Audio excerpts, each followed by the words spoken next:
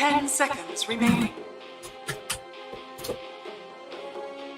5 seconds remaining.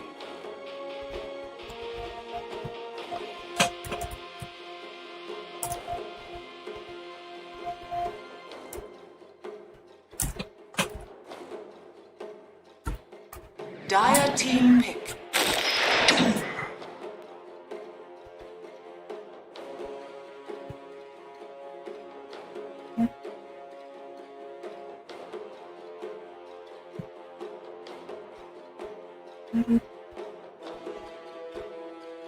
Ten seconds remaining.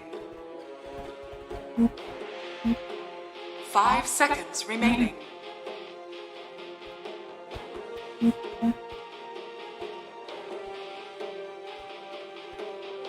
Dire team back. Storm Spirit!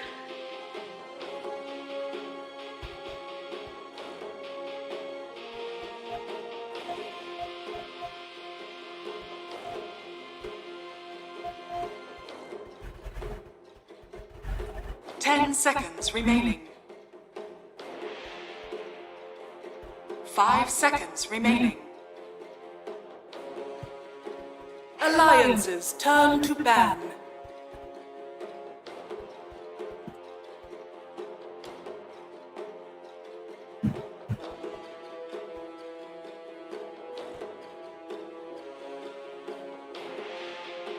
Dire team ban.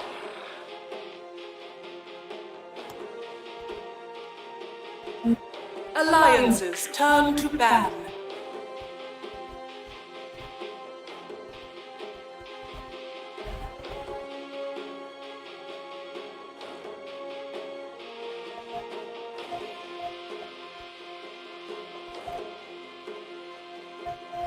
Ten seconds remaining. 5 seconds remaining. Dire team pick. Alliances turn to pick.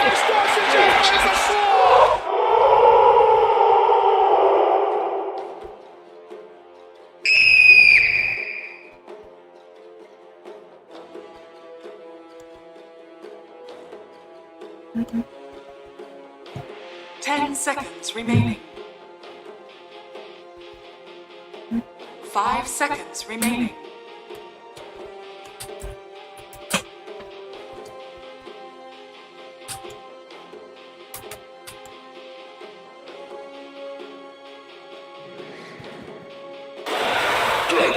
Choose your hero.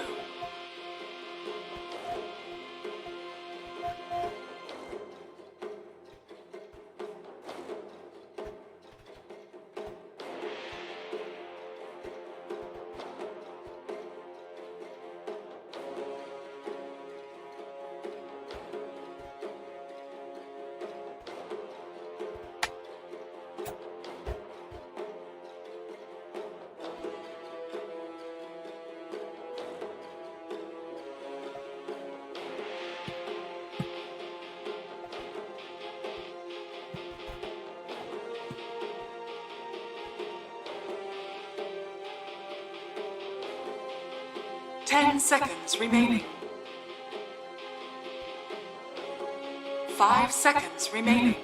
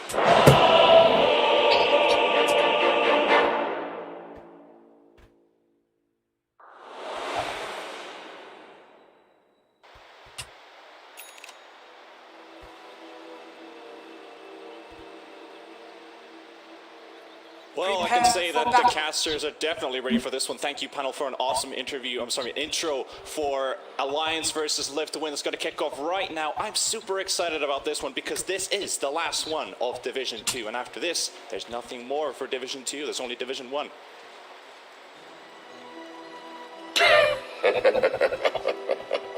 Yeah. In strength is victory. Yeah, I mean, there's no time to talk about historics because they're going to go straight to look for that first blood. They do have to save from disruption to keep their buddy alive. Hunskin getting another stun fall off from the sun. First off, and FN. Well, This you got so many stuns, I mean, why not go for a first blood? 30 seconds to battle. Oh, yeah, CS. Min-maxing. the thing I really wanted to talk about here to start off with, you already mentioned we have a Division 1 team dropped into the Div 2 playoffs. We had a team who went into the play-ins, didn't quite make it, and most importantly, second last and top 2. So we could talk about the team of the two, so to say. One coming all the way from the upper bracket, one coming all the way from the lower bracket. And Alliance already has one best of 5 under their belt.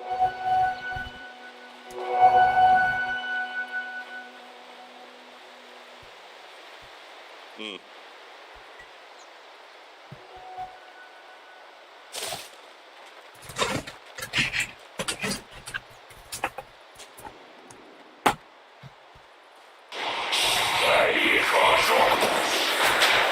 followers. Goes on under the tower. How much that region is going to pay off for Chen. You have Fine Favor, you have Headrest. So without the Tango 6.1, yeah, you can take a bit of harass. I think you're right with it. But let's see if this pays off because Hanskin goes in with the slow. Chen taking some beating. The disruption save. S4 gets to throw that extra right click in, and that should do it. That's Alliance's first kill coming in as well, and FNG picks it. Denied. All roots and run. Misguided. All right.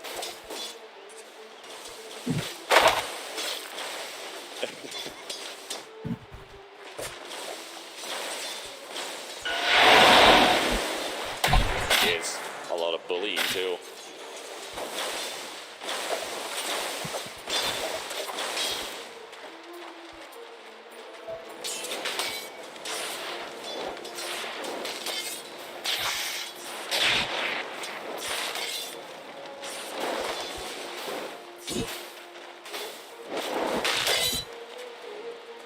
Also, I think a question about Alliance's lineup. So we see the Doom going mid, we see the DK going safe lane. It's a smart choice in terms of the Doom's going to be big anyway, but he'll be much bigger if you put him into mid. DK can live against the harass, he can get that farm and live in that lane. So what's the consensus of this? Storm Spirit's going to get an advantage against the Doom in the mid lane. Doom's still going to be big, but this allows the Storm to be online early, right?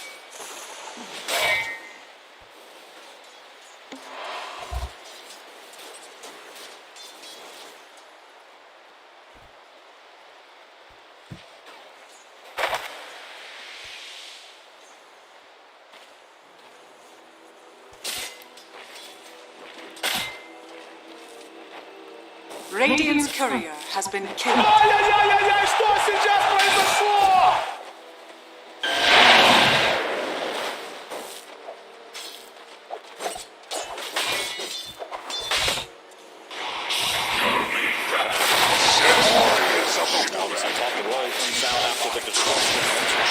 Does turn around with a stun LSA from Immersion and a couple of nifty body blocks there from Dream. But Dream manages to walk out from there without losing his life as well. Another LSA stun from Immersion onto Hanskin, leading this Earth Spirit away.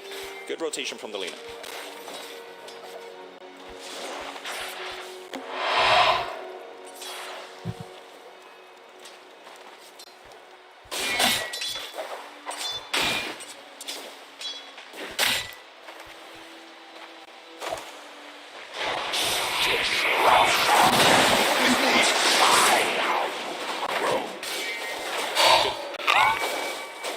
A bit, yeah, though. For how long, though? Sven's only got 8 CS. That Radiant harass and all that structures are presence. fortified. Even glyphing the wave just to put it in Dream's face that you ain't getting this CS right here. Has to use a Stormhammer to get the range creep down. Hunskin, FNG, he's still level 1 on the Shadow Demon, so close to level 2. Disruption comes out, there's a roll available. Immersion is blocking Hunskin, so he can't go for the roll, goes for the kick anyway. 200 HP. More of attrition. Yes.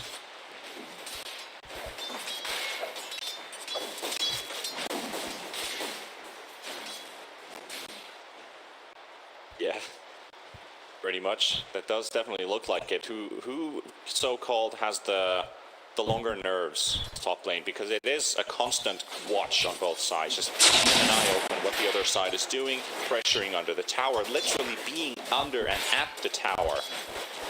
but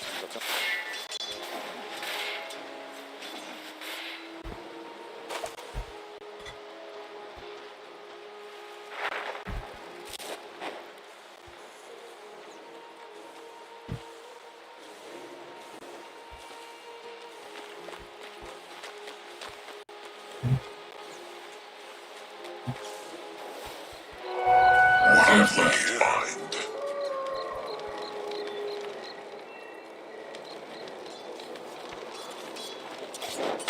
Bounty's being picked up 3 for 1 as FN is picked the last one up. Get that bottle refill. Level Stupendous! 6. See a storm rotation kick in.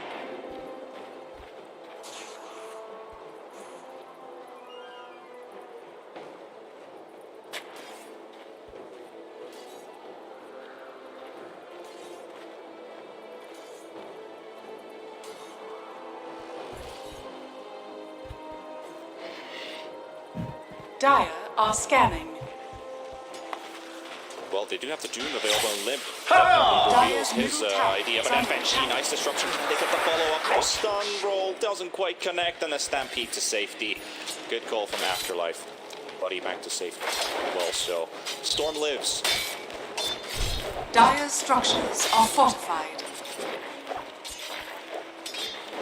Dire's middle tower is under attack.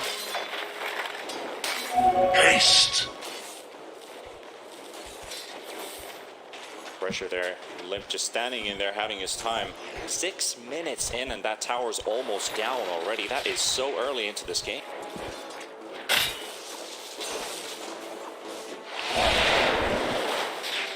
Now, but Immersion in trouble. FNG walking in. Doesn't quite have the vision and the cast range for the disruption. And Hanskin taking the tower for now. Disruption comes out. Limp. Dodges the LSA stun, at least from Immersion, but Hanskin rolls in for the stun, and Lina, the NP ulti hits as well, and will go down.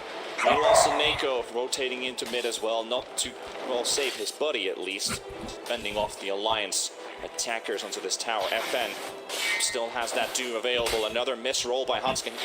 Not really landing these stuns, but at least he's making his presence known. True. That you miss 100% of the rolling boulders you don't use. Exactly. The mentality. Gotta have it. Right at the start of the day.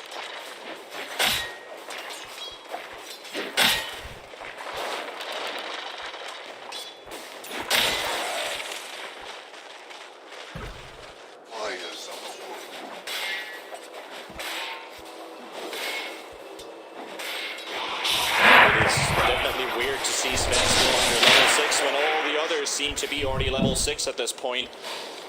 But Dream manages to walk out. Was close, but still might go for it. FNG, however, jumps on FNG. 1 letter less, 1 kill more.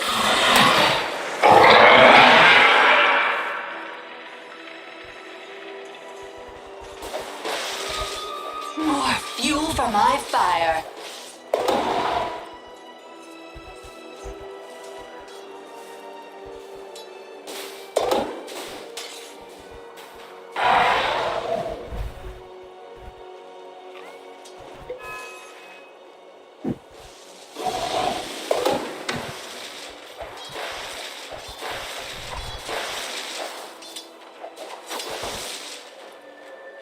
Radiant are scanning.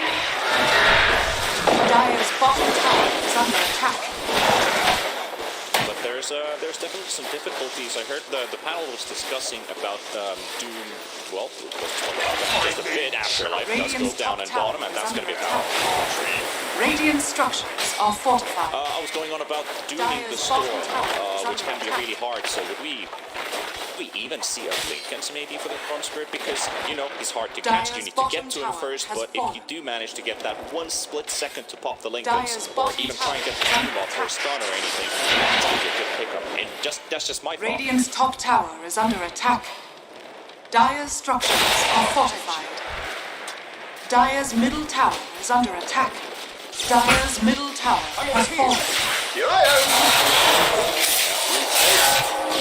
Take down Limp. up at least here. Really nice three-man kick from Hanskin, but FN is relentless on taking this Doom down and will get the kill. S4 also on the run. And your warning. Storm Spirit finding the answers there with the help of his buddies. The Doom's a big one.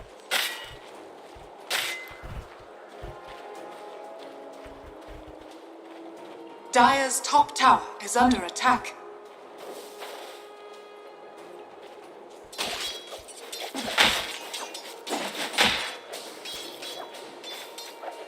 Dire's structures are fortified. My thrift rewarded. 10 minutes into this game, 7 kills only Dire's picked top up so tower far. is under attack. Alliance have been able to take down Radiant's all bottom tier 1 towers now. tower is Nico under Baby attack. finishes off the top tower as well. Dire's top tower Off to a has great fallen. start here for Alliance. The Sven slowly recovering, 4,300 in net worth, 100 gold behind this NP. Sitting 5th place right now is Dream, 79 CS. Going for an Echo Saber, has the Mask of Madness power trips picked up. Still going to be some time until Sven's going to be very useful here. However, FNG in trouble in bottom afterlife and some Nico opponents also pick up. I live, you die. Maybe they can, they actually managed to maybe turn Radiant's this into a bottom tower. tower is under attack.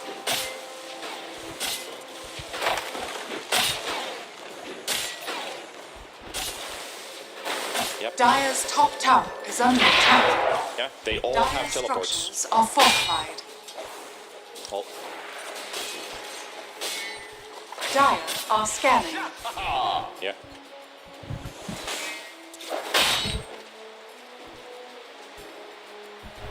He is smoked up, but he's going to be there in time to catch anyone off guard. But yeah, they had 5 TPs up, and Shadow Demon's respawn timer, it's only level 4, 21-second death time.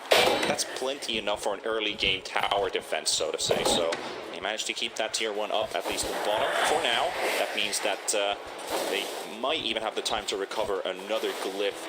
Maybe, that's a long shot, but that will help defending your mid-tier 1.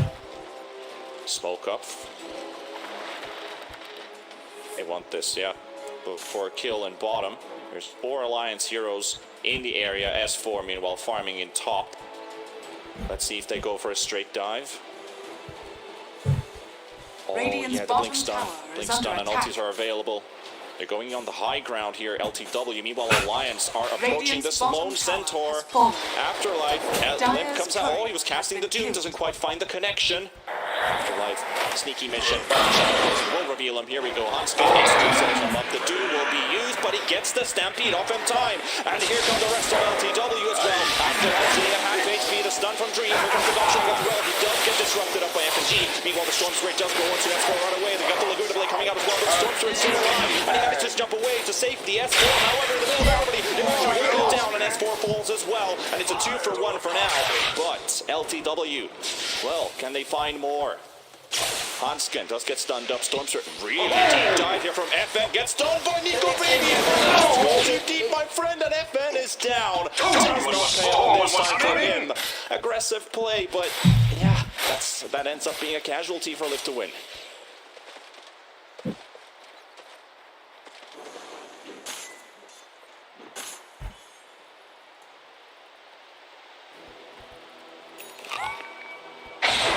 With me.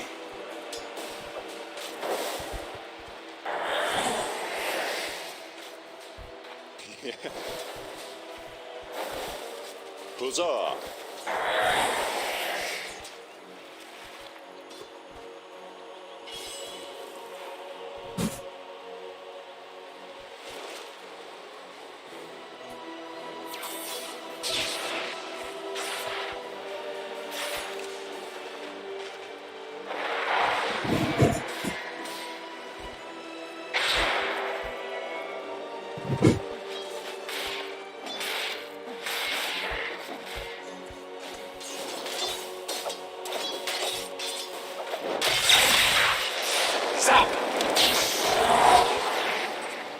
Jump on mid by FN, trying to catch Limp into the vortex, but a tiny bit too far away. Here I am. However, Nico Big, really close one with the blink. They're almost catching the Storm Spirit off guard by catching a stun.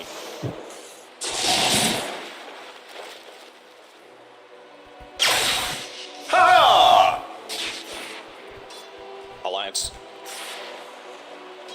how much time they're given, though. Can the Storm Spirit now recover that, okay, I don't see the enemy, I'm good now.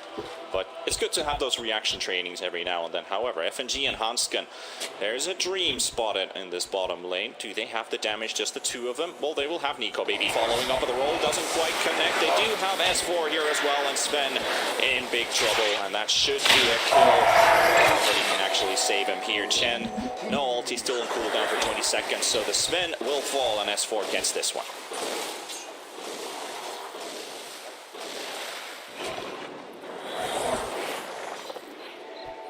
Radiant's middle tower is under attack. Doom is up. Oh, wow. Bury me in the ground. That right click damage on MP. In lowest water waste. They can't but look for some revenge here. Laguna blade to the face. Immersion gets this one. Limp, no Doom available as he used it on the Centaur. This should be an easy escape for FN. Fine, he's fine with this one. Still got the geomagnetic grip on cooldown, so no way to stop the Storm Spirit from escaping. But he also has an Orchid ready. Are we going to see a smoke play from Live to Win with this Orchid, or are we going to farm a little bit longer?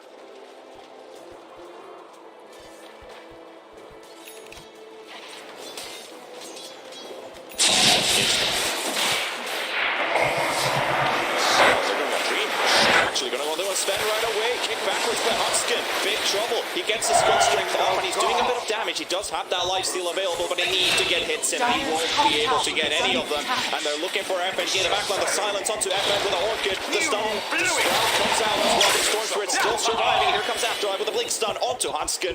Keeping the Earth Spirit away. FN still being chased up by Lep, and also Nico Baby getting stunned up by the Centaur. And then followed up with the LSA stun. So Alliance, it's a 1-for-1, but it's a Sven kill nevertheless. Top tower is under attack. Invisibility.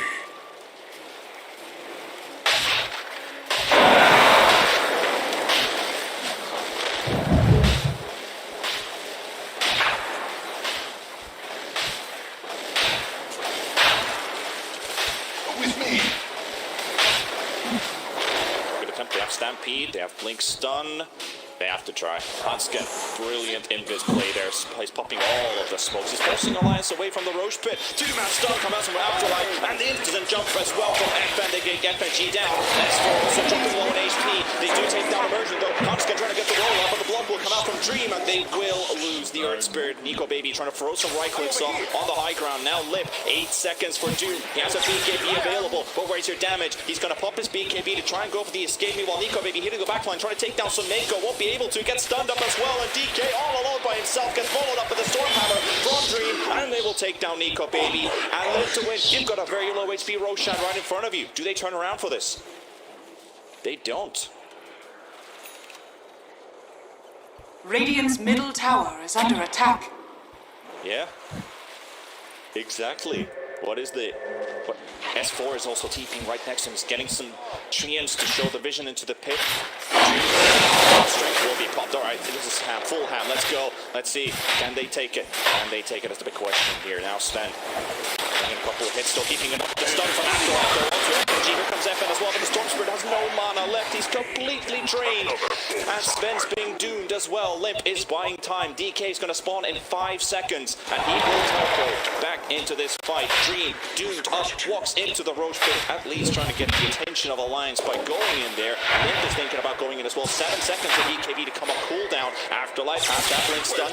FN, he's been teleported back, but the Chen is full mana right now. The Laguna Blade onto the Doom, dropping half HP right now onto FN. The Storm Spirit goes down, the Stone's connected, and he will fall. Meanwhile, Dream is still walking back into the Roche pit, while Alliance are just cleaning out the heroes from Live to Win, and they take down 2, not just FN, but also Immersion. And now they secure the Roshan for themselves because Live to Win, they don't have the fight left in them.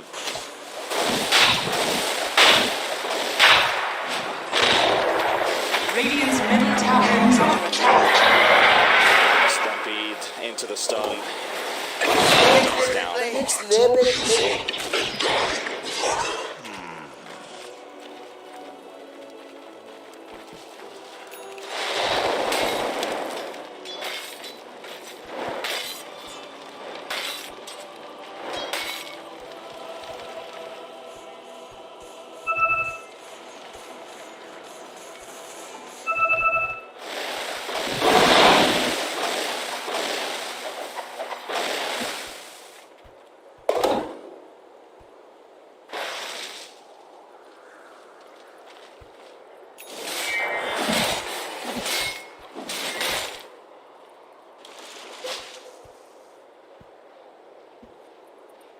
I agree. I also feel like the decision-making was taking maybe a bit too long for Lift to win, having second thoughts, having doubts, I feel like.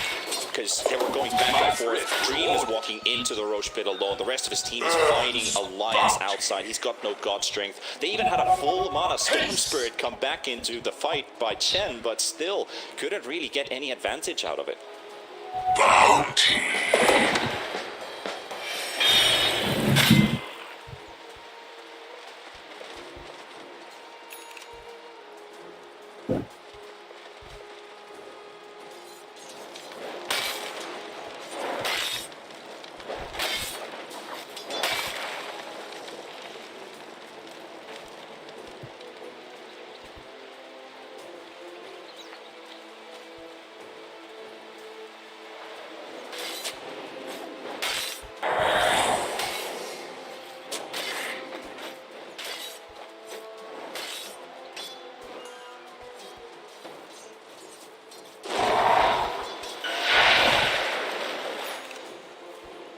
Dire's top tower is under attack.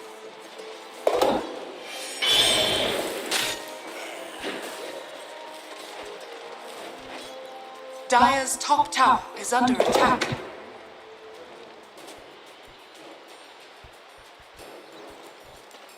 Can be hard sometimes, but a triple net worth lead for Alliance here. Dire's top tower And Storm is under Spirit and attack. Centaur. Well, they are about 2,000 to 3,000 gold behind the rest of the cores of Alliance. And that Aegis is up for another 2.5 minutes, and that will be a smoke play from Alliance. 4-man smoke are drawing some lines towards the Dire jungle. Triangle even. Let's see if they find anybody. 2 pieces of Ags on a Sven Courier at the secret shop. That one they might spot. Radiant Very are hidden scanning. location though. Have FNG with the Shadow Poison, but no. See it. Gonna keep on going. Yeah. Yeah. Invisibility.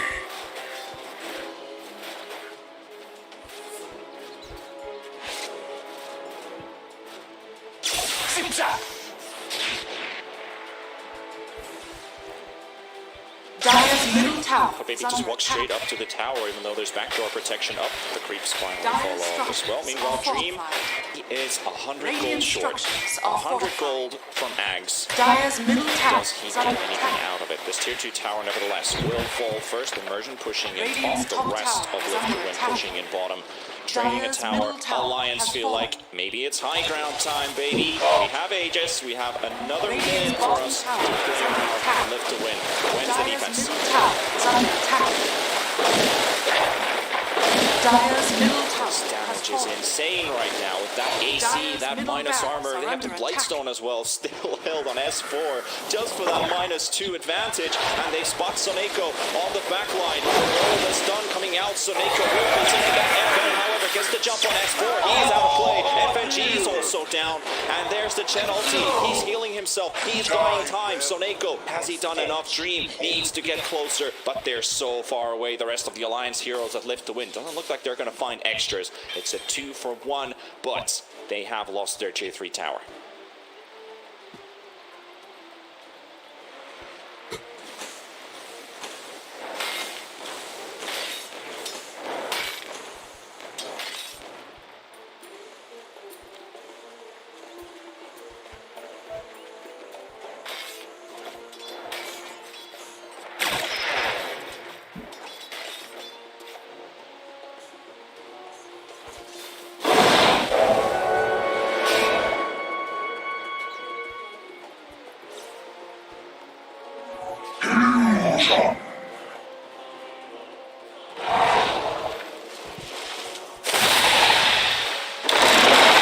Playing onto FN, looking for that little S4, followed up by Nico, baby, and the damage is there.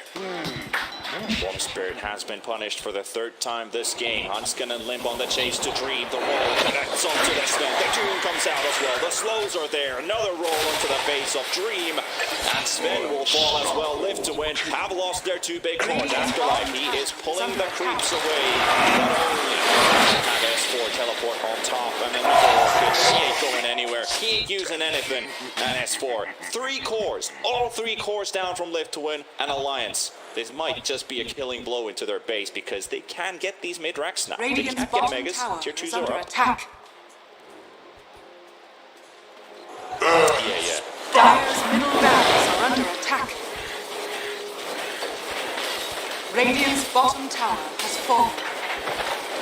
True. Dire's middle barracks has fallen. It's not the end of the game, but it's a crippling Dire's blow, middle barracks nevertheless. has fallen. While FN is respawn, pushing this top lane instantly out so that this tier 2 Dire's tower stays top alive a tower bit is longer. under Hanskin, attack. how good are your wits?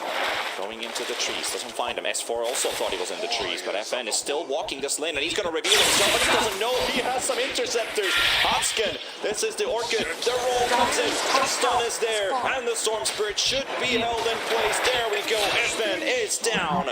Hanskin and S4, that was a long chase, but it pays off in the end.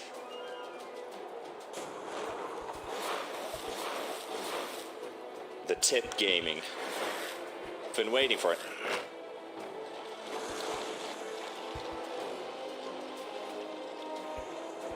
Bragging rights.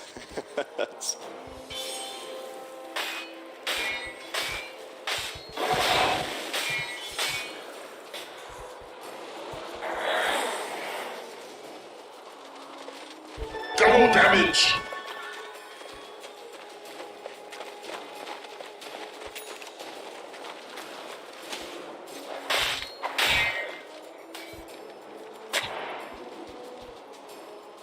Oh, Radiant's it's middle gonna tower be a pick is off under here. attack. Big Lord. Here comes Limp as well. 60 seconds for Doomsday. Spin demonic furry team moving into the base. He needs to stay alive a bit longer. He's gonna get disrupted as well. And Alliance are driving the rest of Lift to win away. This then left completely defenseless. The Chen army falls at the hands of S4. Limp still chasing Soneko to the secret shop. And that Doom, that will be Dire's Chen's top Doom. tower is under attack. They are.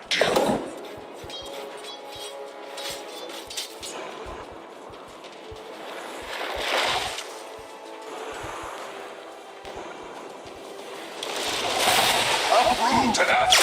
Dire's top tower is under attack. Dire's top tower has fallen. And, yeah. Dire's middle tower is under attack.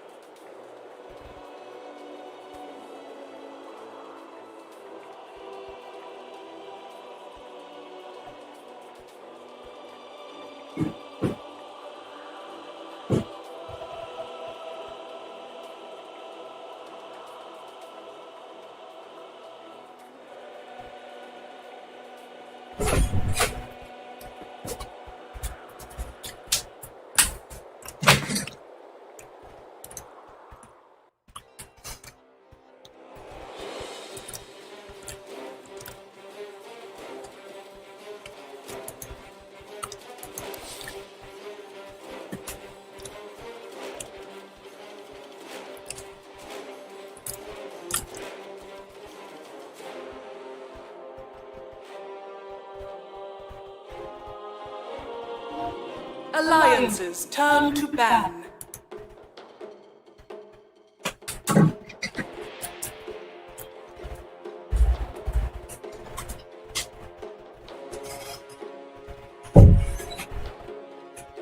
Radiant team pick.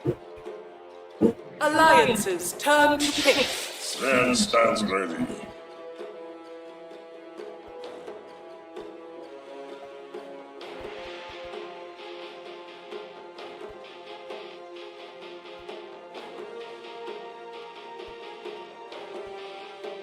10 seconds remaining. 5 seconds remaining. Radiant team pick. Lena.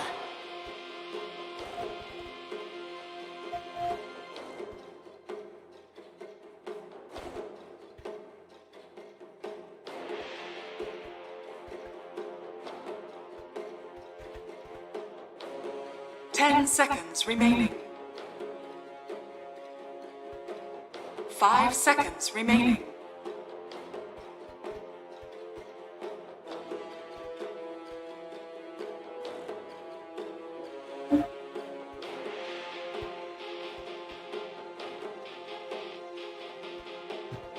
Alliances turn to pick. I speak for the trees.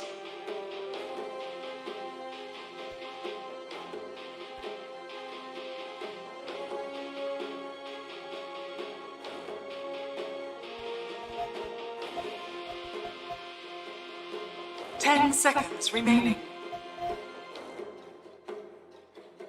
5 seconds remaining. Radiant team back. Mars!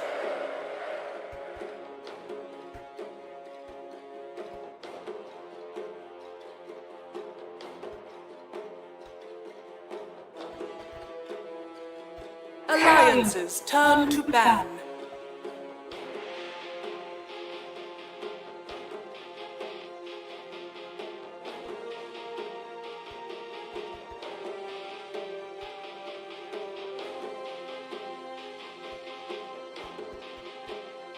Ten seconds remaining. 5 seconds remaining.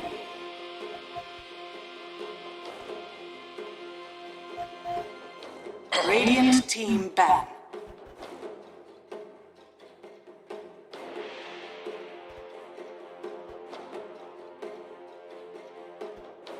Alliances turn to ban.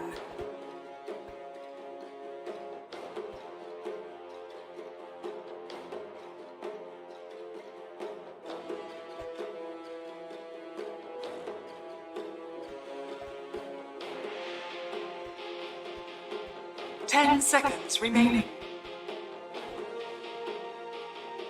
5 seconds remaining.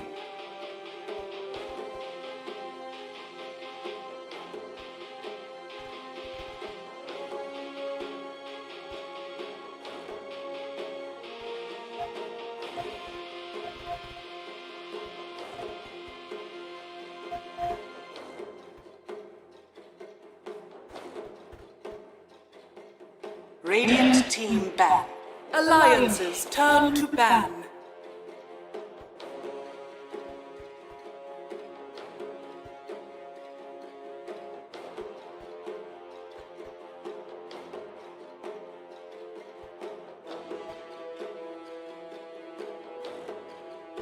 Ten seconds remaining. 5 seconds remaining.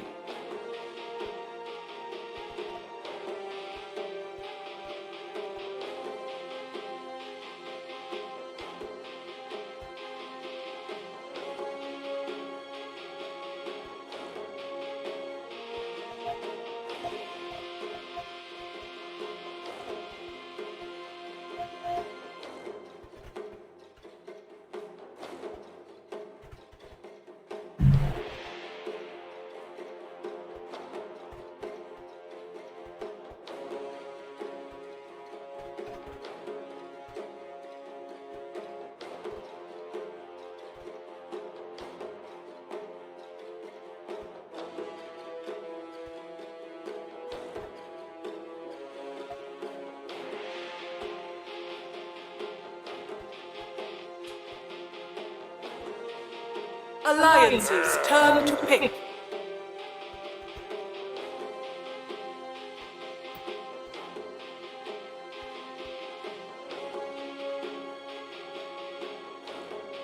Radiant team pick. Vengeful spirits.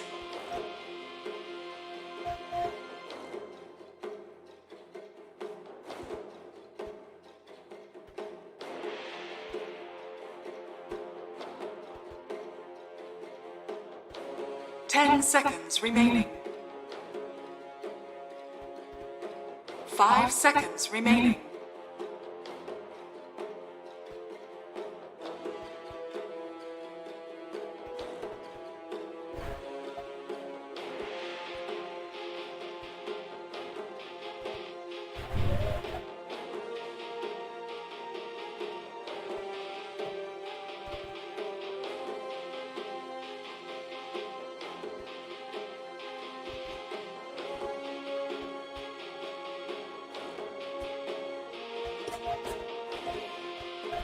Alliance's turn to pick. Skywrath Mage.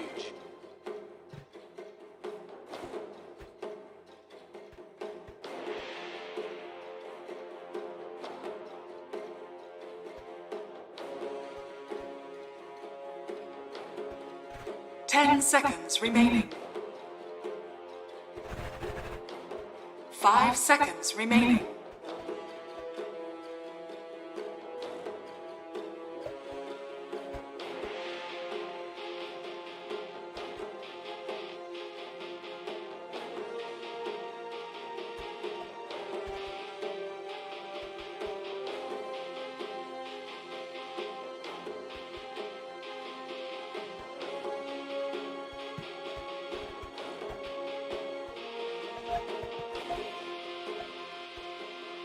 Radiant team pick. Drow Ranger.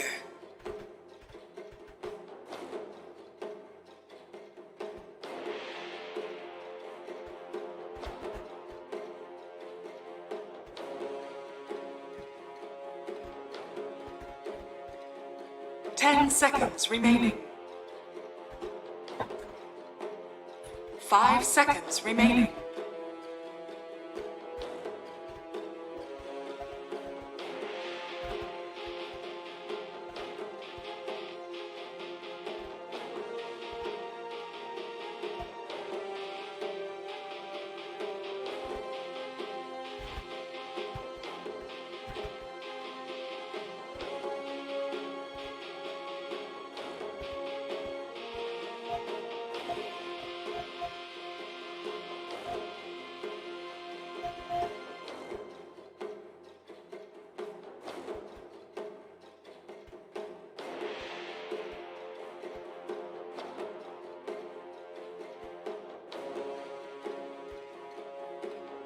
Radiant team ban.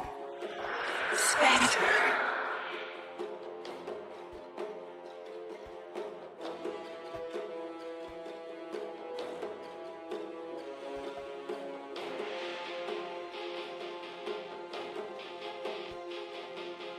10 seconds remaining. 5 seconds remaining.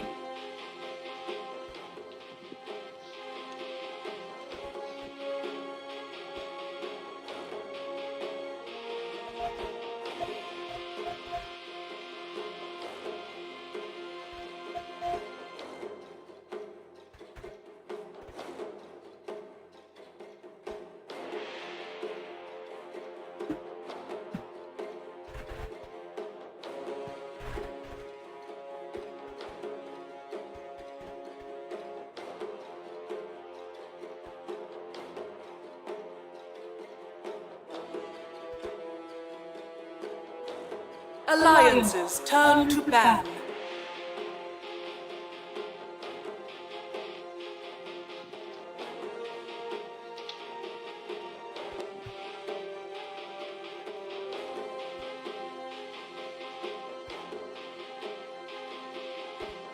Ten seconds remaining. 5 seconds remaining.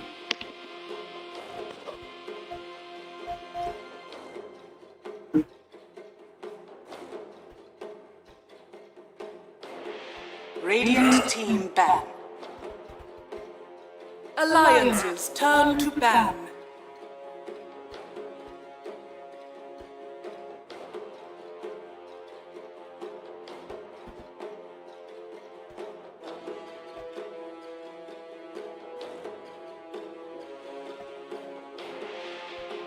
Ten seconds remaining.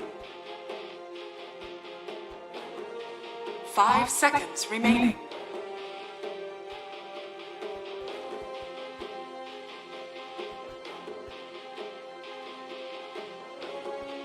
Radiant team pick. Alliances turn to pick. Dragon Knight.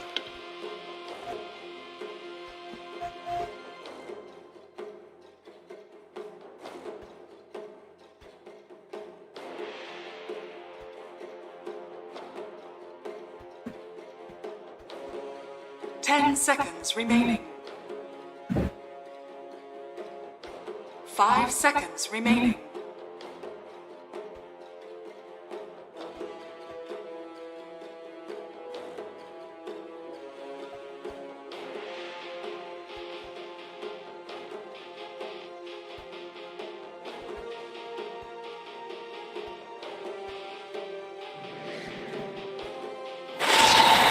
You may now select your heroes.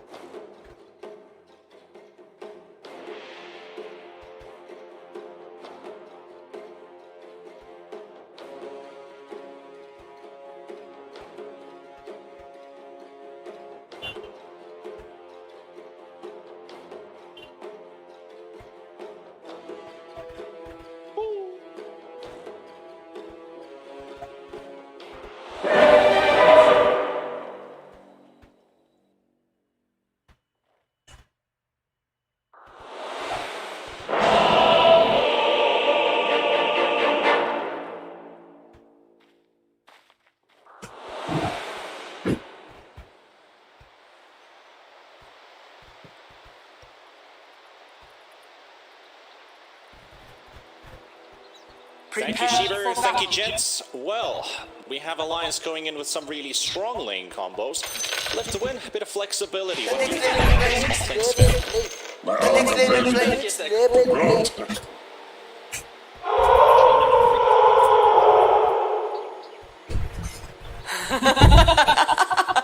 Potent lane.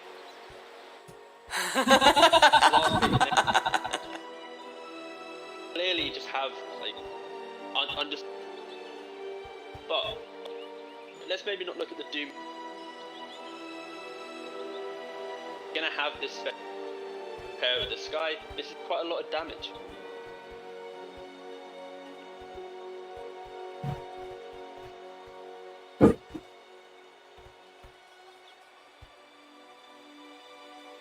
High stand. The way that puppy plays, basically entering the vibe that has the farm of like that camp tower, and suddenly it's off lane spent. He's got, last time he played any tip play around that port. 30 Scary seconds to battle. Pressure, the match. I'm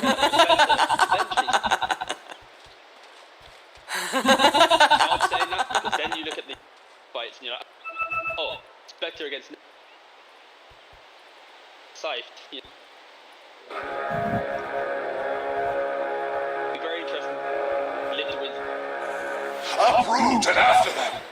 The battle begins. It's very true. Like, I think in the PMA way, definitely LTW has a lineup that can bring up some really big items that also synergize greatly with their lineup. We can make the Spectre into a really big killing machine. We've got some tanky, sturdy targets, but for Alliance, well, Drow is great against tanky targets if they can't get the jump on her. Then you got the Necrophos, which is a hard counter for any hero with a lot of HP. So definitely Spectre versus the Necro, like you mentioned, can be something to look at. But how much can Alliance really bring out in the laning stage? Again, this tri-lane.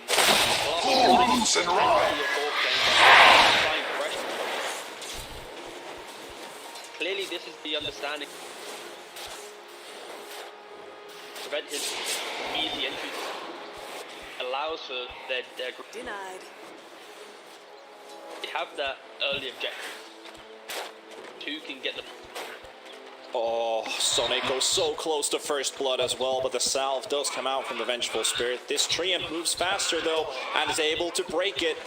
325 versus 290.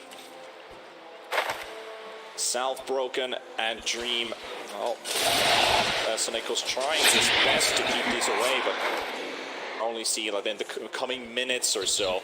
This Nature's Prophet has so much to deal with. Better position. Indeed. Lights then built. I'd like to maybe touch on that Dream offered up a high five to Nika, and because Nika maybe started tipping, he didn't offer a high five back because the high five is a put. Very rude. I love these analyses on tips and map awareness things that we have going on, and the high fives and everything. This is T-God, ladies and gents. Critical component of the. It is. Once again, like game one, the shit. Look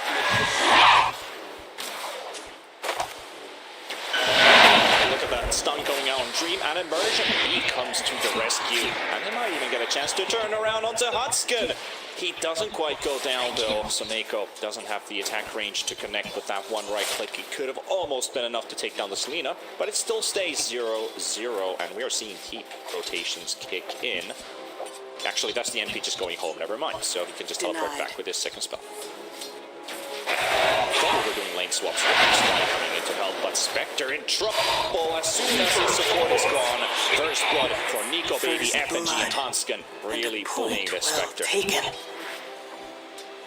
They actually bought a double sentry for allowing that early wave.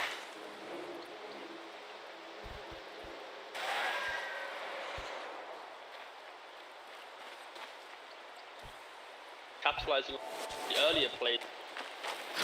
The other sentry isn't actually in the camp, but it's easy to body block here, so they will keep on doing it because now the camp has actually spawned. So they get that pull connection, which is important here for Dream to get this wave. They're trying to get Panda. They're gonna go whoopty-dipsy and weird. I'm not. Having a lot of stuff to digest, but we haven't touched the mid lane. We haven't talked about this matchup a lot. You know, the Necrophos should have a great time against this DK, but how do you convert from this? What's your game plan as a DK and a Necro here? Farm, or? Dire's structures are fortified. Yeah, the hero. Hold up.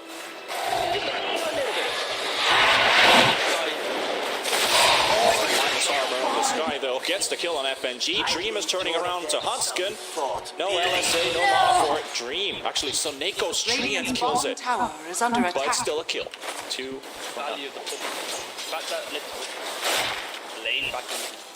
Sure, Alliance are good.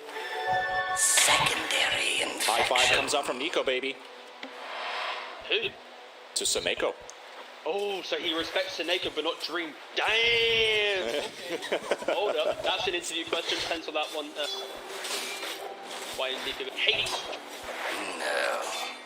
There's a rivalry with the carry players. Fake drama. Fake drama, but you know, I mean, we love to live on these little things because it's the battle of the carry players. Who's the better carry of Division 2? Ah, of course. Ah, yeah. Yes, yes. But back to the point about the necro. The idea that he just.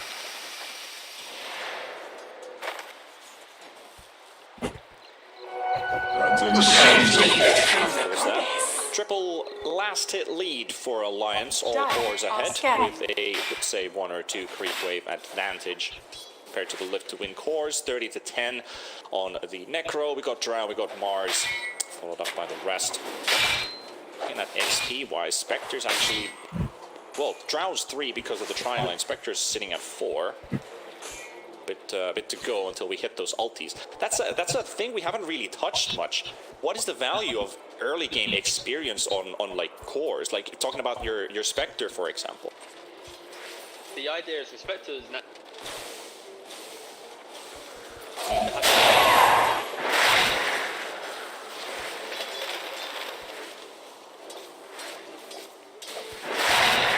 Radiant's middle tower is under attack. Alliance are happy.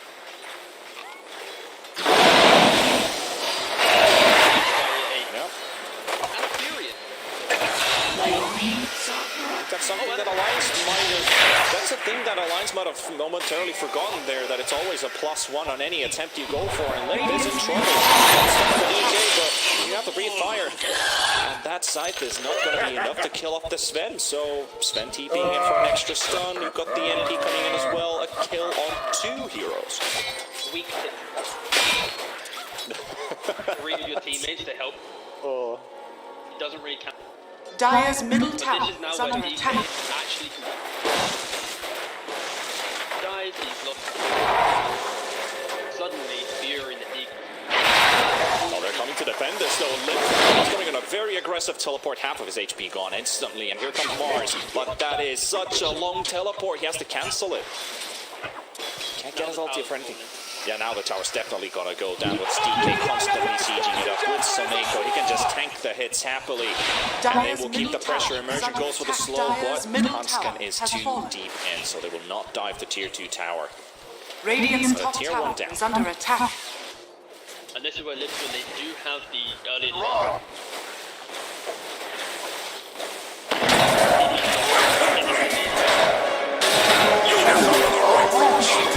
Punishment is due, and Mars will take this one for himself. Dire's structures are I'm really happy fortified. though that we didn't look at. I didn't really want Oh yeah. Mars v Sven lane.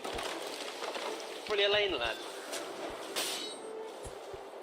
It's definitely a bit different in this scenario as well, since it's like the off lane, and Mars also your off laner sitting in the safe lane. So Denied. I do Oh, want to there. break that. I'd like to see what Mars. oh, me too.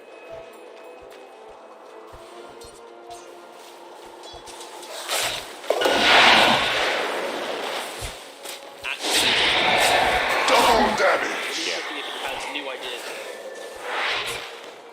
Now he's got faith. Yep. And then Sven is a stun for this one. Again, any lines? Right, that's a there we go, FN. Now that's a good. That's a strong, Oh, and Seneko jumps in too. Oh, here we go. strong tips Feeling kicking in here. They're not. I mean, the net worth change here is very even because the supports on Lift to Win are catching up compared to Alliance. FNG still, well, you know, sitting under 1k, casual, pause 5 life. But you know, even if all your 3 cores are behind the opponents, the difference ain't that huge. But the net worth change between the teams is almost even.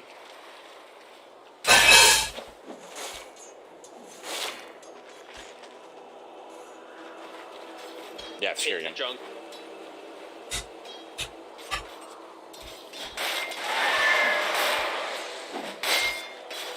Rushing the mech. Ben. I'd love to see phase drive. Dire's top tower is under attack. Radiant are scared. What strength being used in top, pushing with Afterlife, FN, and Soneko. That's the tier 1 going down. Meanwhile, Dire's Alliance top putting tower pressure has into fallen. mid. Dream Radiant structures around are this area fortified. here. He Dire doesn't are have that scared. blade mail ready. Limp pushing the tower. Do they come for the defense? Radiant's middle TP's tower is available. under attack. Taunt, no mana for it. Loading up a Clarity to get that. No way. Still no moves. The only way Dream will drop. Radiant's bottom tower is under attack. But this mid tower is going down, but meanwhile on Radiant's top, middle pressure tower being has applied. fallen. FNG is going down. And FN and Afterlife Soneko still keeps this going. So they're sacking their mid tower, pushing into the top lane. And there's the arena also dropped in mid. They will decide to throw down, and that's a kill. But what can they do? They can actually hold this top tower. It's only 10 minutes in, and they're not really doing that much damage to it. Live to win, losing their carry. Yeah, unfortunately. Unfortunately, it's kind of extra little dies, and it's like Taste! You're welcome! the way that they play around the cadence. Then Immersion's got to be careful here. S4 with that haste room just dives Immersion under the tier 2 tower and gets a kill for himself. Now Soneko is Radiant's doing some bottom behind tower enemy is lines under action attack. here. He picks up a bounty rune and Nico baby TP's in. They know something's up, and there we go. You have been spotted. Tries to TP out, and I think he should be able to. Right. Taneko's like, Yeah. bomb now, Nico, baby. He should have offered up a high Radiant's five. bottom tower is under attack. Radiant likely. structures are What strength has fortified. been used by Afterlife? Was there some stacks in the jungle, or is he just quickly going for that aggressive farm so he can quickly retreat? But looks like there's a TP gonna be coming top for the Nature's Prophet, because Afterlife is here. Dream throws the dagger in. Sven will be stunned up. Nice prediction with the LSA. And you don't need the NP to TP. Just drop the ulti on top of Lena's face. One HP left Lena, and then a God Strength. Dire's structures are fortified. All right. You want to know how much damage that Wrath of Nature did? According to Fight Recap, 764. Radiant's bottom tower is under 764 attack. according to Fight Recap, so I think that's a heavy ulti in the face. Double wide dead. Woke up, FN, Immersion. No, Action Rune is on the top side. That's a DD. That won't have for them. Nico being to be the target. And there we go. Blink Dagger reveal. Sky ulti. We almost took him down with the Sky ulti, but the Blink Fire will be there. And it's going to be enough. Nico Baby and FNG both taken out. So Nico also follows up here. Good plays from LTW. Interesting thing was Radiant's courier has been be killed. able to fight like non. You are proven. But you can have just like an ability spend. You can just cheatly stun on, throw the neck, and then continue. To be fair, Like though, that if as it was well. a carry spend, he would just. That's not really Yeah. that cool. See him work together, team. That's a big, I would say, crucial key in a sense on how Live to Win can now utilize their Spectre a little bit differently. Not just going straight ham on like one target, but instead having the Sven to enable keeping the Necro away. It's just a, kind of a extra stun that you have in your team. But what else does Sven really give? Extra movement speed, a tiny bit of armor. He can hit hard. Not much. Radiant's top tower Yeah, is under exactly. It attack. just feels like it's a support with a stun in a sense. But he's an off lane in this case, so he can get those items a bit faster. Key thing is.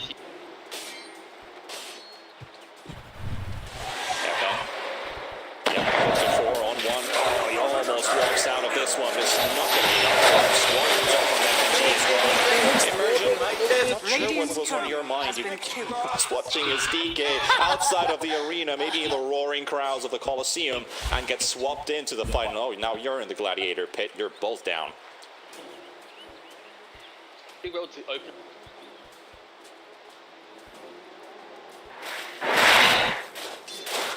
Forcing. One of these teams. Alliance are playing. All of Alliance. All aligned for.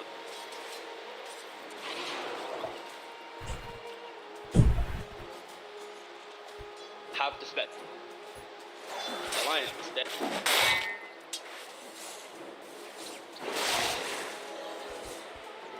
Drought with the Hurricane Pike. Necro with the. Scary time that Alliance. Dire are They scanning. can utilize. Suddenly unlock. Alright, so item build for Sven. We see a blink coming. It's going to be the next one to go for. Glimmer Cape building. I'll I take don't mind. that. Even off lanes. I kinda like this. Something. The issue, lack of damage. The next level plays. Level play. Sky doesn't connect.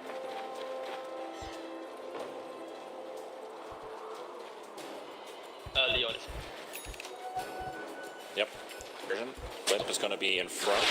The vision down. They see the Necro. Can they catch him? Sven coming in with the stun. NP, is he going to join this fight? Hawk comes out at least. Very disconnected for now. FNGs, they're very low on HP and immersion. Gets a bit of damage out, but use the Haunt, but they don't go in.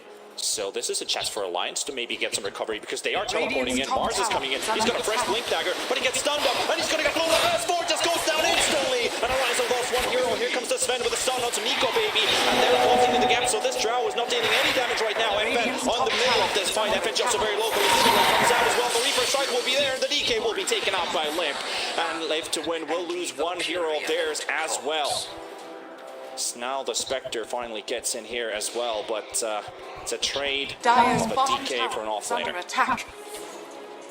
The reason why the twins there. 2 high ground more. Haste. Allowed for that in. Hope now for that.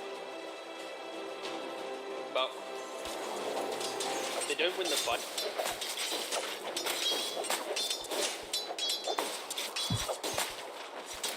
Go baby.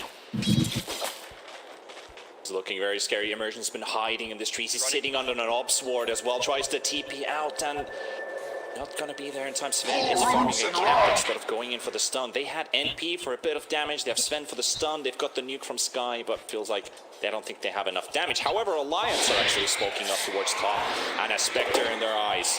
He has been caught once in mid. Will they catch him in top? He's gonna walk straight into the arenas. Also the Alliance.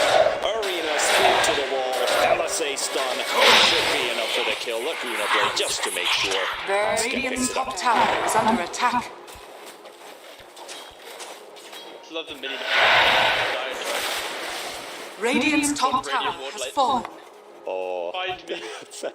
Don't find me. that's a big plus sign, Dire's basically. bottom tower is under attack. Dire's structures are Those 4 fortified. tops have been previously great. Timing, this is a key thing.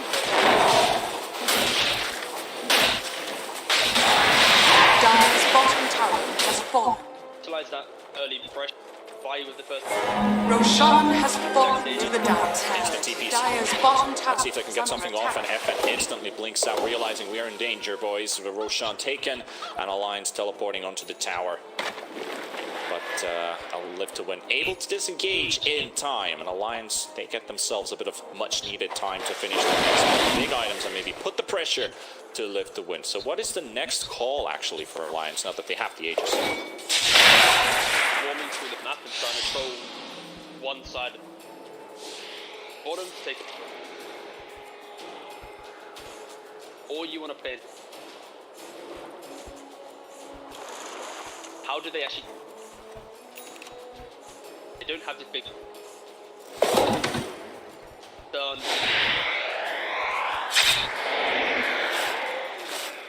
Realizes there's by right now that.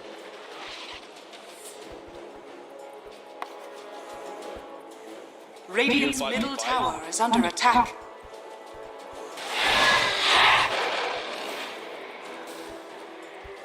Close. Dire's courier has been killed. Hurricane Pike on Drowler. Keep the map open. See that now, look. Bot lane. Survive through this. Hope by the time the next rotation, they haven't lost any. Radiant's bottom tower is under attack. That's true. Next, so say 5 to 6 minutes. Even after the Aegis expires, Alliance is still feeling a bit stronger than Live to Win Dire's because top that tower Radiance is is going to under take some attack. time.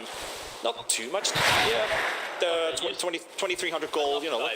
Yeah, enough time. I think that's a good way to put it. However, FN, Afterlife, the arena, nice blink out though, FN. But however, DK, that might be an even bigger target than catching that one hero, the Sven, and there we go. FN is finally taken out. FN's been a key lad this game.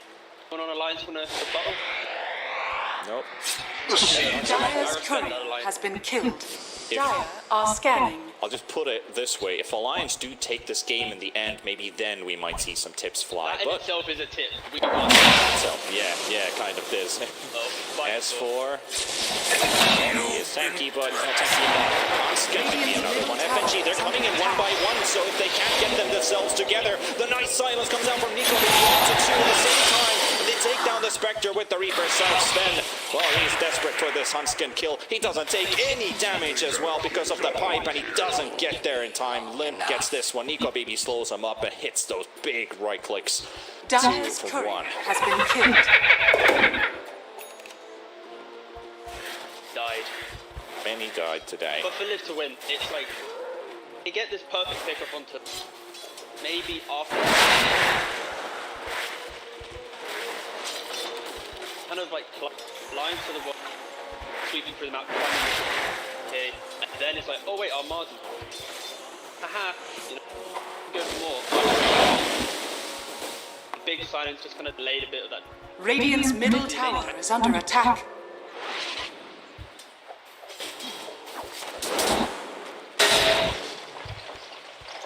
We're being tied 11 to 11 with 21 minutes into this game now, and Alliance still holding on to the Aegis. Net worth? Sorry, mate. Look at the. Oh, We were here Radiant's this moment bottom tower when is Seneko under attack. became a Radiant bomb structures hero. are fortified. oh, let's see. He teleports bottom Are and fortified. lift Yes, the of wave. the wood. Oh no! Wait for it. There we go. The pause 5 surpasses the pause 1. Seneko. Radiant's middle tower is under attack. Okay, Radiant's bottom tower has fallen. there's the tips at least, and Nico laughs at it. That's what Nico baby. He knew. He was like, wow, Seneca's a farm. I need to go farm. Oh look. Damn. Radiant's bottom tower is Cursor under passes attack. again. How Live to Win are actually playing. The idea is they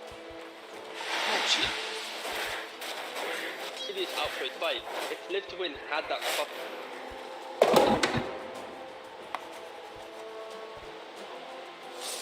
By pressure at high, suddenly, fortunately, it is now. S4 hunting in top right now, looking for a Dream Spectre. Ball comes out though.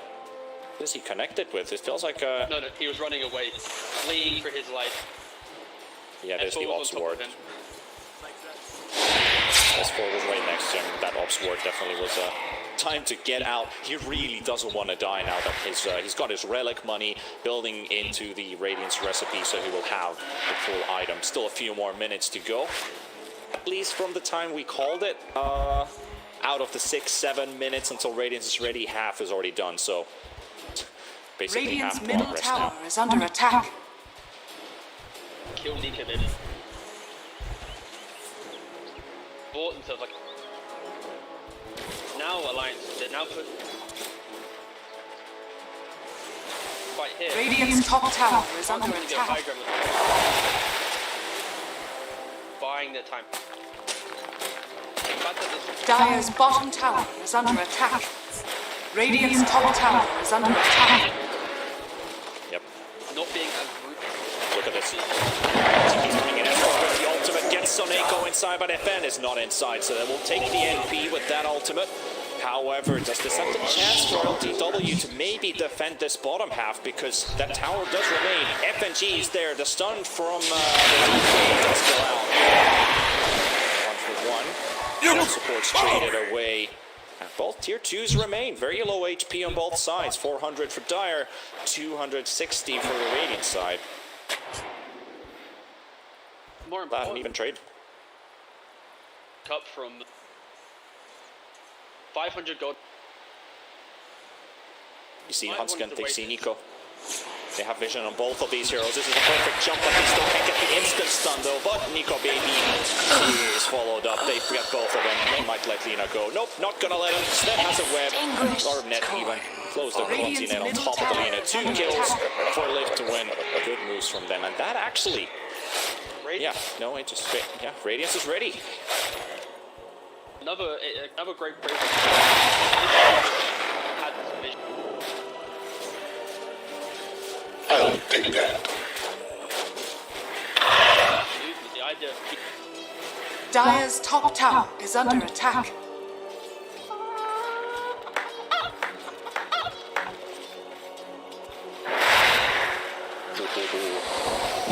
Immersion gets the jump on S4 first. Soneko comes in as well. Doesn't quite connect with the Sprout, but at least Limp is being forced to go around. However, Live to Win not taking the engagement yet.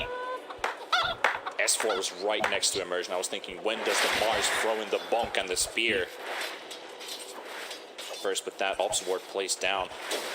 Dire's top tower is under attack. quick reshot. That is quick, yeah. Some illusions. Tips. Oh, you know, I love the respect. Automatically dusting because he thought, you know what, S4 knew there's a lad there. Surely pops the dust, doesn't find anyone, and he goes. Confidence between.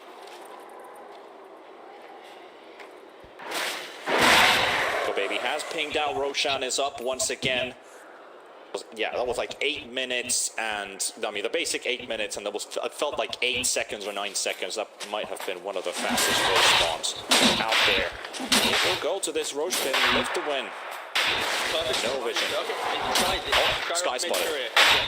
Curry in the pit. Oh, there we go. Halfway in Roche. Can they get there in time? They have Haunt.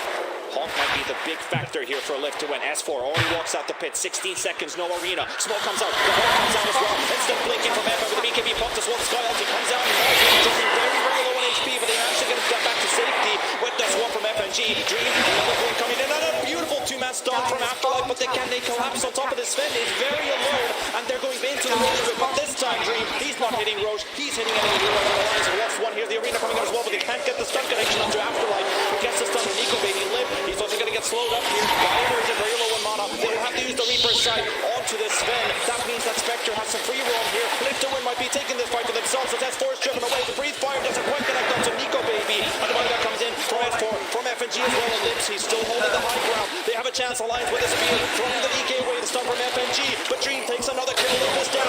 FN will fall. Nico Baby, he's only got 200 HP, but he's still dishing out hits from his safety distance. And this fight comes to a close, but Live to win. They're very low on HP. Can they take this Roshan is the big question. They forced 2 big buybacks out. You don't have the map. Quick Dire erosion. are scanning. Instantly. They're afraid. May the drow keep you safe. They can't. Alliance. The 2 buybacks. Get over that big power. The Radiance reveal. Double beacon. Good. They see this. They see this movement, so now I think the Radiant's only middle thing that can tower is interrupt under this attack. Roshan is a Soneko TPing in. That's the only thing that might happen. The only thing that might happen, but it's not going to happen. The kill goes for the Radiant, nevertheless, so the dagger from Dream is enough to take the kill, but there we go. Aegis has been blown up. Beautiful Sky ulti, and there's another arena coming in. Immersion is down. The spear connects onto Dream. Nico basically gets those hits in the arena. Well, it doesn't matter. Hunskin still able to follow up on that, even though the LSA stun missed because of the arena, but still a kill. Roshan taken by Lift to win, but Aegis taken and extended. Soneko, okay, Here comes DK as well, looking for a quick kill on FNG, but he can't get to him, can he? Oh, the mech heal from Limp on time! The Guardian Greaves keeps FNG alive, Soneko dies, and now Nico Baby Hunskin on the hunt, looking for FN's DK. He does have a blink, he's gonna get to safety. Sven also has a blink available, Alliance still on the hunt. Need to push this mid lane. A lot of fighting going on now, and I'm loving it, actually. Good for Lift with Radiant structures are fortified. Drow has an ace, moves into high. Suddenly that whole Roshan hit by sky spells, he throws up in ages in a row. Offset that up. Money to burn. Wide through. They are doing a short Spectre dive, but it's the way this. Now Nika Baby. Alright, Ages now. Skin.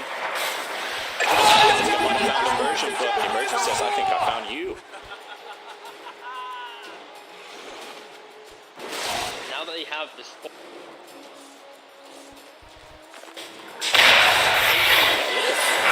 With the other, Hawk being used as well onto this limp. Necro kill will almost go out as FNG goes for the save, but they might be able to follow up. And here comes DK with the blink stuff. Limp is out. S4 is also held in this crowd. Hearing the trees. Here come the treants, but they're not enough there to body block. However, the damage might just be enough to Reno with his zoning ulti, but it's only going to keep Nico Baby safe for a few more seconds. He's taking the high. He's really taking this fight. The buyback from Necro, but remember, no buyback on Mars, no on bench, but they might be able to take down Reem. They will! Many agree That was big of you. these words. The way that it was there, you could. Beautiful, though, from Nico. Shows confidence. How strong Lift. What a line. They are now running at the Go! long with the key. Lions, they're running it down. 14, no. Radiant's middle tower is under attack. Maybe. If Radiant's middle tower has fallen. Drew, just feels like Alliance has only been playing this mid lane for the last few minutes. But that tier 2 now taken down, things might change a little bit. Setting their eyes towards top, so Neko's there, pushed out the lane. Solar Crest, lovely item pickup as usual on the MP, really buffing up this Spectre a lot. Same for the DK, if DK goes in first, that's also a great thing to keep evasion damage up. Yeah, the armor. Ben, Cry, you got Breath, Yeah, I'm buff of that one. not sure why I said evasion. Armor was the word I was looking for. And also, the thing about Solar Crest, which is sometimes very heavily under, how do you put it, not underestimated. I think you could say underestimated the attack speed, plus 80. Good if you get like an early one. Catapults do a. Have you ever seen a solar crested? Oh, Yes, I have. Yes, I have. good stuff. That's why we saw some. Dire's bottom tower is under attack. Nice now in the top lane. Radiant's top tower is under Try and get a attack. pick. That's the key. Start a the classic. fight with that. Radiant's top tower. This is such a classic. Leave one hero into the lane, the rest are smoked up behind, but so is Immersion. So is Advent. Here comes the Blink Stun initiation, and he's already dead. Your aura carriers out. Alliance have to get out of their dream. Does haunt in aggressively. Soneko, LSA stun from Hunskin. Beautifully connecting onto the MP, but he's being held in a scrap. Here comes that 40 ultimate. It's a bit of a zoning ulti, but it's not keeping Lift to win away. They can keep on with the chase. Nico Baby, beautiful Mantis style, dodging the stun from Sven. With the BKB up, will be able to disengage. 2 heroes down from Alliance, but the haunt has been used for a Necro and Alina kill. Quick update on the time. Dire's middle tower has fallen. Maybe I'll have a nap. That was.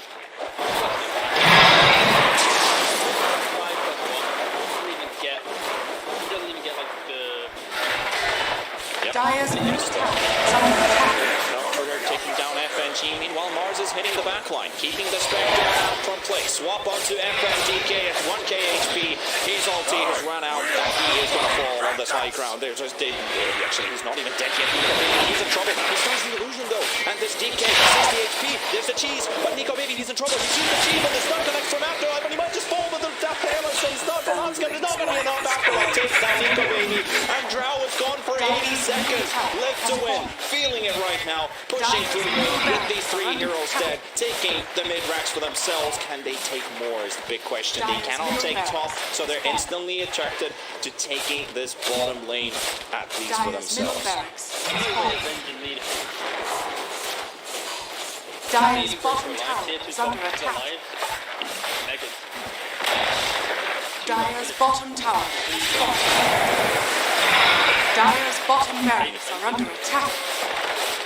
Alliance is crumbling. Dire's bottom barracks has fallen. Alliance, they tried to make this Dire's bottom barracks are under attack. Dire's bottom barracks has fallen. complete dominance. Double damage. Yeah, that was a big landslide. And also in that previous fight we just saw on the high ground, they didn't have a hero to drop detection. That's the reason why DK survived, because of the off-lane Sven Glimmer cape. Keeping the guy alive, and no hits from Nico Baby. Glimmer was the key. Glimmer, you buy it early, it's broken. Magic, you buy it late, in protection. Roots and rod. Lifesaver. Fourth player, please. And Afterlife is now opting for damage, so he's got BKB, he's got a Glimmer, Blink, and now he has Aghanim's. The next item that's going to come up, Daedalus on a offlane Sven. So here it comes in the damage, so he can also start, oops, okay, I mean, I'm lost with words, I'm a Finn, so please apologize for that, but compensate for the Spectre's damage output. Of course, he can never be the big carry Spectre's going to be, but he has his own damage source now. Alliance could have. Sven does need to pit. Sky, the Fury, and the Sven, after all his fun, the gimmick, he does at the end of the. Yeah. Daedalus that will complete 21k lead. Really good performance. High level. Annoyance of Spectre, he got given freest of game. Really pleasantly, he had the confidence. Wait for the race.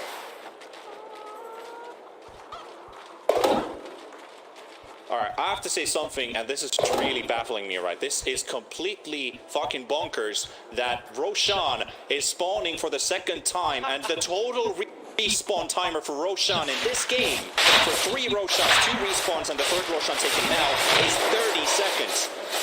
8 seconds. 8 seconds plus about 22 seconds or so. Man, this is through the game. This is completely nuts. And Axe buff as well. Hawk comes out though, and LTW, beautiful Sky ulti is landing with BKBs. Will hold them back for now. Necro will go down in 5 seconds. He doesn't get a single hit out. He pops his BKB, but he's on the run. Can't get anything off. Hanskin does get the LC stun onto the Sven, but the Spectre is still haunting this Nico Baby. Drow Ranger taken out. He does have a buyback available, but his teammates are dying. S4 chased under the tier 2. GG is called from Alliance, and this series is headed to the best of 3. We are 1-1. Hopefully,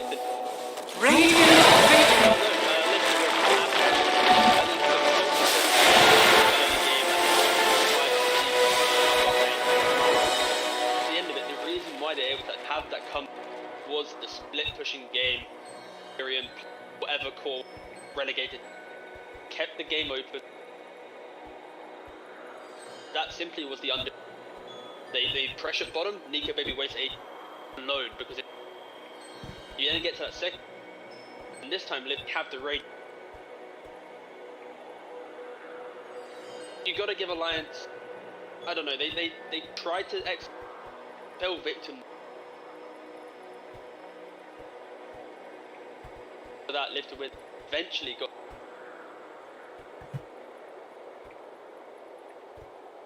So Necro, not tanky.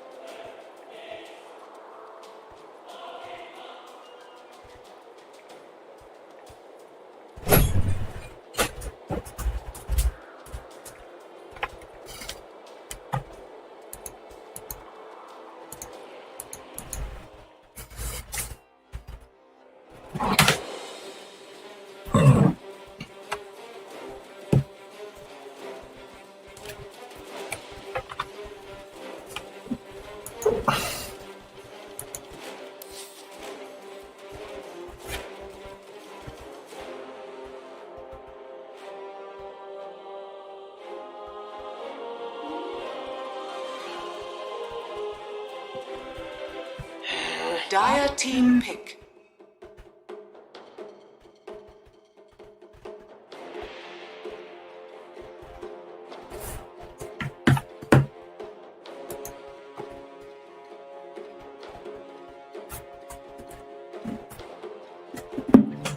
Ten seconds remaining. 5 seconds remaining. Alliances turn to pick. Faceless Void.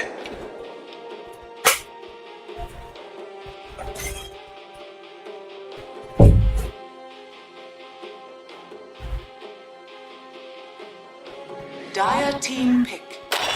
Slada.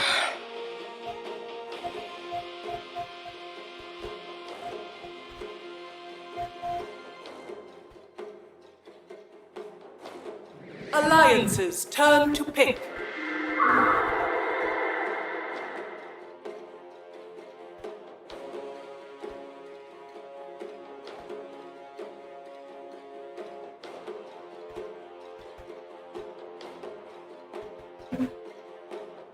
Ten seconds remaining.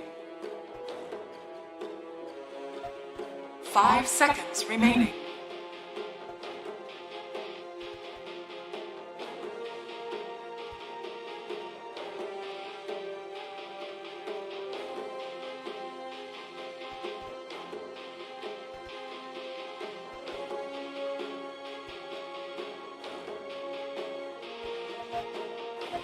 Ай-яй-яй-яй-яй, что сейчас произошло?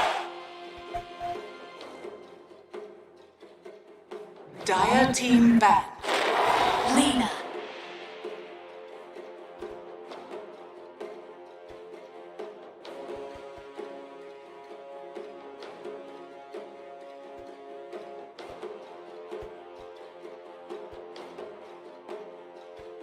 10 seconds remaining.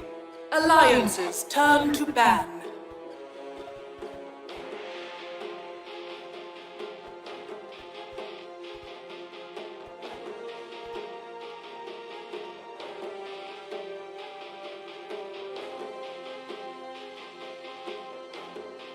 Ten seconds remaining. 5 seconds remaining.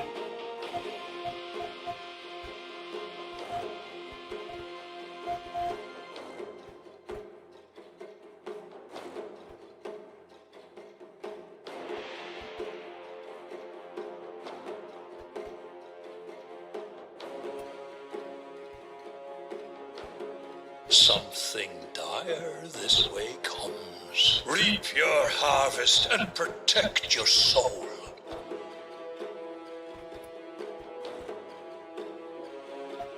Dire team ban. Alliances turn to ban.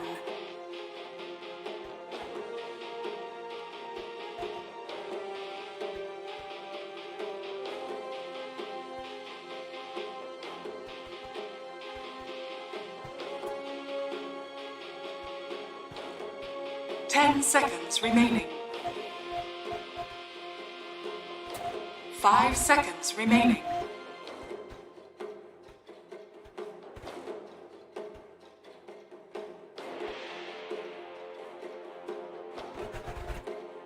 Dire team ban. Alliances turn to ban.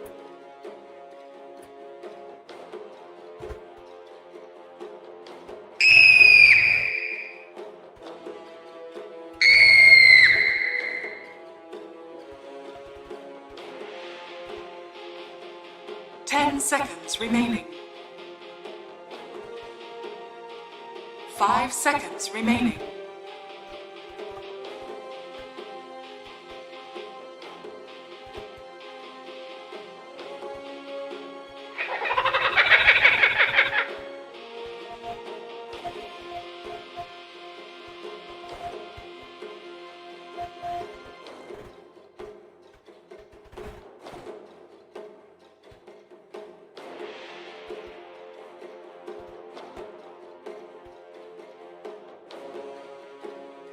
Alliance's turn to pick.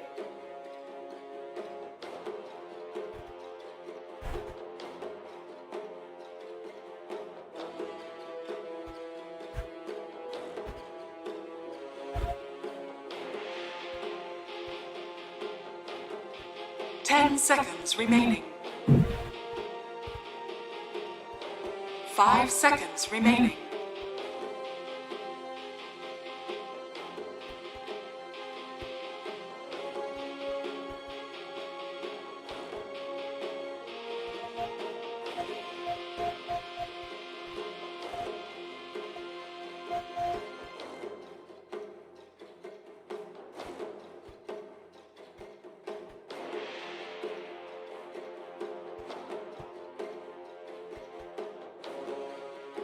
Dire team pick. Warlock.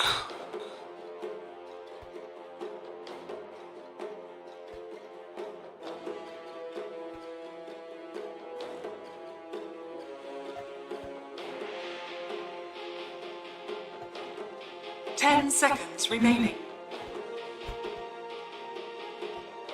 5 seconds remaining. Alliance's turn to pick.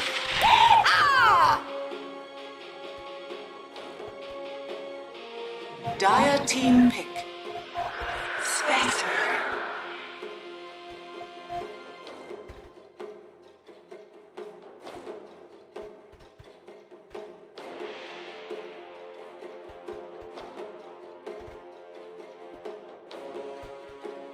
Ten seconds remaining. 5 seconds remaining.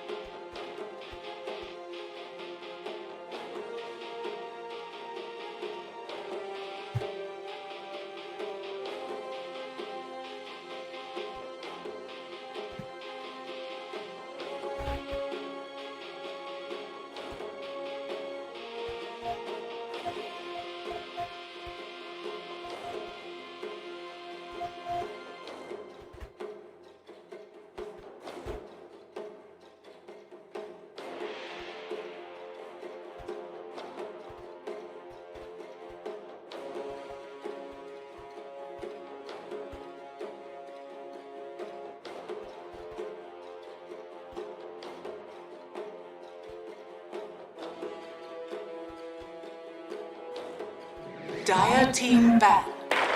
Elder Titan.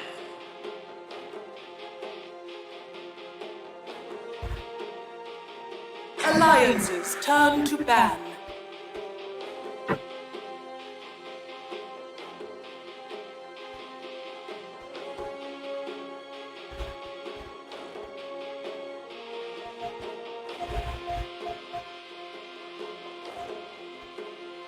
Ten Dire team ban.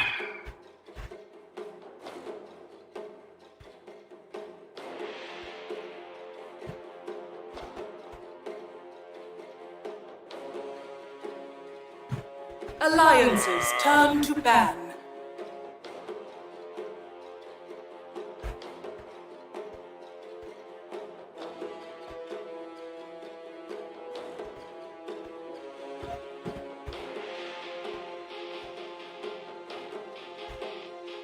Ten seconds remaining. 5 seconds remaining.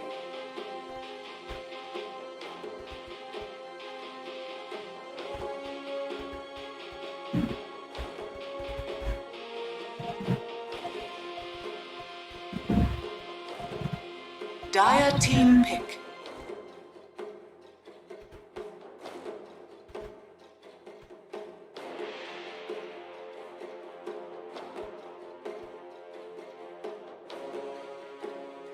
Alliance's turn to pick. I speak for the cheese.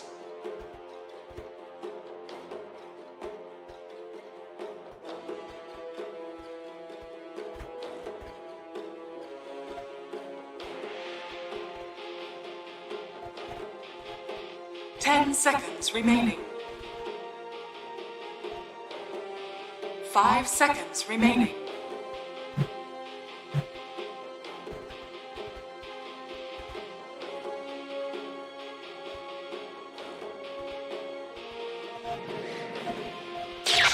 Storm You may now Spirit. select your heroes.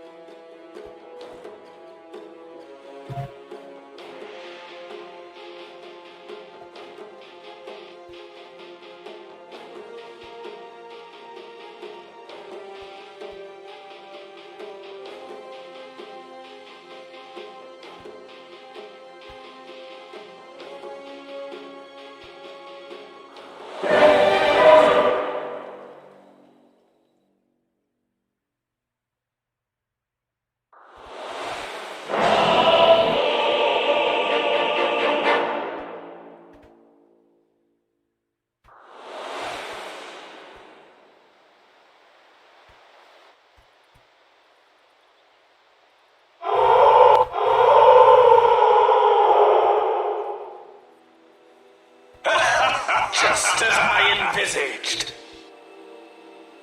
Well, let's just say we might be taking a trip down memory lane with the Spectre coming in with the Warlock. It's been a long time since this has been in the meta.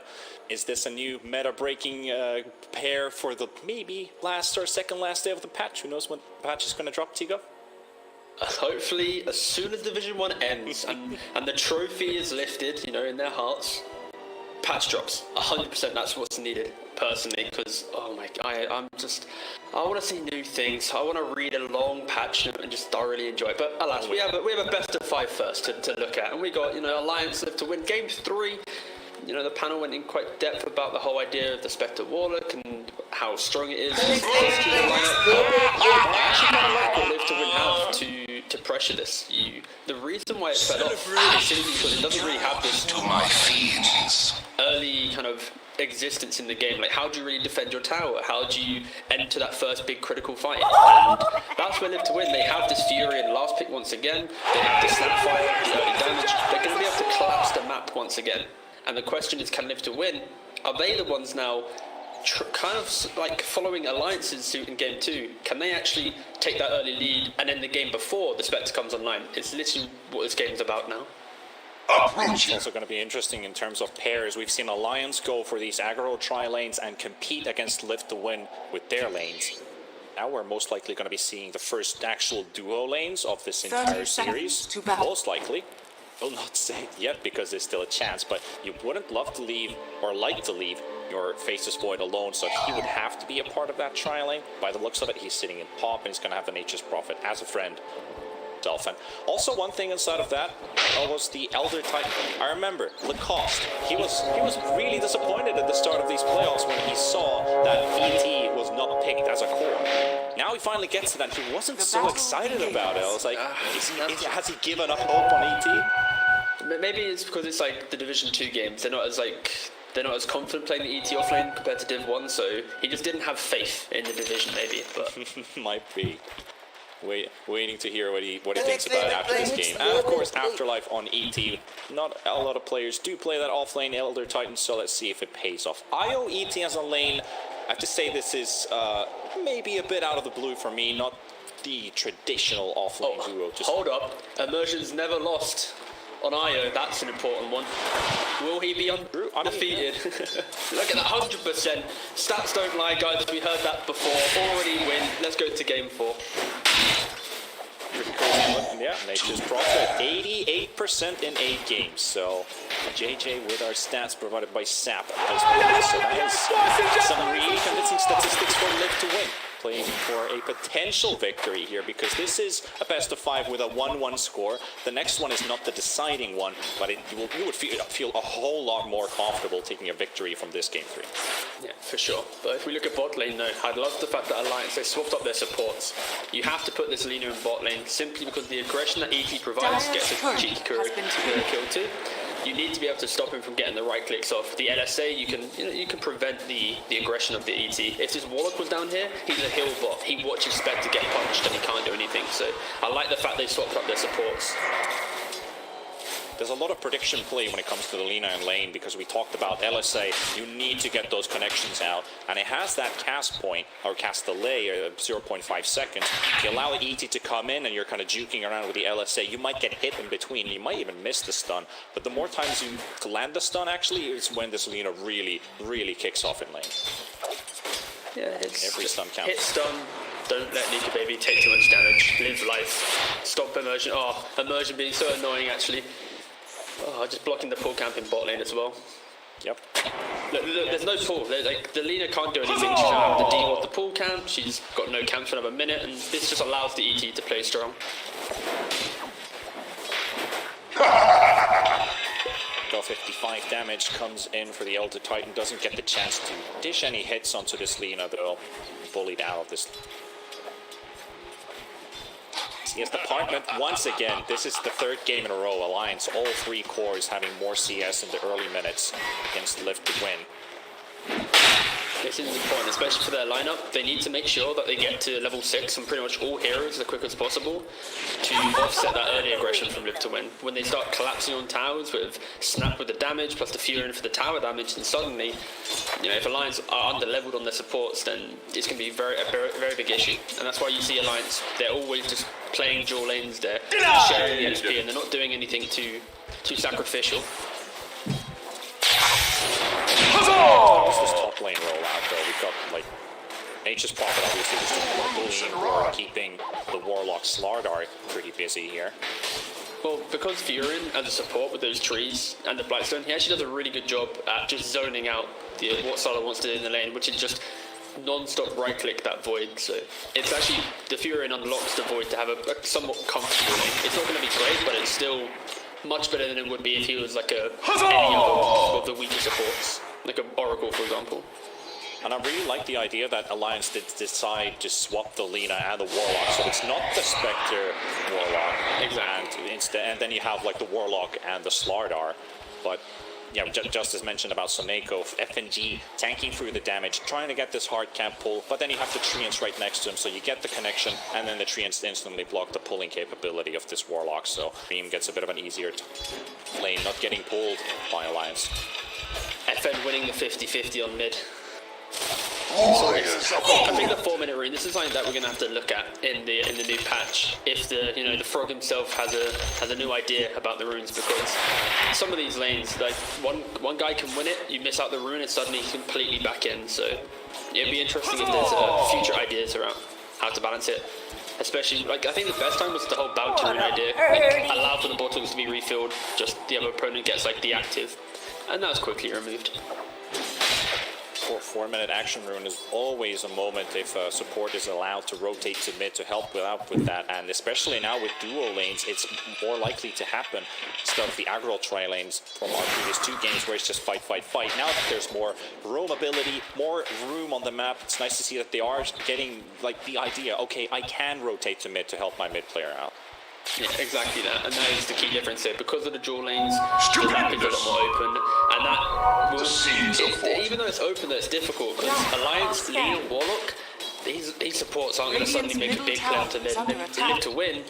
An Io and then a Furion. The Furion, of course, can TP some of the trees and pressure with a catapult, but I think both of the teams actually are presenting a very static support duo, in which they exist within the side lanes and try and get as much as possible.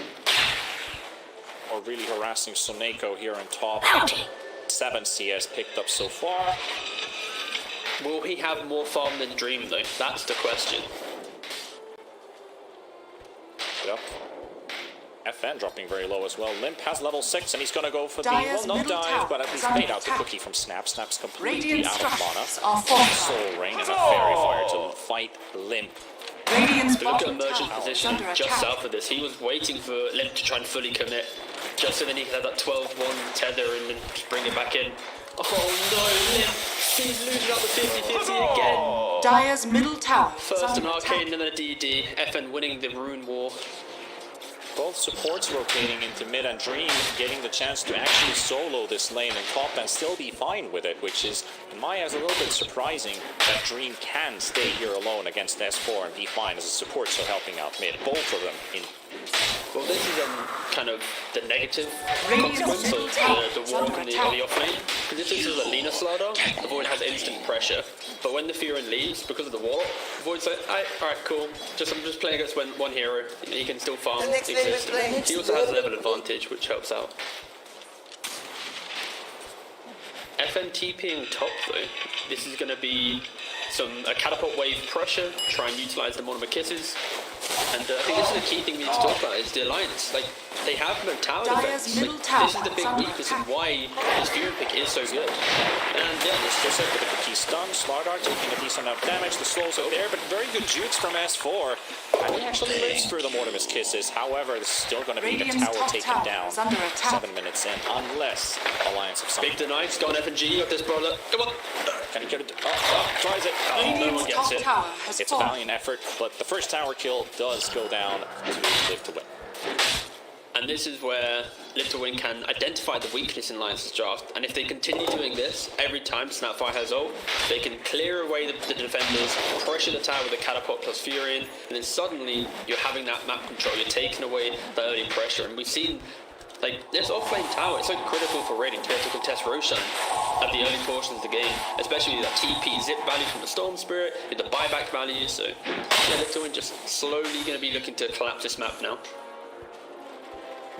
I like that now that we hit the 8-minute mark in our net worth, is starting to look a whole lot more even. We've got red and green being mixed up instead of having 3 in a row and 3 right after. So in terms of the laning stage of CS and money, it's a whole lot more 50-50 now on both ends. Triple stack of ancients actually made from on Alliance. So Spectre with his blade mail, he's going to have to retreat to the jungle when bot lane gets too devastating. He's going to be able to instantly farm up. And Live to Win, they don't really have any stat contest, right? There's no one who can quickly clear out the neutrals. So this will be an easy objective for Nika, baby. It'll be interesting if Live to Win, they look to at least scout out the stacks, maybe with a Fury and Treant, and then later try and take a fight around the stacks being taken. So rather than stealing them, you can just kill Nika, baby, when he gets low, farming them. Royal Jelly picked up by the Faceless Void, buff for him, Dyer's buff for top tower Immersion's is under IO. attack. Beneficial for the tether game, at least extra HP and mono region. Small things, but usually Dota is about small things added up together. Dyer's Yeah, Jelly top is tower so is under good, attack. like, especially on the likes of like a Void or a Spectre. One for Alliance as well, for Storm Spirit. Like, Alright, that's fair. You know, I feel like if there's ever an item that you want both teams to have, I think Jelly is like the mutual thing, which is like both teams should probably be given a Jelly. because like Void, he's now time walking to farm. He literally doesn't care about overusing that mobility spell. And then Spectre, she's able to get maybe 1 or 2 more daggers out whilst in the jungle. So yeah, much better. Nika Baby farming up the ancients now. Lifterwind did not look to try and push this, but they are pressuring. Trying to go for a kill on this Lina, missing most of their abilities, and that TP doesn't happen. Dire's structures. Looks like Lina actually got out. She dies in the fountain. The TP went off, but the right click from Snap was enough for the kill. So that's first blood for Lift to win. Almost 10 minutes into the game. That's so sad when you double click Lina and she's actually in base. Oh no. Oh, I feel so bad. Are fortified. Pressure onto FN has the Koloks of haste. Dream nicely dropped down Chrono. Mortimer's Kisses. Storm Spirit comes in as well. Interrupts the Mortimer's Kisses, but Slaughter will melt down. And the stomp from Afterlife. There's Mana though for the Storm Spirit to get out of here, as that Chronosphere has been used up. Money. So Lift to win. They keep their tower, they get a kill. Radiant's bottom Their core tower alive. is under attack. Cynically now trying to pressure bot. This is, perfect move from them to win. Just utilising their spells to great effect. And of course, Alliance to trying to get a little bit more out of the map, taking away this mid tower, especially with the absence of the heroes. But when you have Chrono plus Kittens, such a strong defense. Radiant's Now, middle tower Nico is Baby, under he's just attack. cleared out those Ancients. He now cleared a triple stack on the Hard. Now takes the first place in net worth. Gonna have the power trade for it right now. And talking about, well, we'll talk about this in just a second. Because Slaughter gets the deny on the bottom tower. That's a jump out of the LSA stun. And here comes Hawkeye completely invis. Doesn't catch Lift, but catches 2 heroes. The Spectre and the Slaughter with a stun. Dream of the one, they know that they don't have the Chronosphere. And they're going to take down this Snapfire. So he reveals himself. He's the one who gets blown up first. Yeah, and this is the defense of Alliance, right? It's they have to park the Slaughter in front of the tower, and then if they need to use either Golem, Horn, or some type of Storm Zip, because without that, they just don't have the damage. And Lift to win, they sacrifice the Snapfire, Void then gets out. But the key thing for Lift to win, they've taken all 3 tier 1s by 11 minutes. It now sets them up to have just more confident Radiant's spread of courier farm. has been killed. And we've only seen 3 kills. I think Lift to win, they need to try and ramp this up a little bit. Because the Q's top net worth, Nika Baby, 5.4k. He's having a pretty good time. Even though the map's getting smaller, he's still farming the jungle with confidence because Live to Win are yet to truly invade and try and take over the jungle area. He's actually skipping, not buying the power treads, keeping his brown boots, opting for Radiance. And this was the question I was about to talk to you about the fight in bottom. Manta Diffusal or Radiance on the Spectre? Which one is better? Nico Baby's feeling the Radiance right now, but I don't think Manta Diffusal's too bad either, thinking that there's some very low mana heroes on Lift to Win. It's kind of the same philosophy as the second game, right? It's the idea that if he can buy the Radiance, then it is just very good, right? Like, the damage from Lift to Win, it's all right clicks. You know, the Solar Crest built from the Furion, the Void he's built around his, the Bash. So getting that Radiance will just allow him to be very devastating. And Snapfire, these heroes, they're not tanky, right? Like, if Horn comes into play, like, they're all going to get pretty low from an early Radiant Spectre Horn. The thing is, to win, they had to use their Chrono, their Monomer Kisses, defensively mid. This will be the first time that they get to go aggressive with these spells. Yeah, they did. Chrono ready, and they're going to go for it. There we go. They're going to jump in with the Chrono, and there comes Afterlife. Morris Kisses the ulti into the face. We've seen how much damage that can do. And the full-on tips onto Limp, all rival them into the face. That's a rampage. That's a rampage. Score it up. All 5 delivered. Chrono used, and Haunt will be coming off cooldown in 50 seconds for Nico Baby. So now with Chrono down, Alliance, I feel like they could maybe make a move with Chrono down like they did last time. But they don't Chrono need was to. down that they fought. But they don't need to, right? Because think about the reason why Sean was all chipper about that play. Oh, they're looking, though. Go for it. Why not? They have the Golem. Oh, yeah, sure. If they have Startup Blink, actually, that changes everything. You know what? Go have a Scuffle Alliance. And that's why Alliance, they don't care, right? Like, they don't care because they used all these spells to kill a Storm. He resets, he's still farming. That's why they're so happy with that. Relocate connections, but the relocate save comes in from Immersion. Afterlife will be regenerated back to full. Alliance will take advantage of this, take the tower, waiting for the relocate to come back in. And what's the response? Afterlife doesn't have Earth Splitter leveled up at all. He TPs on the tower. Immersion tethers to the ET. Instead of bringing the Elder Titan with him, smart play there not to leave anybody behind. And that's where I think Live to Win with the Radiant's rampage of bottom tips, I tower think is they'll under in the review attack. be like, wow, we actually, that wasn't good, because this game is all about shut down Spectre, keep the map make the map feel small. And if you've looked at Nika Baby for the last like 4 or 5 minutes, he farmed the triple stack of Ancients, the double stack of Ancients, farmed top lane, he had 0 contest against him, and all Alliance need to do with their heroes is just tank up the big spells, force Live to Win to not want to pressure further into the map, and it's great. Another smoke, Alliance are dictating the game. On Storm Spirit, this is a chance now. They have to damage the point. Engine value dropping low. All comes in from Nico Baby. Then they take down Murphy. He will go for the tower and take him to safety with FN. So they only lose the Nature's Prophet, but this comes at the cost of the Haunt. And they're pinging out the Void. Yeah, they are. Can they? Alright, no, they're good. They're good. No, they don't see Misfortune. We haven't even seen a Golem yet. It's 15 minutes. Just use it. I want to see the boom. You know, I want to see some fight. In respect, though, he hasn't needed to use it. In fairness, but when he does do it, I think will be very surprised about FNG being in the game. What? There's a Golem? Looking at other items as well. It's for the Lina soon. Slardar opting for BKB after the Blink Dagger's been built. Have Ags on Snapfire is ready. 10 gold away from the Blade of Alacrity. That's going to be the last missing piece. So we're going to see some gobble up action. And this is the question, and I think we talked about a little bit about gobbling up which hero onto Alliance. Oh, you throw the ET in. Just why not? Get that aura on top of them. Get the sleep, the ult. Oh, that's going to be some tasty spell usage. And Live to Win, they're going to have to use this Ags to great effect. They need to start chaining some kills together.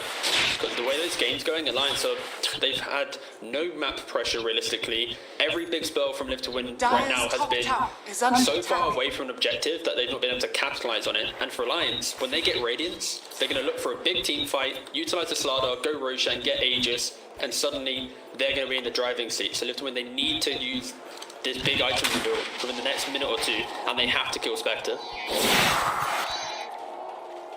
FN, Afterlife, we're hoping for someone to push top as they were ready to re-engage onto someone as the rest of the time Live to Win pushing bottom. So Mako round, he has a medallion picked up, very close to a Glimmer Cape. Basis Void, Manta into Scotty. So stats, stats, stats. Yep. And when he realizes that Spectre has Radiance, he'll be like, I kind of need a BKB now, so that I can get through that evasion that the burn does give. 200 gold away. Yeah, 200 gold away. Like, I wouldn't be surprised if Alliance, they start aggressively moving and then we see Nika Baby maybe TP back to base, get the Radiance, or just quickly speed boost his Kura out to get it to him much quicker. Dire's Slowly top feel the tower tension is under building up. attack. Only 5 kills in the last 17 minutes as we're waiting. We're Radiant dying lost to see that. some action between Alliance and Live. Use the Golem, use the Golem, please. Golem.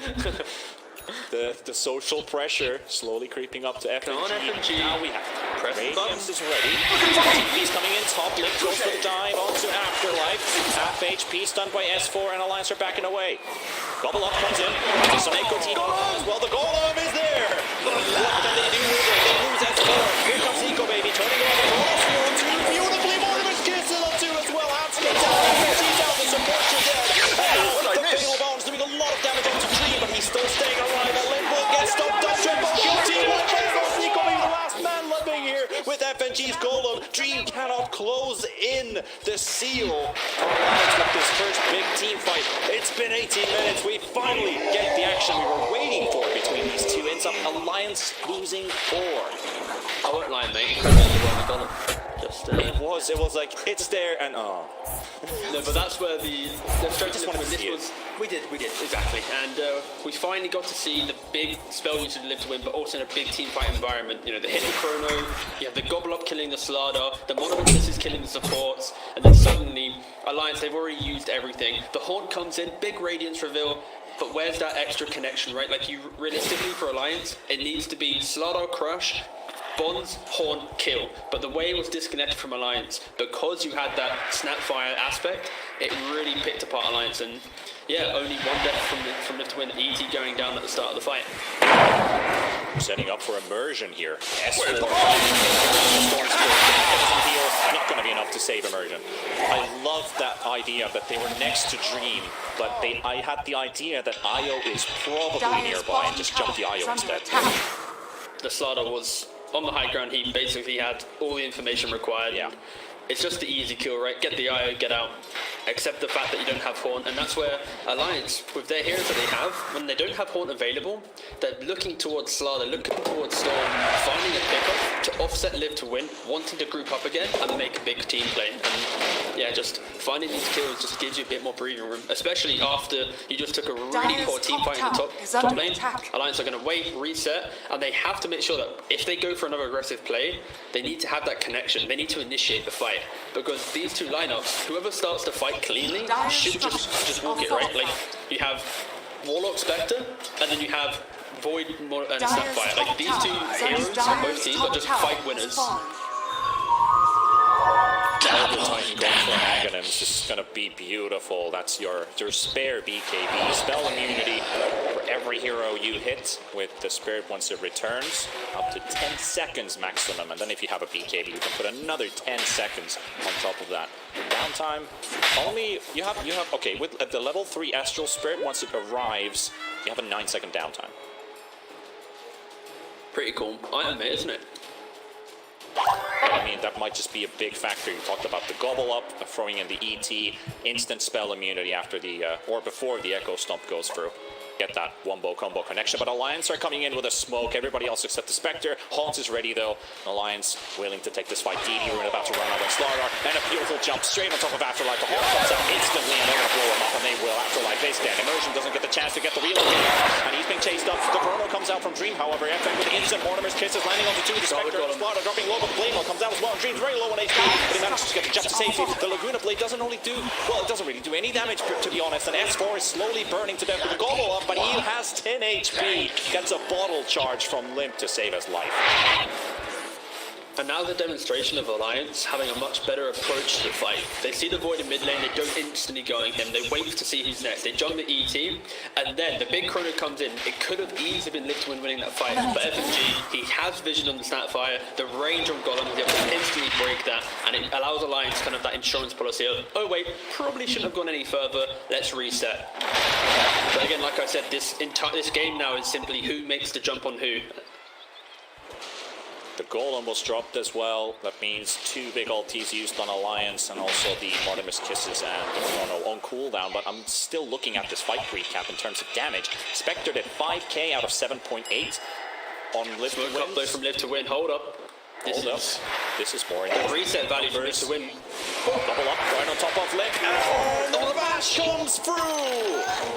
On a tip, strong tip from FN, absolutely delightful. Yep, I rate that a good 9.5 out of 10. That was a sturdy tip. Instantly to Roshan, using the medallion on the Nature's Prophet, just forcing it out. There isn't a horn, there isn't a golem. There isn't a moment where you start thinking beautiful RNG, but that bash in the middle of Storm Spirit's cast animation for Ball Lightning coming through, getting the kill. Dream must be feeling really relieved seeing that coming through. Like, the idea of this is, when you get this big pickoff, you now see how they forced Alliance to stand outside Roshan. They were scared of that instant, still. And then Live to win. After Alliance come back to Roshan, they walk away. They start farming up the map. So they're basically wasting Alliance's time. And Storm's dead. Spectre isn't farming because he has to be positioned at Roshan. Yeah, I like the idea of what Live to win's bringing. But once again, like, these cooldowns of the big ultimates, they're so in sync, right? Like, every time they use Haunt, a Chrono's been used. And guess what? Spectre, 160 cooldown right now. Guess what? Chrono, hold up, 160. Like, both of these teams will have perfectly in sync teamfight spells if it's like a big bloodbath. Yep, waiting for the Octarine cores and the spell prisms potentially later on. Just to offset the cooldown. Yeah, just to have a tiny advantage of like maybe 10 seconds before Min-max, yeah. That could be the something, but I hope rarely you're not do you see those. I hope you're not suggesting a Spectre to buy Octarine or a Void to buy Octarine. Yeah, you didn't hear me say that. Thank you. Nope. And if FNG is farmed enough for an Octarine, then my god, this guy is an absolute unit. But Spell Prism, I can respect that. Spell Prism is an easier pickup. If that drops, that's also down to RNG. it just shows that these big team fights, when they want to truly battle at it to try and get that advantage, it is going to be an absolute treat, because we don't often see overwhelming amount of spells. And mainly I'm just referencing Golem here. I just love a good Golem. Now, one thing I'm looking at here is Nature's Prophet about to finish off the Solar Crest, but for Alliance, of course, they have a lot of physical damage, but also have a lot of magical to throw in as well. Can that Solar Crest really do enough for the NP here in this game? He's got the Glimmer Cape as well, so it's kind of doing like actually, yeah. a bit of both, right? Like he's going to be able to just completely pump up that one core that's getting jumped on. And the main thing for the Solar Crest is he needs to give that Void like a +1 item, especially against the Spectre, and it's Roshan. That's the end of it, right? You just want to be able to take Roshan. If you get a pick off, you need your mini Slardar on your team, and that's what Solar Crest does. If you don't have Slardar, buy a Solar Crest, guess what? Roshan will fall. Not as quick, but still quick enough. Manta Style is now ready. Faces Void has almost got a Scott 400 gold short. Fortune, the seeds of fortune. He's going to rip through the tankiness of these heroes. I think now he just needs to complete his build with either a BKB or an MKB. So BKB to take away the Radiance Burn, or MKB just to try and right click through it. And he's there you go, going for the MKB. He is going to be ripping these Alliance cores to shreds if he actually connects on that Chrono. So they're so patient, they're so scared. Like, it's 25 minutes into the game, we've got 13 kills because, these teams are so locked into their spells. What does it feel like? It feels like when we were doing the previous stages of the playoffs, when we were still in best of threes, map 3 was always the most cautious and patient one for both teams. This feels like both teams feel like this is the last game of the series, but it's a B05. So you have just respecting what they have, right? Respecting what their opponent has, and they're aware of one lost team fight is Roshan. 25-minute mark is so critical. Double up. Connection from the Yules comes out from Hanskin. Defensive onto the Void, but the Chrono and Mortimer's Kisses will be enough. S4, there is a lift coming in with buyback. Nico Baby's been hitting the back line meanwhile. Elder Titan dropping low on HP. Cookie save onto the Slardar. Tries to go for the stop. Does get the Slardar held in place. Meanwhile, Snapfire's been taken down by Nico Baby and Limp hitting the back lines.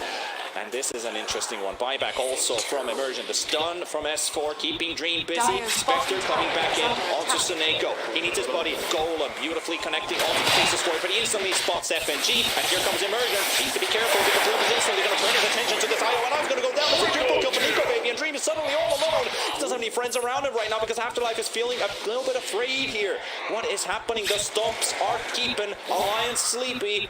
Keeping them away for now. Dream's still being chased up by Nico Baby. S4 look at movement speed 630 onto Dream, and this Faceless Void getting stunned up. You don't have any mats, you don't have anything. You're so silenced up. But can he walk out? The Glimmer Cape save from Suneko with the teleport. Another stomp into the Meteor Hammer. But the damage, do they have it? Suneko falling. Afterlife is also falling, but they take their orb with them. Oh, what the heck? This Elder Titan just smacked Limp down to the graveyard.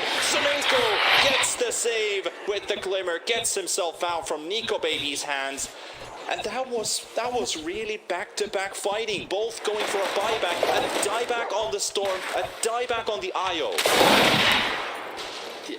The amount of the pressure in this game, right? Both teams identify that if they win this fight, they get the Aegis, they'll be able to build such a big lead that they can get over the hump that is the cooldowns.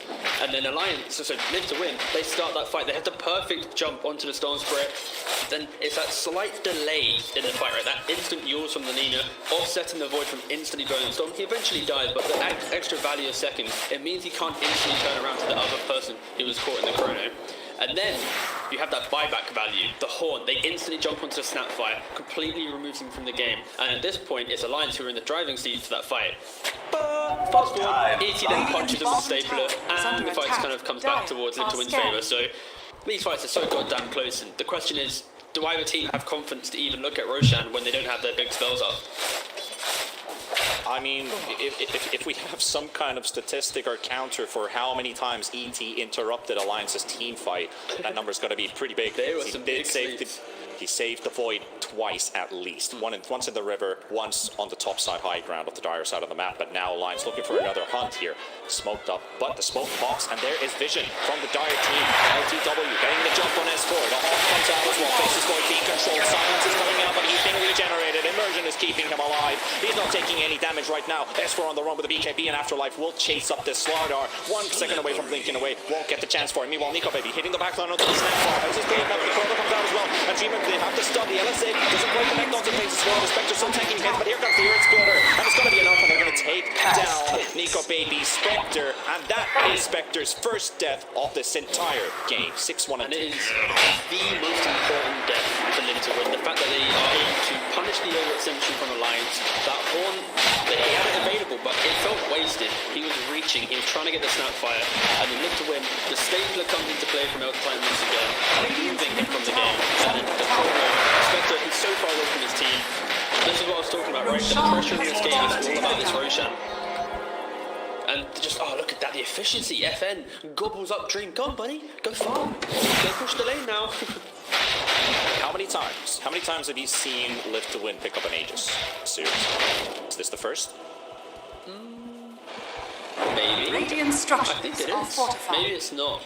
Radiant's top I tower really is should know under the attack. answer. Below here, I think won that most.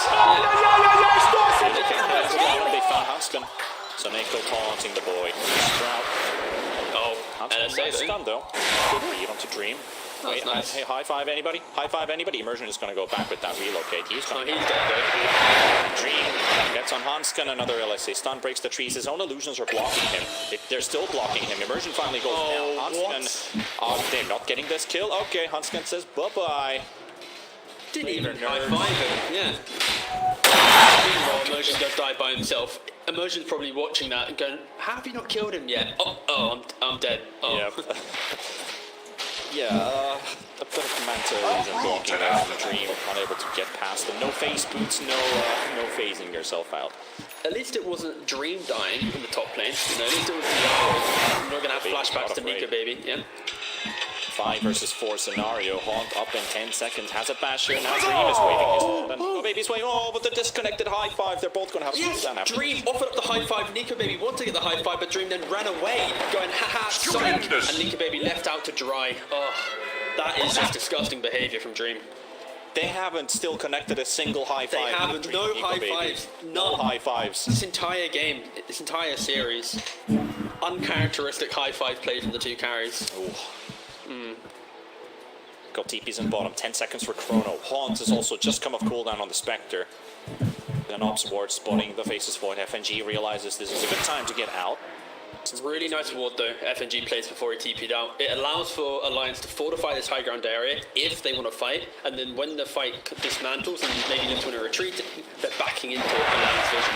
But realistically, with Void with an Aegis, Alliance should not be looking to take this fight. It is way too easy for them to eke through that horn and then Dream just to survive and do all the damage needed. He has MKB complete as well. Radiant's bottom tower is under attack. They have to push this tier 2 tower down away from Alliance. However, roaming around the dire side jungle. Some moves towards this tier 2 as well, trying to look for a trade. Dire's To win, top tower we're going to go is high under ground. attack. Well, Exactly. Radiant's bottom The tower conviction is needed under is like, attack. you have the edge, you have everything. There is no reason to look at Alliance pushing. Just go for the racks, force Alliance back, force out the fight. Get AK up, you have all Radiant's the bottom stones you need. tower are under Paul comes out, the jump from Limp as well, and very good damage dealt onto the Aegis, profiting. That's a stun as well, but the stop is interrupting into the Chrono, and the chance to take down the Slaughter. Horus kisses FM with BKB. You cannot interrupt this guy anymore. Lina goes down, the buyback coming in from Nico. The Slaughter is where Nico Baby is also falling down too, and he's got no buyback for 80 seconds. Dream still keeps on smashing and hacking, and he has an Aegis on him as well. Alliance forced away. Afterlife gets the kill with the stomp onto FNG. He buys back as well. 4v4. He got the jump. Blip gets one. He finds FN. He finds him, and again, he's just controlled all the way to the start to finish. And that Storm Spirit just came in to die. And both big cores from Alliance are dead. Bottom rack's gone. Lift Get to win. off my See ya, lawn. we're out. Get off my lawn. Indeed. Alliance are so lucky here that they have their 2-2s available right now. If there was any essence of like more base available, Live to Win would have ripped through it, and I think it just the simplicity of Live to Win's fight now, and it's simply this Aegis. If Alliance had this Aegis, the whole game probably flips, where you have the Spectre now tanking on the spells, manning up in the front, but because Live to Win were able to get that, they have this massive advantage in the teamfight lineups that they're presenting. And Dream, the Solar Crest, the Vlads, the Glimmer Faith on Seneko, Dream is just an absolute unit. Io as well, like there is no way you can stop this man. Radiant's middle tower is under He is attack. such a unit right now. Unstoppable force, pretty much. Aegis still up for 33 seconds, and Alliance will have their heroes up just before it. So if they time it perfectly, Alliance might just have a chance on taking this Faceless Void out of play. Spectre TPing in on the front line. Haunt in 36 seconds. Still not up. Stun connections onto Dream. Might even get the chance to blow this Void up before that Aegis. Can they cut it out? 13 seconds. 13 seconds. Oh, they're going to force it out now.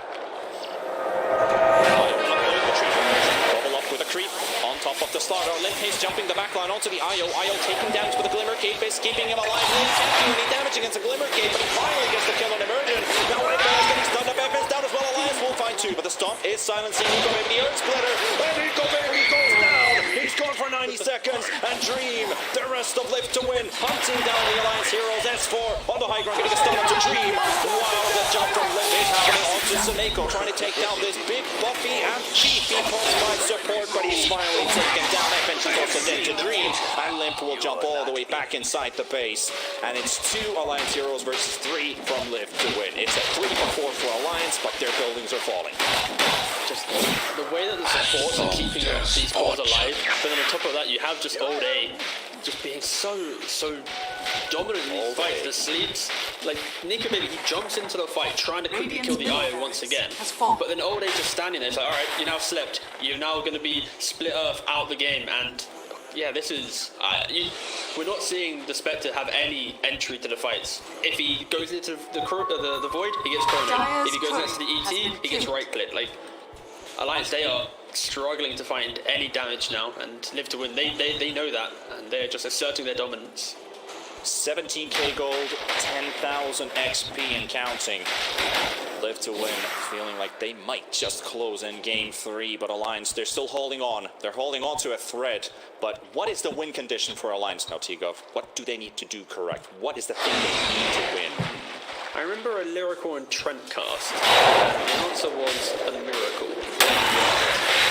So I don't think I have the same effect. Maybe we could call up Trent and ask him to just cite what he said. But yeah, basically Alliance, they don't have the damage needed. They don't have Radiant's top tower is the way under into the attack. fight. And this will just be, as long as Live to Win, execute cleanly and don't go in like 3v5 for example. I honestly don't see Alliance being able to really get back into this game, because the simplicity of high ground sieges, Live to Win's favoured.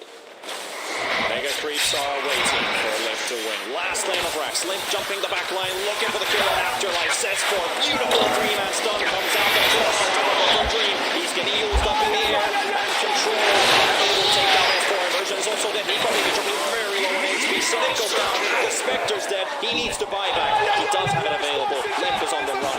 Alliance resetting themselves for the defense. They have taken down the NP and the Io. Io has a buyback and a relocate available, so come back. And now Spectre Limp with the jump onto Afterlife. Tries to take down the Elder Titan. The LSA stun comes out as well, and beautiful damage does come through onto the ET. Limp still chasing up, and they will take down the Elder Titan with this buyback. Can they get more? Can they get Immersion? We just relocated. He falls back and he's dying. That's a dieback. Snapfire does manage to TP away. The Electric Vortex doesn't. Well, it's on cooldown already, so Limp cannot get one more, but they hold their base nevertheless. No buildings lost. You asked me the question, how does Alliance, get back into the game? Maybe if you reword it, how can Alliance prolong the game? The answer would have just been, use their core buybacks. And they gave themselves another, 3-4 minutes into this game. Roshan is respawning, so potentially, actually, this could bide really well for Alliance. A very quick Roshan spawn. Ooh. If they scout this out, then... Invisibility. Storm is the only hero with a buyback on Alliance. For Left to Win, it's the Faces Void. They both can afford it. They both have it available. Now, what does Live to Win do? Dream, DD, Invis, double action rune into the Roach Pit. They see him, and that Yules. Both of your action runes are instantly pissed off with the Yules. Lynch comes with jump in as well. And they will almost take down Dream. He gets the jump off just in time. He still has that Satanic available, but he doesn't have the chance to throw any hits. But the Fatal Bombs are doing a decent amount of damage, but it's not going to be enough to kill off the Faces Void. But it's going to be enough to take down Soneko and Alliance. Can they still do it? Their hopes are alive. They can still keep this together. All right. When you ask me the question, I'll also add a new answer. They need to use their buybacks to win a big team fight, then somehow get Aegis and retreat back to their base. Gobble up misses by Dream. Spectre just finishes a Vanguard. We're one step closer to finishing off an Abyssal Blade, and Nico Baby with his buyback on cooldown, he might just go for the straight up rush by the recipe. Oh, 100%, yeah. Alliance are itemizing. They're literally looking for this next fight. They need to try and break the economy of Live to Win. Live to Win, naturally, in this position, they have two options. They either A, go for top, get the Megas, retreat. Or B, they just wait out the Aegis, let Alliance farm whatever they can on the map, and then they'll take one big team fight and just try and play off the fact that their buybacks are going to have a shorter cooldown. The issue here, though, is just the ability for Alliance to have the confidence to instantly go for Roshan, and also the game literally giving Alliance the perfect Roshan. If it was any later, ET would have respawned, that delay factor would have come into play, but such a short Roshan has actually given Alliance like a lifeline. Double smokes. Alliance are smoked up and hunting. Live to Win are stacking up and preparing for a smoke. Nature's Prophet, he respawns as he most likely joins his team. Oh, we got a 10-second BKB on Void though. This is a big game changer, honestly. That's a game changer, yeah. No more using in the chrono. Yeah, unkillable now. Killable. 4,000 HP. 4,000 HP on a Faceless Ford. Yeah, big Does a lot of damage. Yeah. He's getting buffed by his teammates. He's getting even more buffs from Io, and then add 4k HP on. So much to look at here. What can Alliance do? What can they do? They're about to get caught. S4 smoke has been popped. Dream is in front. He is not afraid. He is not afraid of Live to Win's heroes. Limp has been spotted too. Ardar gets the jump away to safety and still holding the suspense. Gobble up. Catching Limp? Nope. Jump away. Dream won't catch him with that gobble up stun from FN. 41 minutes almost played. Yeah, and like you mentioned earlier, Live to Win, they have to be really careful with how they play out this next fight. If they kill the Storm, he buys back, suddenly it's great. They jump the Spectre, he has Aegis, they blow all their big spells, they might be able to lose the fight. Yeah. They're TPing bottom. They're going for Nico Baby. They want to get this Aegis out of the way. Can he teleport out in time? Oh, he's getting closed up. The relocates are coming in. NPs here as well. They will not catch Nico Baby in time. Close call. They wouldn't have ever been able to cancel the TP without the Void being there, but yeah, I think and that's where Live to Win, they realise if we take this fight into Aegis, there's a really good chance that we lose. Okay, S4 just popped his BKB thinking that he's going to get initiated on. Yeah, okay. Yeah, and yeah, Live to Win are actually kind of crumbling under this aggression. Hot. Oh, instant pawn Where are they bottom. going? FN bottom lane. FN and stop. Oh, baby! How much damage did Limp do with that ball lightning on top of Snap? He just went down to 20% HP or even less. 2,000 damage ball lightning. Take that. And this is a product of just having that Aegis. Like the value of Aegis from either of these teams, like Live to Win, they got 2 racks from it. Alliance, they're able to survive through the game. They're able to now leave their side of the map and just try and pick off Live to Win and think. It might come down to the third Roshan. There might be a third Roshan contest, even though Alliance are 2 racks down. Like they're keeping themselves in it just with these pickoffs, and it's all about biding their time. Smokes are happening. I would love to see what's the smoke situation of both teams. Do they have them available? The chrono will be used, and they will find Limp with it, and Limp is going to go down. No chance to survive. 100 seconds gone. Does have a buyback available on Alliance. No harm, but taking the fight at least willingly, popping the BKBs off of Dream, and also SS4 as well. Emerging does get the heal from the mechanism, and S4 is already falling down to the Earth Splitter, and Soneko finishes the job. The BKB from Dream is about to run out as well, as that 10-second BKB has now been used. Nico Baby TP's back home. The rest of Alliance are out as well. Buyback force from the Snapfire, and 2 kills against Alliance. Creeps also doing a bit of damage on the tier 4s, but nothing major. However, the buyback is actually a go call Radiant's from top ending tower the game, is under so attack. Live to Win ain't taking any time with that. With Sapphire coming back in the action, they'll head straight towards the top lane to take themselves some mega creeps. And Nico Baby does what he can. His Aegis is about to expire in 20 seconds, but he's going to force it here. It's going to be Pop. He's down 3 seconds. Gets the jump onto Hanska, looking for the NC stop. Just get it out, but they also have to take the afterlife. And Hanska is also down as well. The Bible coming in from the lead up. Nico Baby's going down. Nico's down for 2 minutes, and he's gone completely from this fight. And Liv has no mana left. And Live to Win. They're cracking the defense. They're cracking Alliance. They were given a false sense of security that you guys might actually be back in the game, and it's instantly ripped away from them, taken away from the hands of Alliance, and Live to Win, taking the mega creeps. They're Live with one more violent jump on the faces, one doing a decent amount of damage here, but in the end, it doesn't seem to matter, as he cannot really stop this push happening. Faces for another jump, as Live has been forced away. Mega creeps are taken, all 3 lanes are down, and Live to Win looking for the decisive killing blow. Tier 4s are being sieged up. Another jump from Liv gets them the jump onto Soneko, but he stays alive. S-Force BKB gets the stun on the NP. NP's just going to teleport back home, and he's going to come instantly back with his teleportation. So he's fine with all this happening. No BKB left on S4. What do Live to Win? What do they do? The patience and the caution is key. If they time the buyback, they know that Spectre's buyback is on cooldown for another 30 seconds, so they are just going to be confident here. Just look to try and close out the game. Taking one tier 4, Link with another jump on the back line, trying to get some damage with the instant silence. The Orchid silences off the Storm Spirit, and he's dead. That's it. That's it. There's no more fight left in Alliance to take this. GG is called, and Live to Win are 1 game away from championship point here at the Epic League Division 2. Another great game from Live to Win. Just, I think, they identified the potential weakness of Alliance, which is the exit of laning things and the natural greediness of their cause. And this Fury, in 2 games in a row now, he's been able to set the pace of the game and just allow it to be Live to Win favoured. And then you think about the big game-changing moment, and it was this Roshan. The discipline for both teams to wait, to bide their time, and around 20 minutes, when Roshan did finally fall, the fact that Live to Win obtained it, it gave him this confidence. And when you look at the itemization coming in,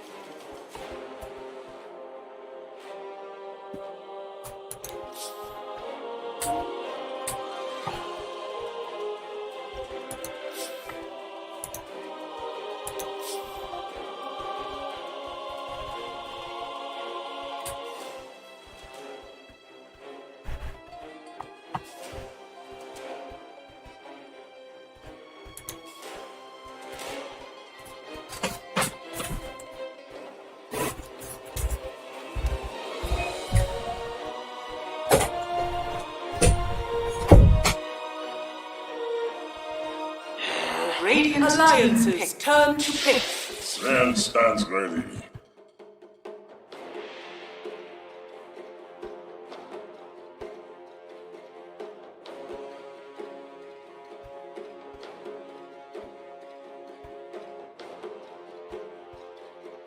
Ten seconds remaining. Radiant team pick. Shadow Keep. Alliance's turn to pick. Lena.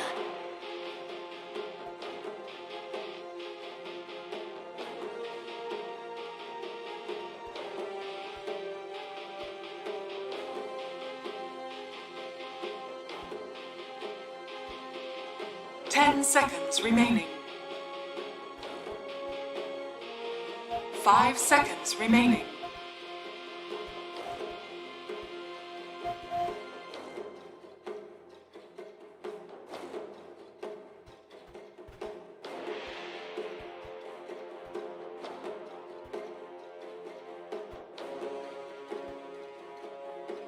Radiant team back. Mars!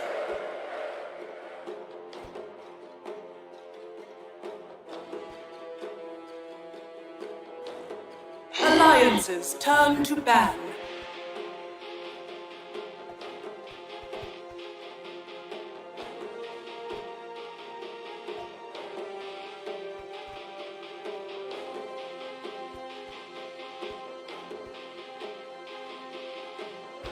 Ten seconds remaining. 5 seconds remaining.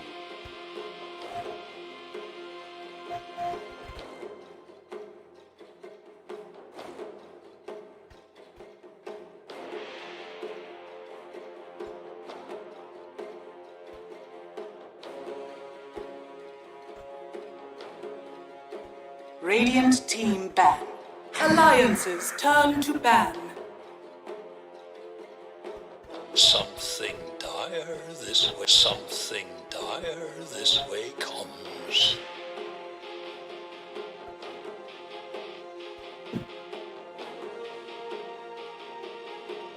Ten seconds remaining. 5 seconds remaining.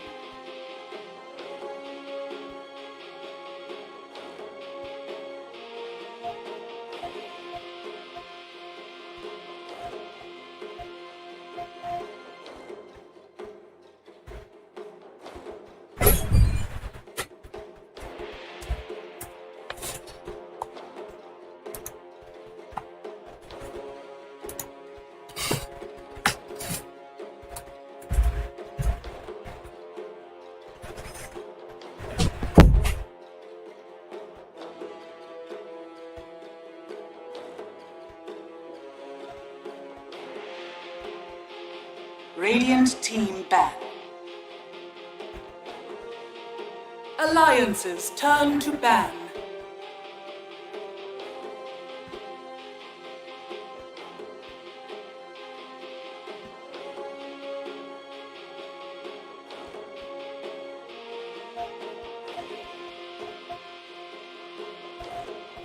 Ten seconds remaining. Alliance's turn to pick.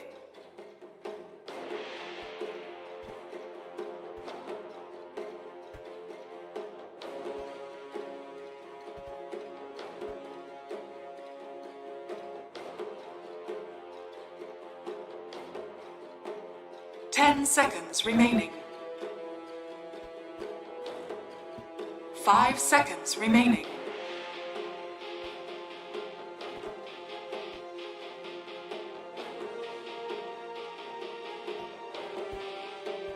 Something dire this way comes.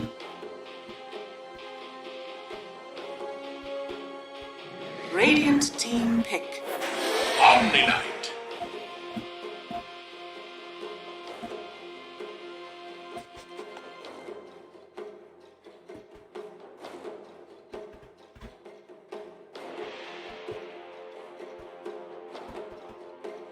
10 seconds remaining.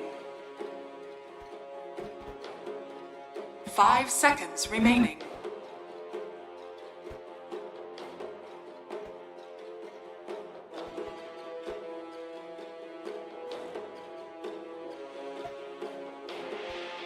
Alliances turn to pick. Ancient apparition. Something dire this way comes. Reap your harvest and protect your soul. 10 seconds remaining. 5 seconds remaining.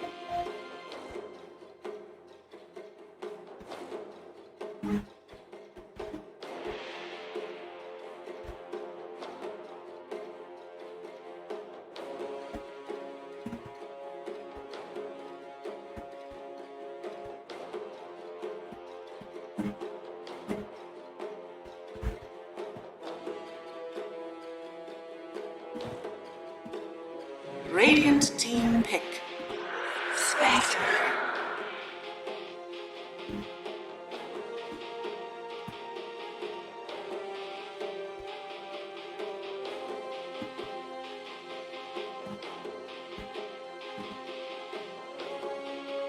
Ten seconds remaining. Radiant team ban.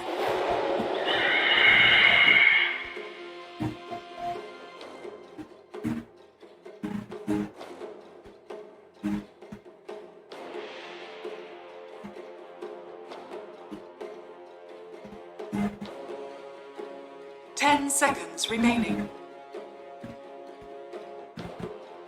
5 seconds remaining.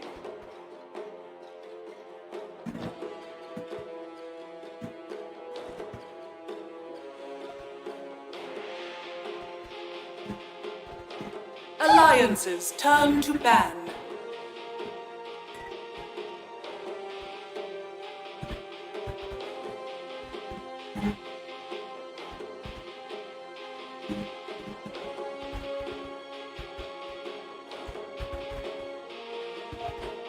Ten seconds remaining. 5 seconds remaining.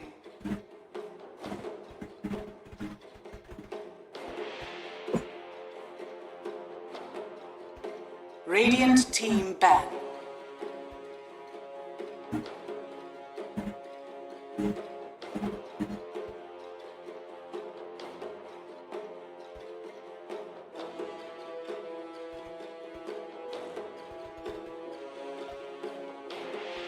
Ten seconds remaining. 5 seconds remaining.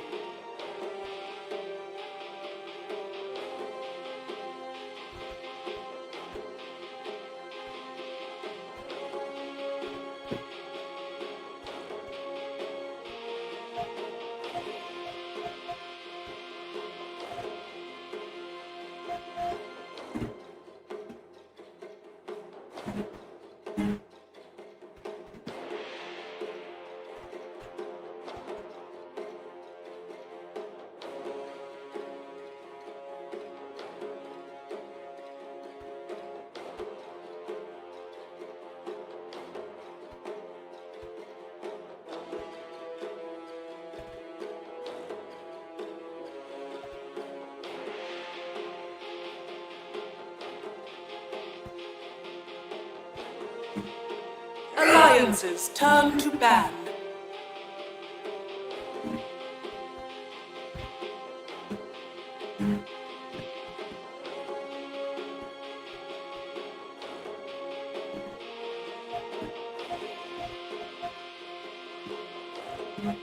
10 seconds remaining.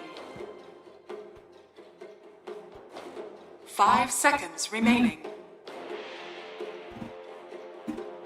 Radiant team pick. Alliances turn The to next pick. level play. Next level. Ай-яй-яй-яй-яй, что сейчас произошло?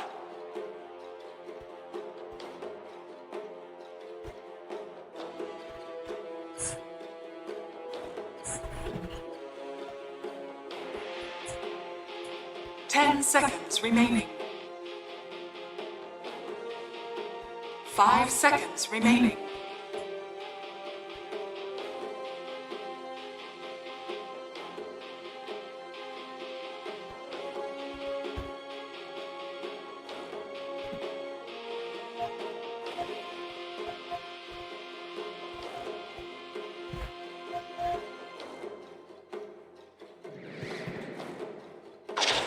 Mira. Choose your hero.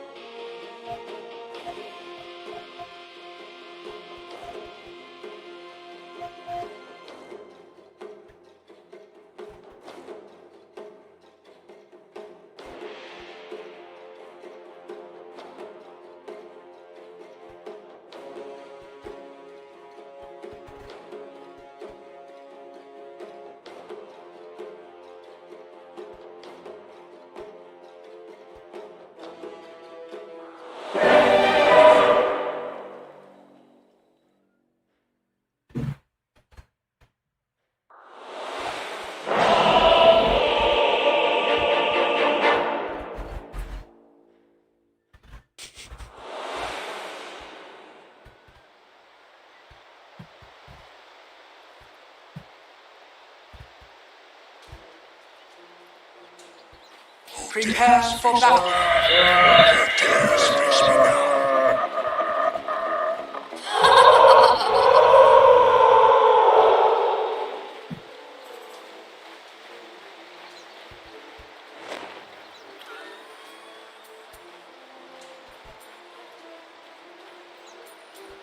Thank you, panel, for the insights. Game 4 ahead of us between Live to Win and Alliance, and we are going to jump straight into action because this is going to be a real fight right to start things off with. LSA stun onto 3 and Alliance instantly on the run away from Live to Win with the chase. The disruption to keep the Sven away. Immersion roll in 10 seconds. Won't have it available. Are the right clicks in the hole. LSA stun, first blood for Afterlife, and this game hasn't even actually started. But in our eyes, it has. Oh, 30 seconds. I see production Did he- pissed off. I'm like, no, please, no. Go to the game. But yeah, great. Just thanks. Did production. somebody say they don't want to see a first blood at the 10-minute mark? Well, the teams have delivered. Nice. But yeah, I think that was one of those things that over the series, you kind of feel out what your opponent's trying to do. We've seen this before. Those aggressive 4-man moves into that Radiant jungle, and Lift to Win, they happily smoke up to try and contest that Alliance. They just kind of run into it. So the best thing there is about that Phoenix. What a great Phoenix game it is, and he's getting the first blood. He's going to apply that pressure. So yeah, it's a great start for Lift to Win, of course. And Tell me. the last time facts? that Limp played Marana in a competitive...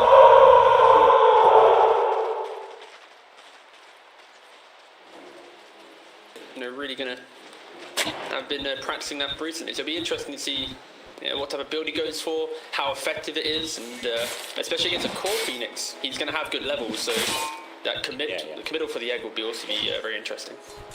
I think we're going to be watching Marana for those item builds to kick in. What options Liv want to go to? And Lizard said that he's not really a big fan of this mid Marana. I think there's a lot of people who will instantly say that they do not like Marana being played in mid, and it feels too old school to even work. What's your take on mid Marana? Do you like it or do you hate it? It's very meh, you know? Like, it's very meh, people don't pick it for a reason. Like, it's a good forward position to offset the early aggression, but... You've been burned. Like, look at his skill build so far. He had to level the leap just to survive that previous engagement. He doesn't have the arrow just to start farming up, and he applies some pressure with the Starfall, but... Again, like I said, it's going to be a game of learning and to see how well can Marana be in the game. Like, is he going to be able to make those early moves? Can he apply pressure? Because it's quite a greedier mid here. He needs a lot of items to really feel confident in the game. A lot of fighting already going on between the Marana and the Lina. Both dropped to very low HPs. They have Fairy Fires each. Now let's say stun, no Dragon Slave. Dead on Fairy Fire. Limp is fine. He's fine. But now Lina has the advantage because Lina still has hers and just picked up a salve on the Courier. Marana, however, the Courier is still far away and it's bringing a salve. So this time, I think FN is going to have a very efficient build. Dead as well. Kill going for Dream. Kills for Liv to win. And the Mars being punished. Seneca's Bayonet Spear is like, God, I dare you to right click, I dare you. What I had in mind about this entire draft for Liv to win was, is this the championship winning draft in a sense? Like there's definitely some strengths, but is there more weaknesses on Alliance's side if we just look on paper? They have like the punishment factor that they need against Alliance. Like once again, we're seeing Alliance with a slow burner of a draft. Hanskin surviving, but now he's going to walk back to base. It's not going to feel good. But back to your question, it's the idea that they have that pressure that can apply. They have the Sven v Omni matchup. Spectre does really well against Sven in the later portion of the game, but that early pressure that you're going to get from a Spectre and Lina, Earthspirit, these heroes will just dominate the early fights. Sven will find his farm. Can Alliance though dodge these fights? We've seen them expertly get through a game against a Sven before with SD, Omni and Mars. This time is a lot different. You have a Spectre, it takes a lot longer to come online, not as like the troll that they had. And you also have this kind of X Factor Marana. Is he going to have a great game? Is he just going to be a creep? Like, we don't know.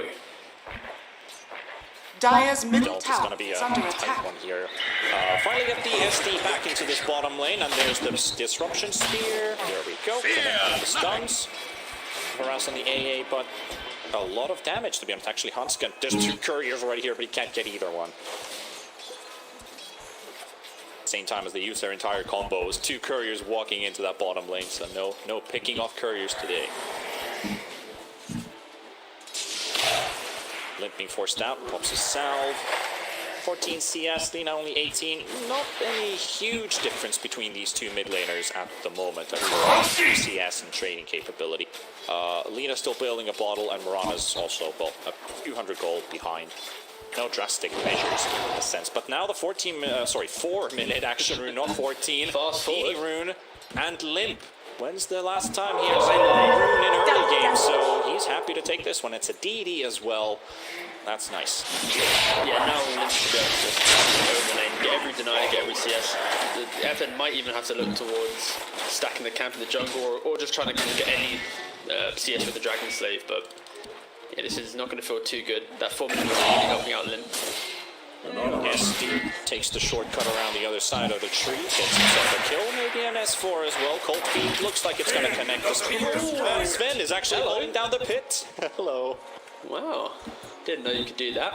I didn't know that either. Now you know. You always learn something new. I think that's the best thing about Dota. Is every day you wake up, you learn something new. I wish you just stayed there though, to be honest. Like, punishment to get input in the pit. It's like, you're not cliffed, but you're pitted. Yeah, sure, why not? S4 going down anyway. Immersion with a rotation, getting some of that needed XP as an Earth Spirit support, and he actually gets to contest one of the bounty runes for himself. 2-for-2. Seneco's taken down by Hanskin with all those shadow poisons. Dream looking for the kill, but with that wall not connecting, Hanskin will live to see another day. Does he have enough mana to maybe kill Dream now? Kick those. Oh my gosh. 20 HP. But now is he going to walk back home? No TP. Drops the ward. All right, back home. This is the second time Huntsman has to Dire's walk all the way back to structures base. are But fortified. at least for Live to win there, they should know that this ward's been placed. They already had a ward on the cliff, so at least they should be able to get that D ward straight away. So they can then. He dies, he TPs to mid, helps refill the bottle for FN, buys the boots for. Seneko, the boots, mate. You want to give them to FN? Yeah, FN. Seneko? Okay. There we go. Forgot something? No, yeah. Oh, wait. FN! Attention, he's running away. Take the boots! There we go. Oh, Well, yeah. you guys didn't see it, but Seneko, he was chasing FN poor old catches an FN for a arrow. long time. What does Immersion do? What does Limp do, most importantly? 1 versus 3. Leap into 3, that's for sure. Not leaping into 3 indeed. That would have been a sad moment. Like, I really want that rune. Like, I've been deprived of action runes for almost an entire game. Let's do it. 4-1, Live to win in 6 minutes. I guess the important thing to note is the pressure that the Phoenix pick You applies fire. is not directly into the game. It's sorry, not into the lane. Sorry, it's about the game and how the value of against an Omni Knight, your spirits are purged, that heal. It really offsets the type of aggression that an offlane Phoenix would have, and that's why we are seeing Nika Baby, dominating this top lane in terms of CS. 37-5, Lena 42-9. So both mid laners very active on CS. However, we don't really talk that much Radiant's about middle mid tower Mirana. is So, under attack. what is Limp's game plan basically for the big game? Rotate? Does he punish the tower? Is he active in killing? Is he more a farmer type hero with this Mirana? I'd prefer him just to farm. Like, look at the heroes he's playing with: Omni, SD, Spectre. None of these heroes are going to suddenly be like, yo, let's go take a fight. So I think if Limp just plays his own game, farms up, maximizes his own game, and then sure, he could rotate into like an SD disruption into Arrow or a Fen lane. yeah. But like the key thing is he farms up until the point where that pickoff is presented for him. Like he should never actively look, because if he dies once or twice and suddenly you're this Mirana, you don't have the items, and it's all about Like you're a pause for Mirana suddenly. exactly Arrows. Yes. I was thinking about the disruption setup and the spear, that you could get some connections and maybe find some kills through that since you have the XP advantage, but it's true, Mirana's right click is Dire's middle tower is non-existent. under attack. The damage source is Starstorm, and that's also good for farming, so why not? Hanskin. Oh, Nearly. thought about it, but too deep. Yeah. Lost vision. FN models back to.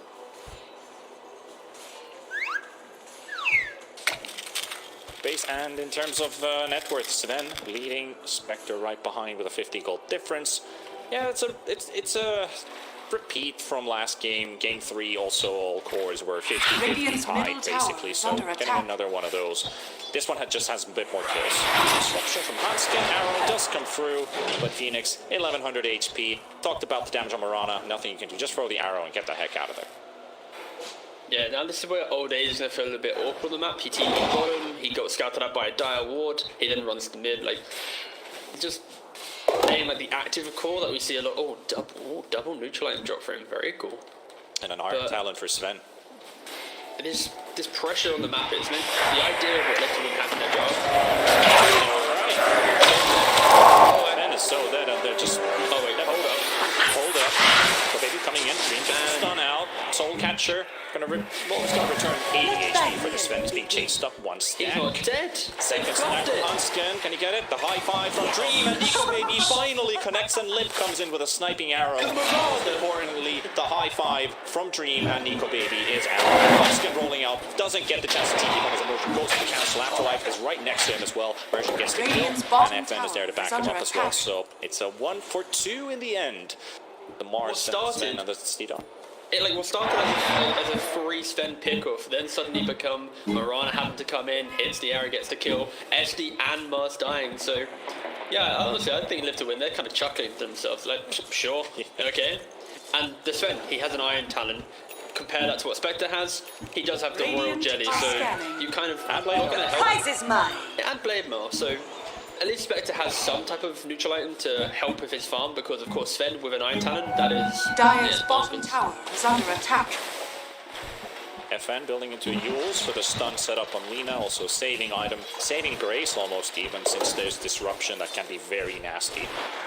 Also helps against the status resistance from the Heavenly Grace. The idea is yours isn't Radiant affected by it, so structures are of course it's fortified. very good. But it's a classic linear item, nothing too surprising there. Dire structures are fortified. Speed, mono regen, a save and a setup. It's what Lina really likes to have in this game.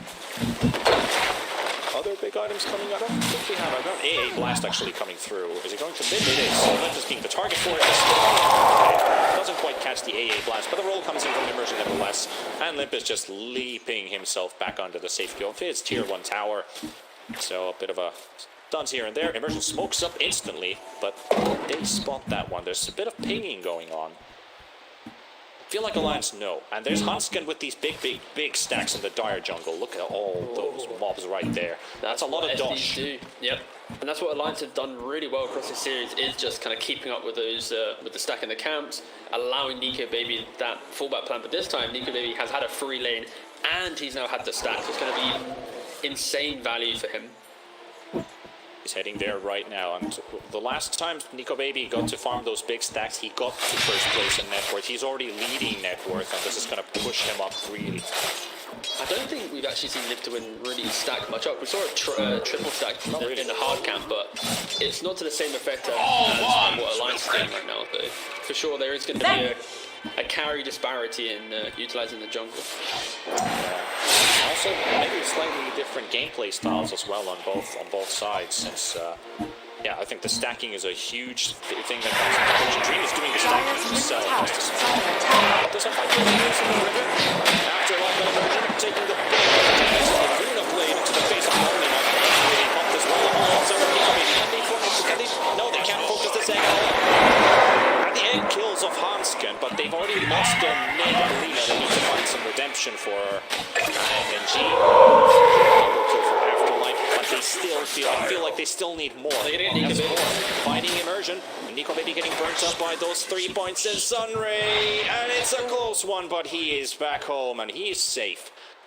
Yeah, very close. So 2 for 2 for Alliance as they get the Lina and they get the Earth Spirit in the end. I'd love to see Live to Win actually try and make some of these plays, scouting out the stacks. Like, they haven't really done this across the entire series. They've never shown the respect of maybe there is this this big stack being formed, and especially when you have a Sven on your team, you can just make that aggressive play in. You have Egg, you have Lina, Earthspirit. These heroes, they want to take an early fight, and the fact that they haven't done this contest it just bodes well for Alliance. The idea in this engagement here is, if Sven doesn't have Egg, if Phoenix doesn't have Egg, suddenly Live to Win need to farm. And Alliance, their lineup, they want to farm. They need 20 or so minutes of farming to make Nico Baby feel happy, to give Mars his initiation tool, and then they're going to look for the fight. So right now, Live to Win are kind of playing into the hand of Alliance, going for these cheap engagements, but cheap engagements that don't lead to an instant tower or something. Like, what is it? I think all towers are alive right now at 13 minutes. Radiant's middle tower One's got has denied. been denied. Literally 1 second It after. happens, you know. Yeah. You know, sometimes Dream just wants to poop on your day, and that just happens. Okay.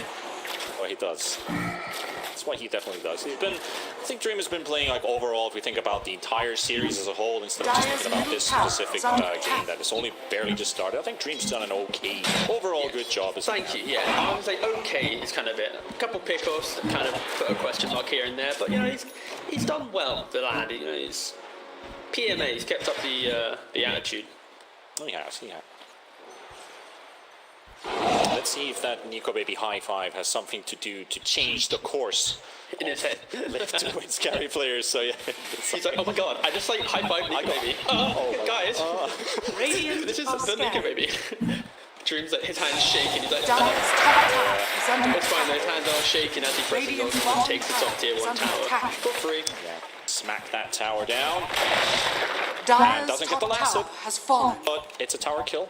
His hands are shaking, what can we say? His hands are shaking. Limp and FNG and Hansken are coming in.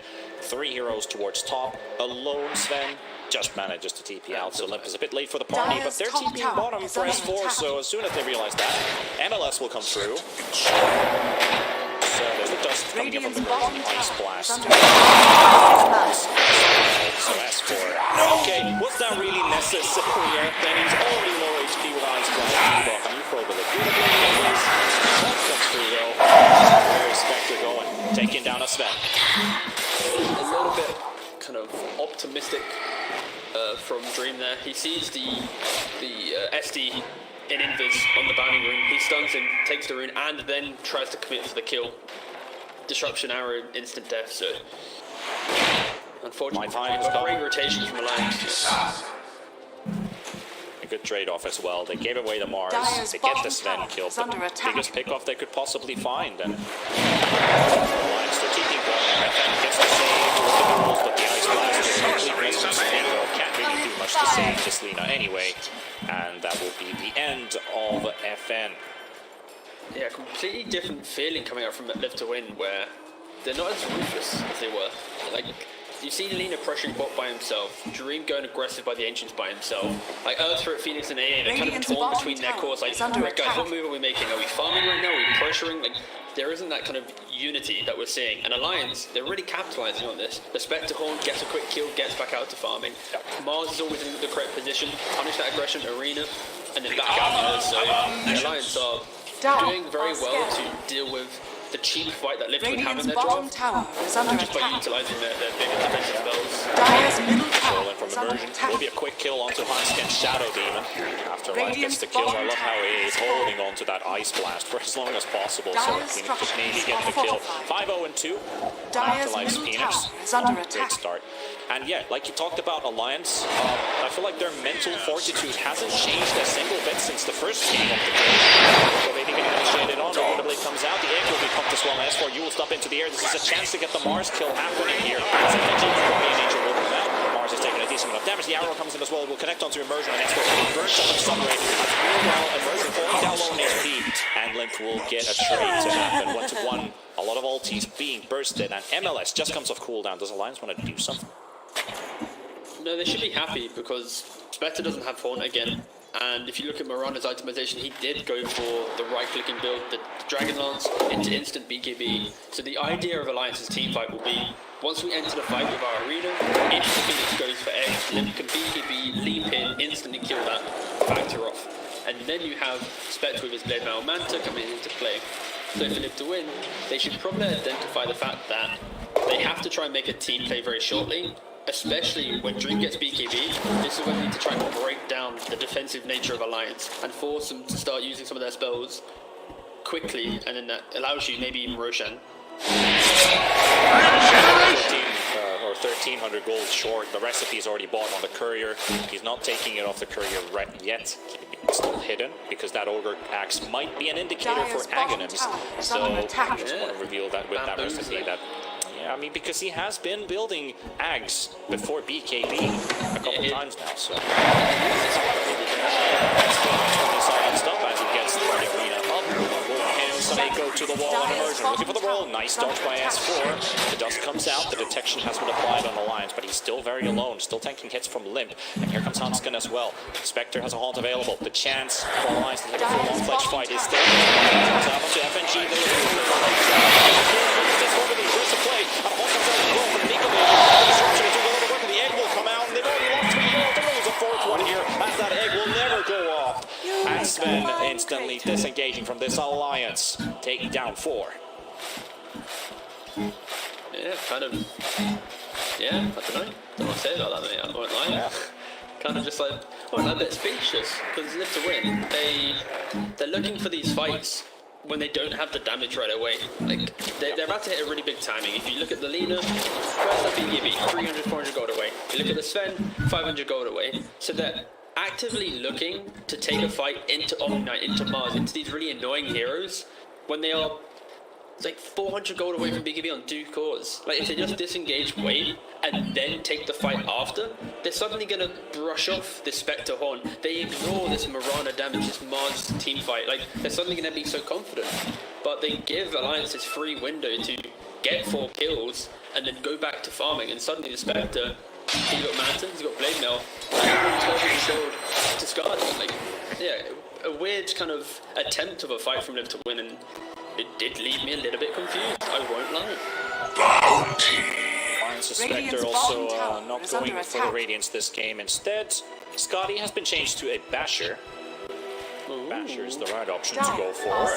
Double damage. Blade Mail, Manta, and Radiance of the order of items. The idea is they want to go for a fight. They're realizing that, you know, around the 23-24 minute mark, it could be the big fight. And that's why he goes for a cheaper item, especially. TD's then hacking slowly on this Roche, but Alliance have no idea this is happening. They have no vision. They have absolutely no wards on the map right now. They arrowed. They are aware of this Roche. They are aware, yeah. But they can't Shot contest has fallen to the Radiant. No wards on the map right now.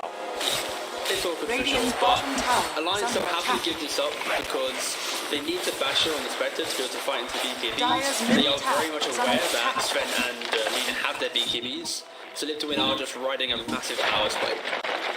When Radiant's Gold Strength is back bottom up, tower has Live to Win fallen. will be so forward They in won their a fight moves. before. Yeah, they're going to look for a pick-off, maybe, on Live to Win.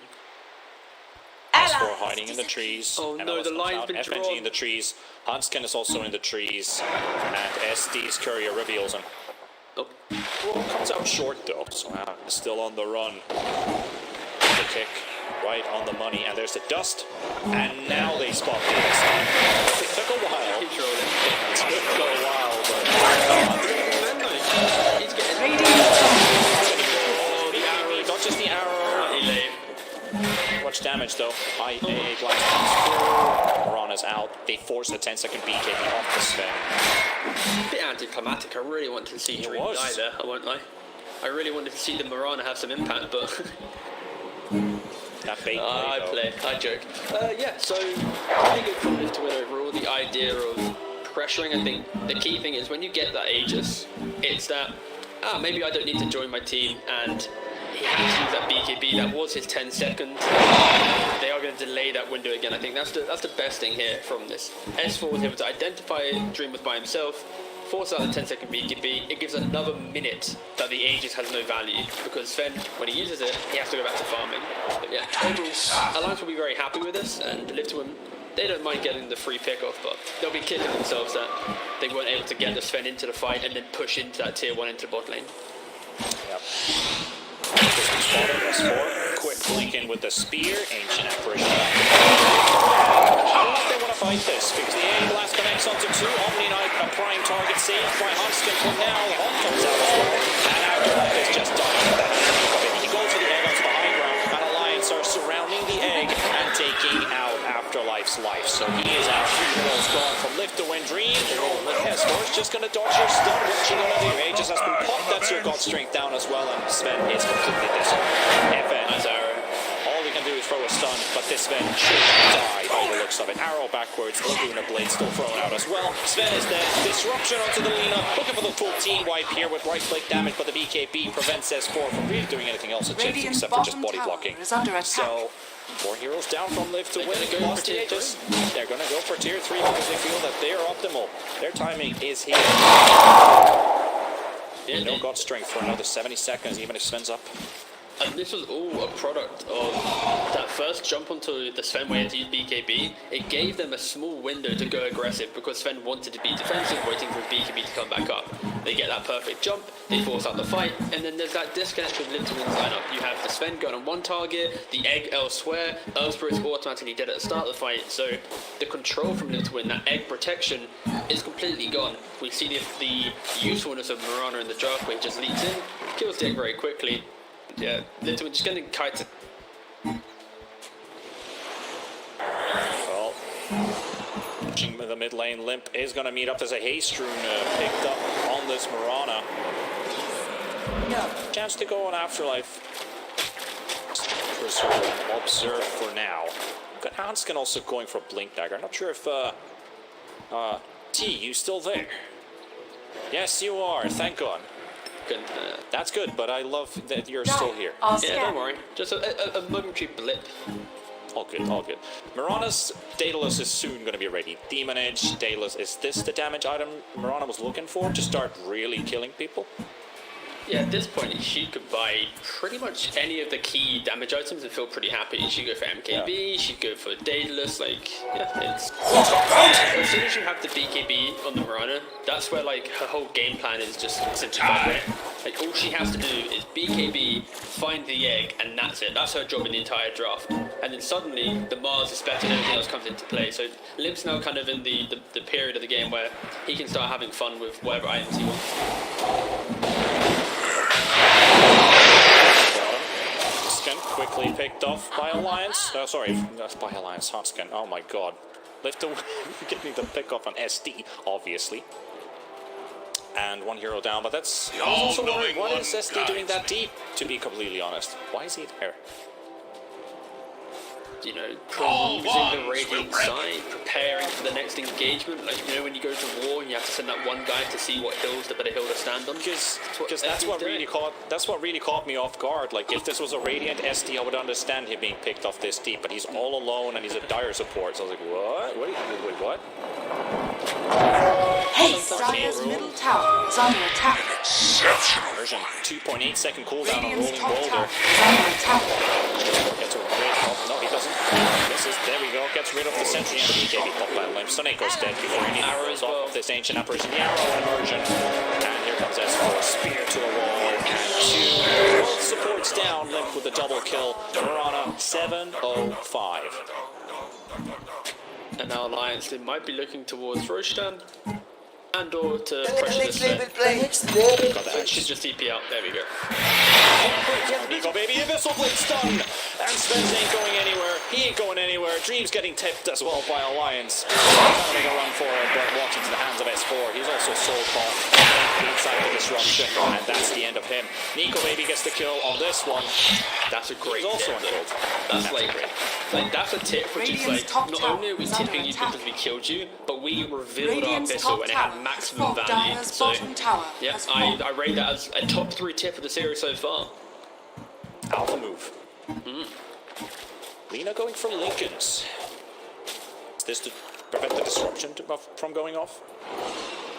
There's not that many target abilities on Alliance now, if you think about it. The idea is to step disruption. Popped by S4. Towards Soneko, and he actually sees the spear go off, and there we go.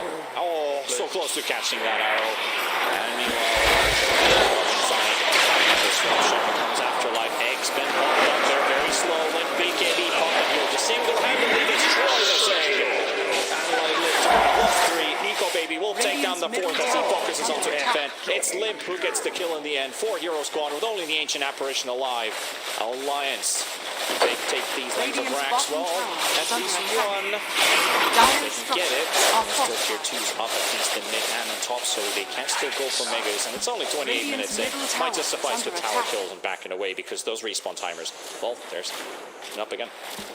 Yeah, now that we've actually been able to see around about half an hour of the game, it's really enjoyable to see the effectiveness of this Mirana in the game. Of course, it's kind of easy to say because it is a core Mirana against a core Phoenix. Radiant's and middle you tower literally has fallen. 100-0 this egg by yourself. So it is one of those rare games where we get to see a Mirana who will always have impact. Unless Limp is like really out of the game and able to connect on the edge, and he will always be able to take away this big factor in this really an amazing Phoenix game up until the point where this Mirana was picked. Yeah. They need a help. Okay, cool. They need a help.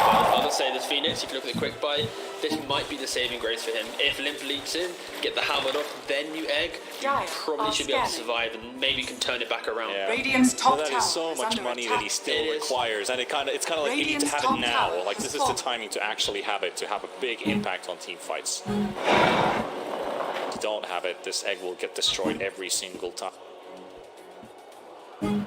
When are scouting out the Alliance side of the jungle, nobody there. Roshan showing 2 minutes and 20 seconds. It's already closed up by a quarter, so that's, I would almost say, a full 3-minute Roshan, pretty much. Finally, a long spawn, am I right? None of these 8 seconds, ugh. And Alliance don't get to abuse the fact that Roche would have been up because they could have potentially just gone in. You can see the couriers in the Roche, good classic move. Tower is under attack. It's only 1 though. If you were mud golems, it'd be about 3. 3, yeah. Just to be sure. The wraparound smoke though from live to win. Ooh. Now these are the type of plays that can really get you back into the game. They have to quickly dip their head in. They now hold the high ground. They have to vision. No, they don't. Alliance have the vision here. Hansken will completely dismantle this attempt from left to win. S4 with a beautiful ulti. Definitely Nico Baby as well to join the fray. The Phoenix egg is on the high ground. Heroes look to try and destroy the egg, and the egg will be destroyed before it goes off. And live to win. Their last moments are at hand. There we go. The demonic purge onto the stand. He's being kited up, and he has nothing to give. And he's down. Nico Baby will die as well to FN. But can this Nina do anything all by herself? S4 is on him, and Hansken gets the kill with all those shadow poison stacks on top as well. Hansken, the MVP here, right position for the SD to be in, dismantles that smoke from behind. And Alliance looking to stretch out to game 5. So they went for the big play, they tried to get that wrap and they tried to get that connection, but you can see how easy it is for Alliance to cut out this Sven. I think it was mentioned, oh wow, they're picking Omni into Sven, but think about that time, right? If you hold the J after the Sven stun, suddenly there's value. The disruption, there's value in Arena, there's great ways to cut Justin. Really good. S4 played really well this game. Really being in the face of the team, scaled really well and has found the perfect initiations. That was a buyback on FN. Now, you know, a dieback that's 100 seconds out of the game. Are under attack. It's a long time without your mates. Participate, defense, Soneko, demonic purge into arrow, and that will help as well. So that's going to be a kill. Let will pick it off. Hansken, out of mana. Will they get the chance to roll in? Here comes Sven as well. They will get one support kill. But it's really small there for Lift to win.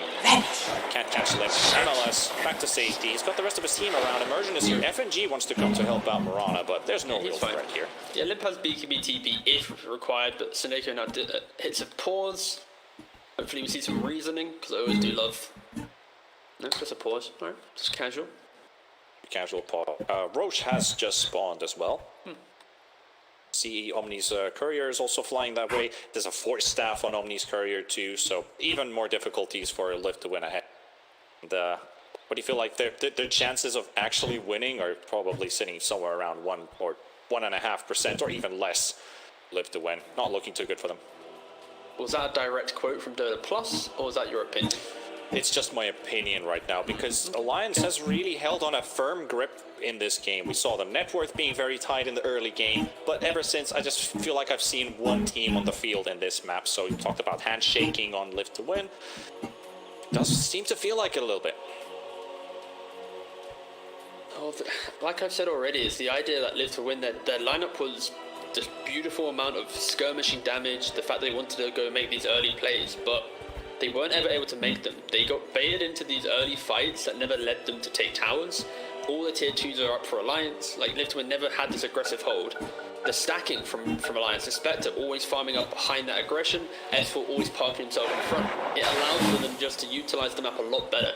And then you get to the point of this like mid-game portion where the Sven, he's just getting incredibly kited. The SD purge, the GA after the Dispel stun comes into play. You have Arena, and then the disruptions. There's so many ways, like this triple threat on Alliance, the SD, Omni, and the Mars, as long as they all use their spells at different times, this Sven doesn't get to play Dota in the fight. So it is a very interesting kind of triple setup to deal with what is arguably one of the best carries in the game right now. And they also have some Spectre matchups. Ball comes out. Easy. And Nico Baby taking the aggression here, straight on to Dream, following him up as well, in between Afterlife and Immersion. Abyssal Blade onto the face of the Sven. And there comes S4, the absolute monster S4 Mars comes into the backline to prevent the escape. At least the egg seems to go. Finally got off life. And he wanted to use the Icarus dive, but Limp's already thrown in an arrow, so he had to tank a couple extra hits. But the egg went off for pretty much the first time and since forever. Well, Limp wasn't there, right? That's how amazing Phoenix is in this game. But there's a Radiant's Marauder. bottom So simple as that. Yeah. FN is back up. No Radiant's Hawks, no bottom MLS, no Arena. Have to fight against an Aegis, have to fight against a Cheese. But no BKB on Sven. They have to fight this for sure.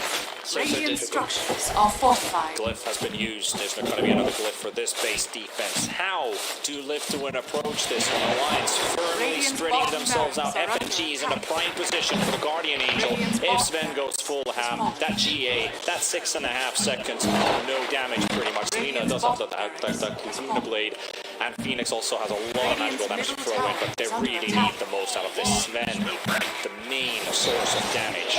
Nico Baby, again, there we go with the Abyssal Blade. The stun on the Ancient Apparition almost takes down some Nico. Immersion still in the front line, able to roll out from the arena. Nico Baby, 1300 HP, still has a BKO. The H is that's FN versus F-Score, and Limp also with a BKB, and Nico Baby just can't find these kills. Guardian Angel is still available. FNG is holding on to it like a kid holding onto a toy. Doesn't want to give it away, doesn't want to use it in a panic situation. Just a firm grip of Alliance. 15k ahead, bottom racks. Well, they've already been taken. It's only down to this mid lane, and God Strength is being... I mean, look at Alliance. They're just waiting out this God Strength pretty much. It's only 4 seconds, and it's going to be completely out. They have to make the move now. And the Guardian Angel comes through, but Dream's able to find the kill. He's going to get stunned up as well. And LSA comes through as well. Nico Baby dropping very low on HP. He does seem to get that Angel Soft in time. He has a cheat as well. So round 2 for Spectre. Gets stunned up. Lift is still fighting for their lives. Looking for Nico Baby with a blade now. They're almost killing themselves. And Spectre's down. S4 also the high ground. Arrow comes through, connecting onto Sven. Limp is desperate for this, but the whole buyback from Spectre. Sven's going down. Sven is dead. And he has a buyback, but his teammates are too far away from the base. He's not using it yet. Alliance. Well, Nico Baby bought back for this. Sven hasn't bought back yet. So a small glimmer of hope here for Live to win.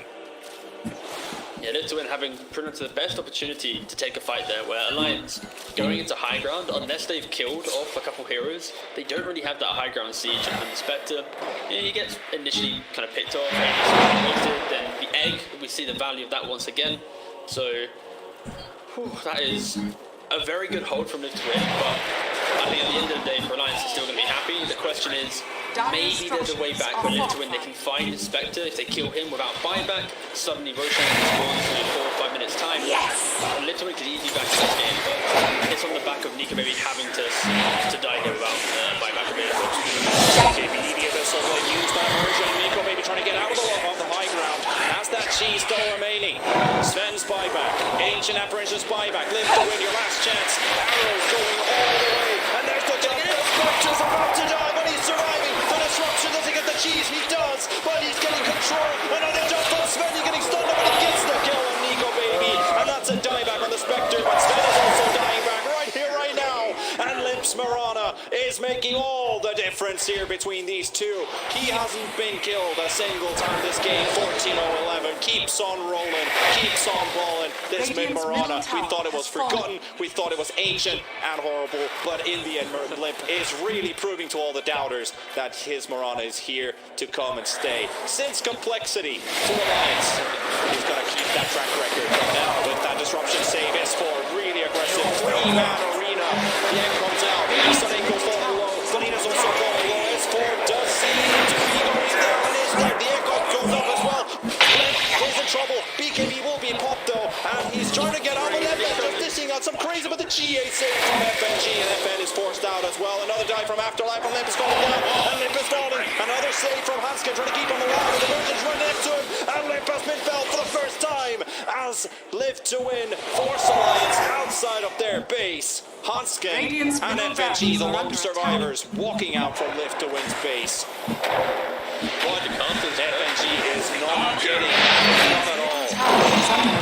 Why do you have to do Live like that, man? Like, he was playing so well. He was the silent assassin, the unspoken carry of the game. Yeah, and then you praise him. You praise him once. The karma. He dies. Like the karma. Why? Day, Why Live? Why did I do it? Why did Liv do it? We don't know, but still, that's a lot of money. How much was that actually for killing Limp Immersion? 881 gold for that spree coming to an end. But for the storyline of the game, right, where is it going to go? All right, this big fight, Live to win, they get 4 kills or 5 kills, whatever. They do amazingly. The question is, does it actually help them get back into the game? For Alliance, that was a fight with Spectre without the buyback. He then dies, and Alliance was still able to turn that around because of this Marana. And you have to ask yourself the question: if Spectre and Marana are now both alive in the next fight, do we think they have what it takes for Live to win to get through that? Can the egg survive? And the question will be simply Roshan. This will be the game deciding Roshan once again. Another game, where if Lift are able to push out their waves, somehow get to contest this Roshan, then for sure they're easily back in it. But if Alliance get this Aegis for free, then it's so easy for them to run back down the lane. So Live to Win, they have to put a massive focus on getting these waves pushed out and positioning themselves that they can look towards this Roshan. 2 buybacks are up, one for Phoenix, one for Mirana. Live to Win, they've slowly been crawling back that that was like 15,000 gold, now down to 9k, so a small glimmer of hope still alive. But Alliance smoking up as 5, aggressively coming straight through the map towards Live to Win's base and immersion. Target to be found first. He has a gem pickup as well, so they will see this MLS, but it's also running out at the same time. Nico baby. Limp also on the hunt. They see Dream. Here comes Hanskin, goes for the disruption. And maybe force the BKB. Yes, he will. The BKB will come out. Immersion with a roll into the backline. He's all alone. And there's the ice bomb hitting the egg. Oh my goodness, the damage, but is it enough? They take it 4 from Alliance, and Nico maybe going down as well. Dream still holding his ground, but Dream is falling. The dispersion is almost killing off the Sven and into the air. The LSA, Laguna Blade, what the fuck? Absolutely beautiful from Live to Win. The wombo combo of dreams hits as the 40-minute mark comes into play. Christ, the start of that fight, it was all, for me, it's the initiation. The SD disrupting the Sven, they looked to lay the arrow until they didn't get the arrow, and it allowed the Sven to instantly get his BKB off, retreat, and then suddenly saw the impact of that Phoenix, the Shiva, the egg, the A blast on top of that. But if they maybe started with the Abyssal Blade on Spectre, it could have easily been a completely different story. Abyssal, arrows, Sven's, then take the fight, Alliance could have won right there. But no, because of the disruption, because of that delayed initiation, that failed arrow, it then suddenly allowed Live to Win to have the most beautiful team fight that we have seen in this series so far. How much pushing power do they have? They're already pinging tier 4s, thinking about it. They might just go for it. They do the DDA. They're going for the tier 4s. This is a chance for Live to Win. The glyph comes out though, and there are some buybacks from Alliance, and they're still holding on to them as Phoenix is the only one who uses his, and realizing this is the all-in push onto the tier 4 tower. They're going to take down one, and they might go for the second one. Hunskin will keep immersion in place and looking to kill the Earthspread. Go from escaping, and both supports from Live to Win falling low and almost dying. 1 down, 2 down, and the rest of the cores, they're taking back home. They're in trouble with their own base with these catapults pushing in. Live to Win, they give away some heroes. They force Limp's buyback, but they can only get a tier 3 and a tier 4. That was so anticlimactic actually. Like, Live to Win just made the most amazing team fight, and then Earthspread and AA, like Earthspread tries to build this kind of wall in front of his cores who are hitting the towers. He instantly dies, Seneko dies again, but they don't have buybacks. So what became a great moment for Live to Win, having that beautiful team fight, they just plowed their face into tier... Exactly, they just plowed their face into tier 4s. 3 what versus is the end 5. of this game? Radiant's middle barracks Roshan are is also under up, attack. but I don't think anybody cares about that right now because Alliance are pushing in as 5. 60 seconds for A, and they know he's on a cooldown. Earthspread, same thing. 2.5 minutes cooldown. S4 sieging up in front. Radiant's managed to take down the range racks. This is going to be mega creeps now. Radiant's middle barracks are Mega under creeps attack. inside of Live to Win's base. Radiant's Neither team has the repair kit, so right now they're really wishing they had some type of Radiant structures defensive are mechanism there, but they're fortified. going to have to rely on the most perfect egg initiation with Lena and Sven being able to cover it. This is so Radiant's difficult. middle tower has fallen. Tier 4 towers down. The glyph has been expended. FN going to be careful. S4 looking for it, but the BKB comes out from the nevertheless, and Afterlife has got the egg down. S4 going for a link, is going for it as well. And he got a number of that Phoenix egg right away. And it's not connecting on the Sven's face down. And he's going as well on Alliance. They have stretched it to game 5. Live to Win have to tap out. What a game. What a finish to this. Such a back and forth ending, but Alliance score a W in game 4. Oh, mate, I'm sorry.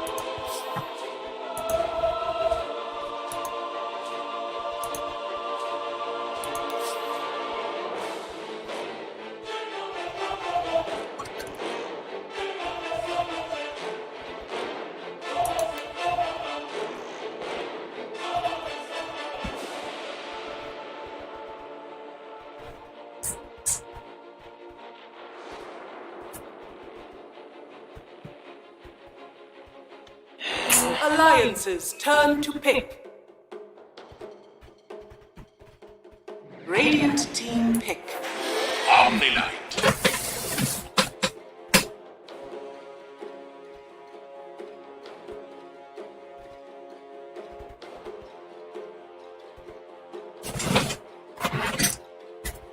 'Alliance's turn to pick.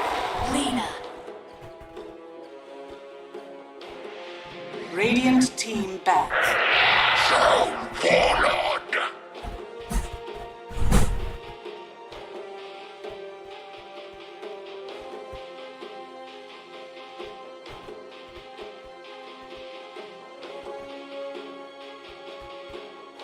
10 seconds remaining. 5 seconds remaining.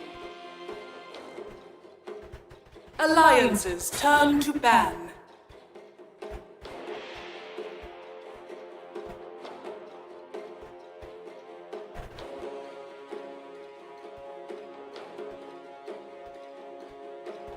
Radiant team ban.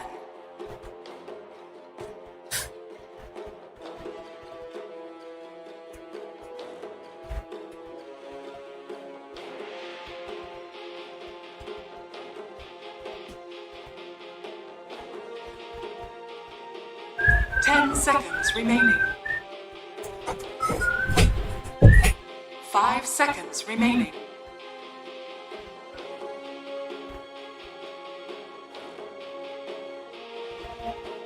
Alliance's turn to ban.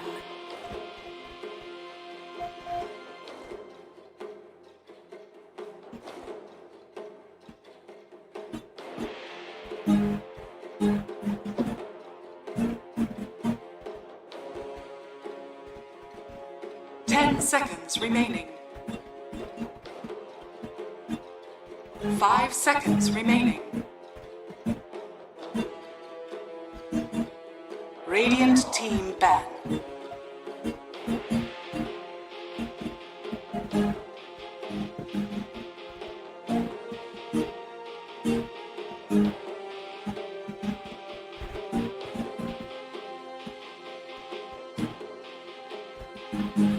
Seconds remaining. Alliance's turn to ban.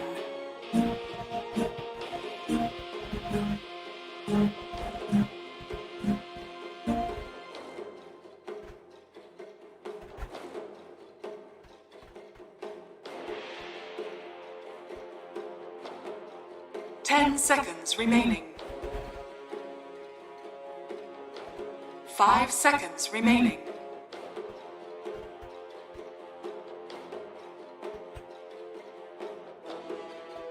Alliance's turn to pick. Radiant team pick. Quick.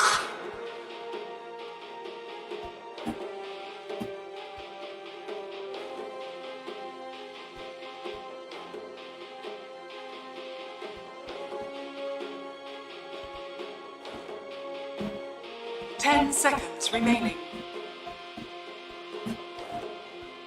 5 seconds remaining.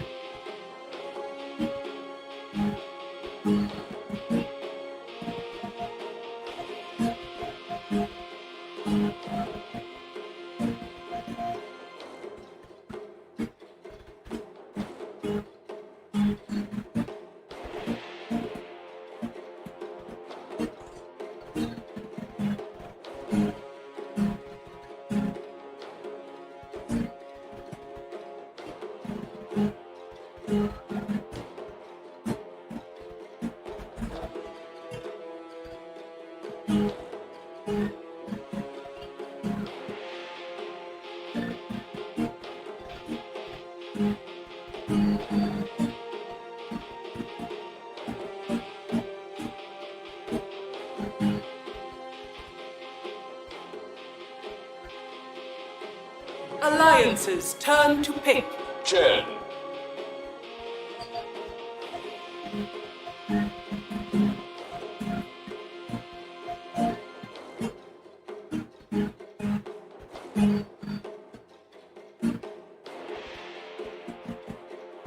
10 seconds remaining.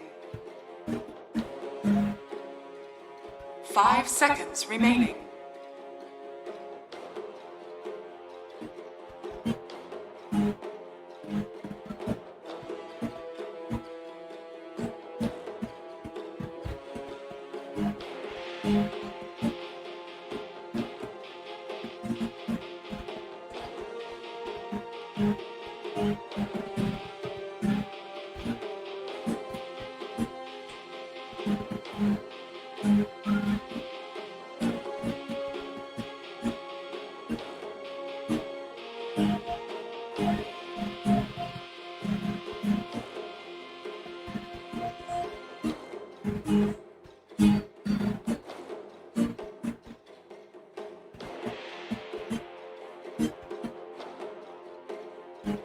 Radiant team pick.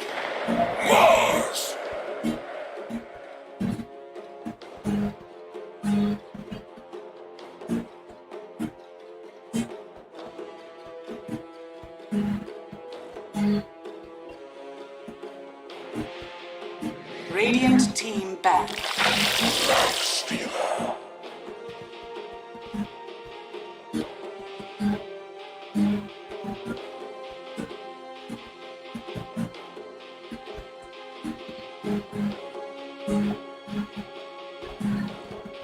10 seconds remaining. 5 seconds remaining. Alliance's turn to ban.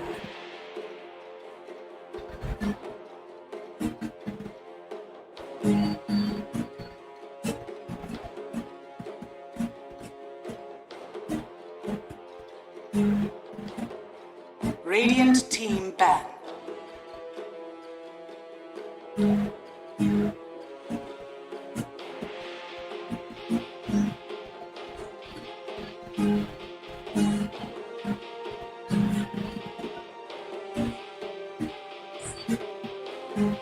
Seconds remaining. 5 seconds remaining.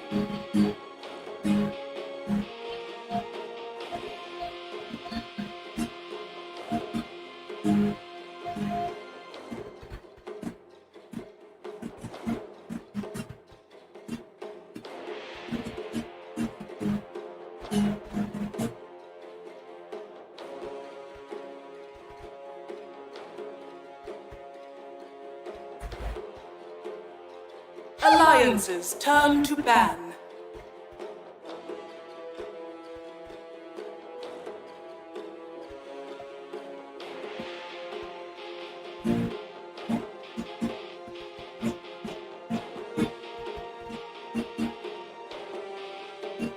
10 seconds remaining. 5 seconds remaining.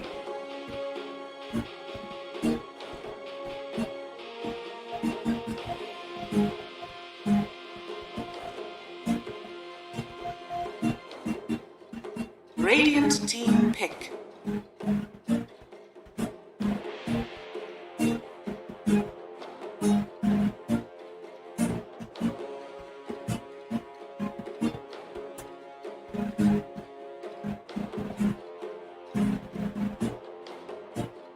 Seconds remaining. 5 seconds remaining. Alliances turn to pick. The sack.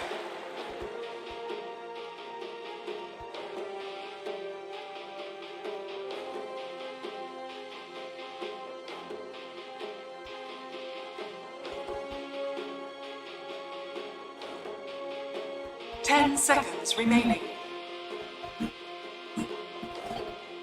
5 seconds remaining.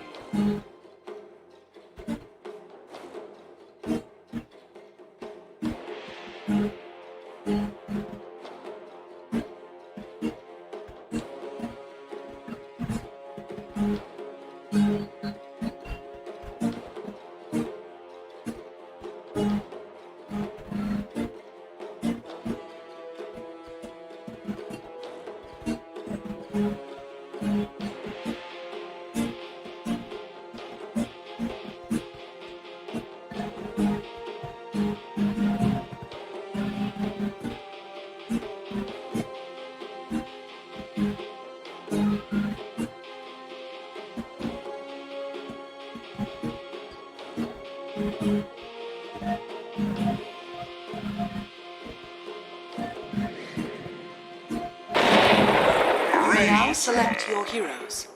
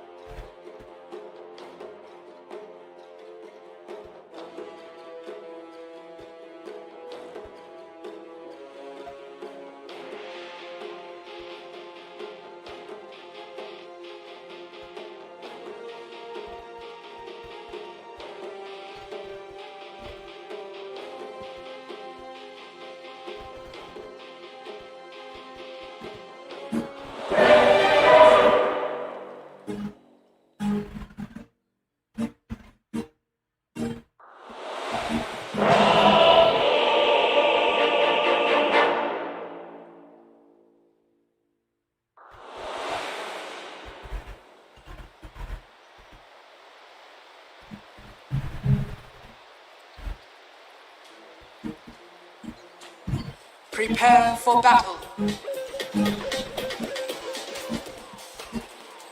Thank you, Sheever and the Jets team. Are you ready? One more game of Division 2 playoffs and it comes to an end. The next label plays. The next label plays. Something dire, this something dire, this way comes.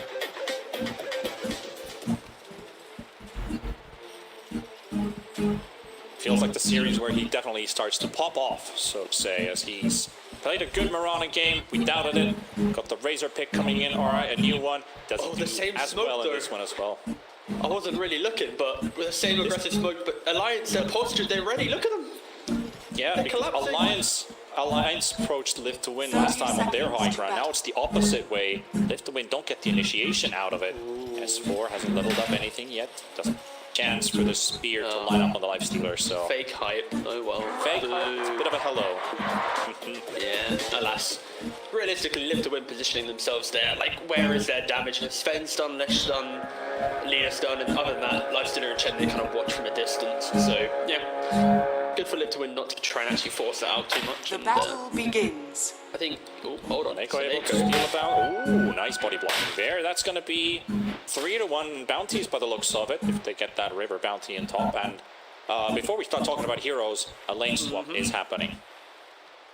Lifestealer's going top, Sven is coming bottom, and Nico Baby is in bottom. So Alliance are going back to the aggro tri-lane to punish Live to Win safe lane. Yeah, I love the fact that like this is why Best of 5 is so like beautiful to watch, because over the series you see this kind of like internal development, like the draft changes, the playstyle, the bounding rune contest, and you see here they put this life to the top in that 1v1. They expect the aggressive tri lane, and yeah. I think that they mentioned on the panel the idea of there's an interview about the Razor has to lane into the Lifestealer, but for this, when you have a troll, the troll can also lane into the Lifestealer and be aggressive if there's a tri lane present. Now the swap teleports come in. But this is where, again, Live to Win, they have the advantage here because they can utilize this Chen TP to bring the Lifestealer down bottom if they want. Once maybe a support shows top as well. You can. Yes. Lifestealer decided to teleport to top there when he was sitting in the mid area, but now Chen is teleporting him, and there we go. So he was late shenanigans down. Bless. Happened.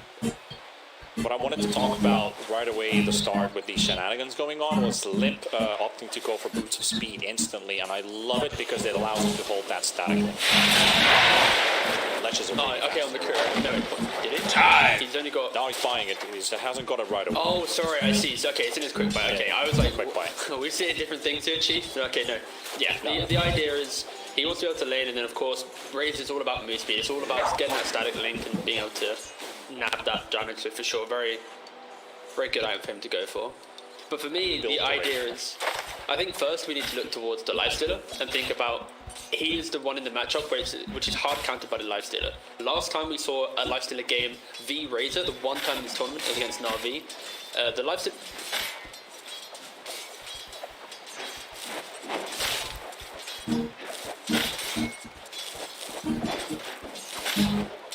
Denied. From the static link, but then also the Nullify gave him that kill potential to deal with the likes of the Razor's items. So I think again, this will be the perfect item build for him against an Omni Knight, against a Razor. He needs move speed, he needs a Nullifier, just go all out aggressive. This is also the game that really matters here. I like the idea of bringing in new heroes for Game 5. We saw that yesterday, where I actually talked with Exodus Vampire after their series, and they were just like, we had been playing a long day, and we just felt like playing something fun. We wanted to have fun, and they went for Techies last game, so that was a bit of a different approach. This is a Grand Finals game, but still a Game 5, and unique heroes popping up. Yeah, it doesn't sound like a we want to win the tournament mentality, but for showmanship, go for it. Yeah, indeed. There we go. Lip gets the static link onto the Lesh. Damage for himself. Has a big advantage now with the Boots of Speed, since Lesh doesn't have the same. The other thing as well is we don't really have a lot of like kind of data on the whole idea of Lifestealer v Razor, right? Especially in this patch. But the idea of what Razor wants to do in the game, he can't really leave his tower undefended because, again, to reference the Na'Vi game, they had a Death Prophet. The Death Prophet just instantly took the tower, controlled the tempo, and we never got to see the perfect moment where Razor was truly taking away the Lifestealer from the game. And that's where I think this Leshrac pick, it kind of fills the same role, where if the Razor ever leaves lane to go jungle, for example, suddenly your tower's fallen. If the Razor overcommits onto a Lifestealer early on, this big magic damage, it can cover him. And the new age Lifestealer as well with this Infest, that additional move speed when you jump inside someone, if you're getting inside a Leshrac and this Razor's overcommitted and oversteps his mark, he's easily going to die to what Leshrac provides. So again, I don't think it's as simple as Razor beats Lifestealer, because the team around the Lifestealer can complement him heavily in removing what Razor normally does or used to back in the day. Differences. think if we look at this top lane, Nico Baby's been getting a lot of punishment here from Lina and Sven, but still doing great in CS right now. 2 stuns come out onto Nico, and he's gonna turn Emergence in a very awkward spot because his own creep wave is body blocking him from the only boss's position. He wanted to pathfind himself closer to the tower. Key there, he's got a lot of 1-stacks. It'll be really interesting to see at the end of this game, like for Alliance, they reacted so quickly to the Sven pick with their troll, a tried and tested carry against Sven, a very good counter to what the core Sven provides. But then with Live to Win with their track history of Sven, flexing it down to the offlane role, it'll be interesting if Alliance actually have the momentum to punish the type of lineup, the flex that Live to Win presented in their draft, because it could also be a big shortcoming, right? The early timings, the itemization from Lifesteal as well. I've mentioned the Manta, the move speed, and then the Nullifier for aggression. He could also go tank up. He could go for the Armlet. He could go for AC Halberd. He could play for the fact that Troll can never play Dota. And then sure, he might lose his damage, but then it's still the Leshrac show. And then eventually Sven scales into the game. So yeah, Lifesteal has 2 options to itemize this game, but for me, it's all about FN on this Leshrac. Can he shut down the early pressure that Razor kind of wants to bring to the game? Yeah, we've seen some aggressive Leshrac throughout this tournament, but Hanskin and Ron feel otherwise, and the first blood will be picked up by Lip on the Razor with the help of Hanskin's Rubik. And this is what Alliance need to do. They need to take away the key hero in Live to Win's draft, and especially with the catapult wave, it is going to start applying some pressure. About taking away safe space. Lesh is now feeling very vulnerable against these 2 heroes. They get that first kill, maybe looking towards even more. Razor's hit level 6, almost level 7, and Lesh still at 5. Will get 6 in the next creep wave. Also opting to go for that early Morbid Mask for a bit of extra lifesteal, able to jungle out as well. Very important for the Warlord to keep up that farming pace. As Afterlife stuns out, the LSA stun as well on top of Nico Baby, half HP.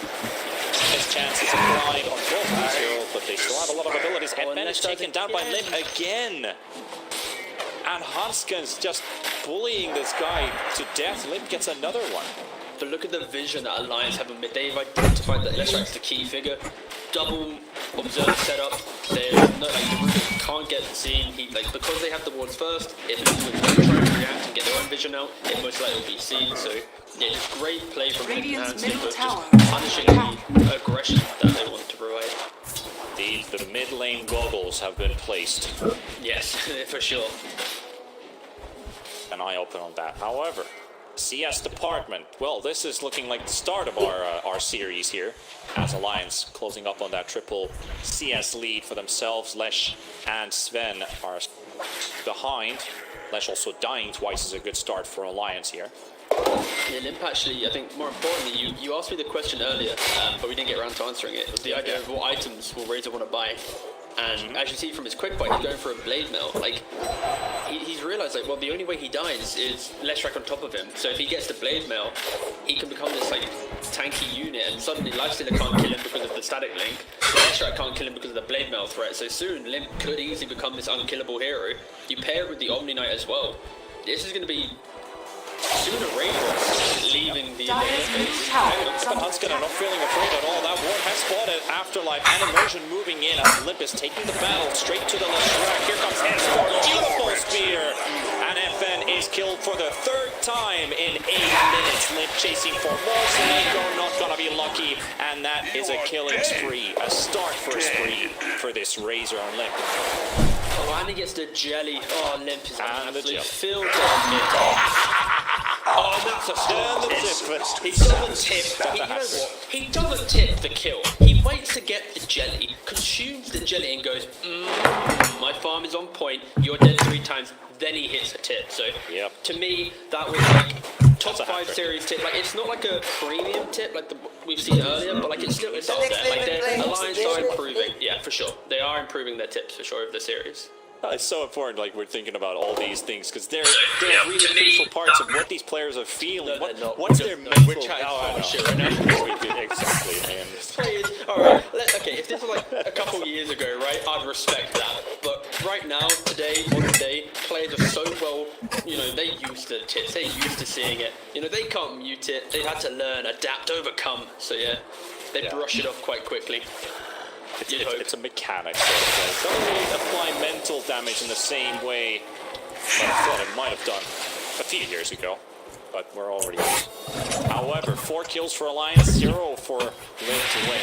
Lifestealer leading network for now, but for how long? When are they going to start pressuring this Lifestealer? Do they pressure this Lifestealer at all? It feels like Dream has been having a lot of free time in all of these early games.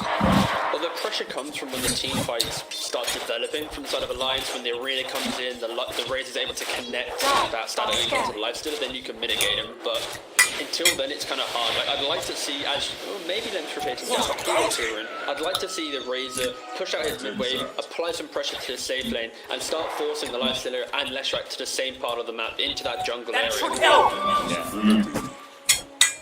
Being bullied in mid, can't go for the action rune. Sven picks up the invis, but only takes it to the jungle. I was looking at the stacking situation, and there's not really any stacks on Alliance's side because of the change in their carry hero pool. So we have a double stack on the triangle, but that's about it. Yeah, that's the key identifier, right? You have Nico Baby playing the troll. He's not buying a Battle Fury because he knows he just needs to be able to fight. Gets the Yasha, most likely Basher after that BKB to finish it up. And that's when they're going to look to hit their big timing, maybe get that Aegis. And Aegis will be that cushioning factor where they can try and at least get their first ranks. But now, yeah, I love the Fury and troll, and that's like you mentioned, they're not going for the stacks because they're scared that potentially offlane Sven could come and invade and steal them. And Mars is coming in to contest this push from FN. Nico Baby. FNG walk into the hands of FN. He walks out of the arena though, so a bit off target by S4. Lesh will live. However, in mid, there's another battle almost brawling off here as Limp actually gets to walk out with the Penitent still on him.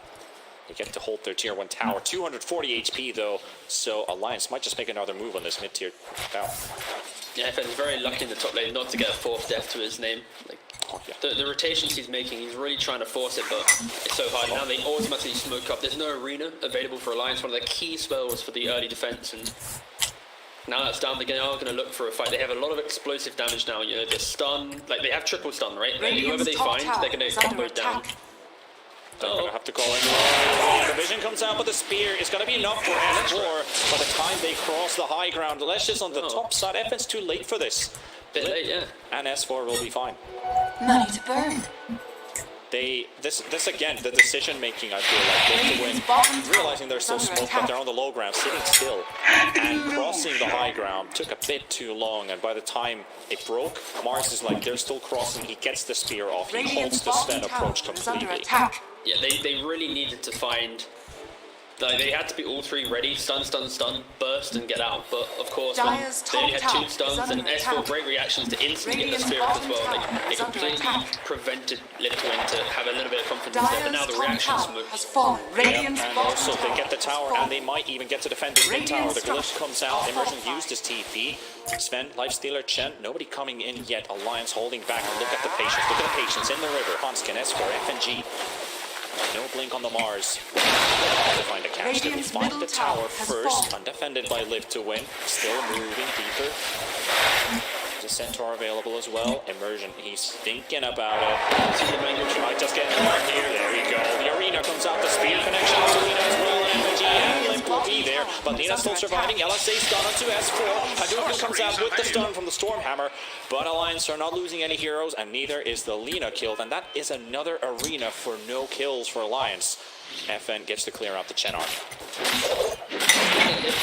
They kind of showcasing there one of the weaknesses in their draft, which is the lack of easy stun that they have. They mentioned it on the panel, the idea of Live to Win. They have Sven stun, they have this, LSA, sorry, and then they also have Spin Up. But all 3 of these stuns, they're not easy to hit, they're not clean. Of course, Sven technically is, but it's the idea that for Alliance, when they make a rotation or an engagement that doesn't go too well, they can easily just run away, right? Like, there's not this big team fight spell that's going to lock them into the engagement and punish any over-aggression. And on top of that, you have this Omni Knight factor. Like, it just even amplifies his impact. Before Sven has level 15, no one, like Razor or Troll, there's no way these guys are going to get locked down for too long.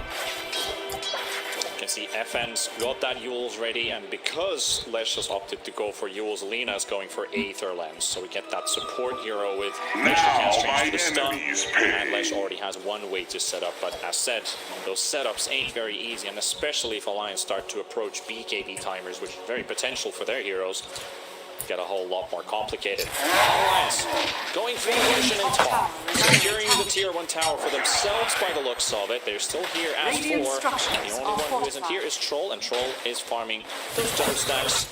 Got the Ancients, time of his life, just farming out while the rest of his team is making space. Yeah, Alliance just identified the fact that this Leshrac is in recovery mode.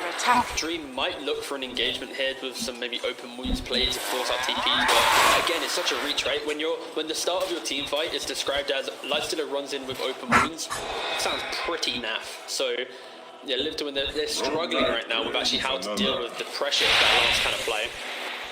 First static link on the game. This time a beautiful connection is for. He missed twice, but he will not miss a third time. He won on top. Olymp is being chased up by Dream. Open wounds has been used, and you can't get to this Razor. He's got his ulti on. He's got 92 static link damage. What you gonna do about it? Just wonder. As FN died bottom, the Razor just linked up the Lifestealer, and the Lifestealer's like, I forgot that. I do literally nothing to you, Razor. Forgive me, sir. The rune is yours, and you're just going to run away. And they also have, well, if I look correct, yeah, they have, the Razor has 1 movement speed less than the Lifestealer. Oh, can we get a buff, please? 7.28. We need to buff. Yeah. It's actually broken, thanks. Well, closing up on the BKB, all the way from the hammer, plus we didn't factor in the phase boots from the Lifestealer. It's actually broken. Actually broken, yeah. But that's also Razor opting to go for power treads. Exactly. He's looking to be tanky. He's looking to be in the fight, exist for as long as possible, make sure that Static Link has full effect. You see that with the Blade Mail for the Leshrac, the BKB as well to deal with the early magic damage. Yeah. Liv's job, like in that previous game, he was the Mirana for the egg. In this game, he is the Razor for the Lifestealer. He's hard countering a core component of Live to Win's lineup.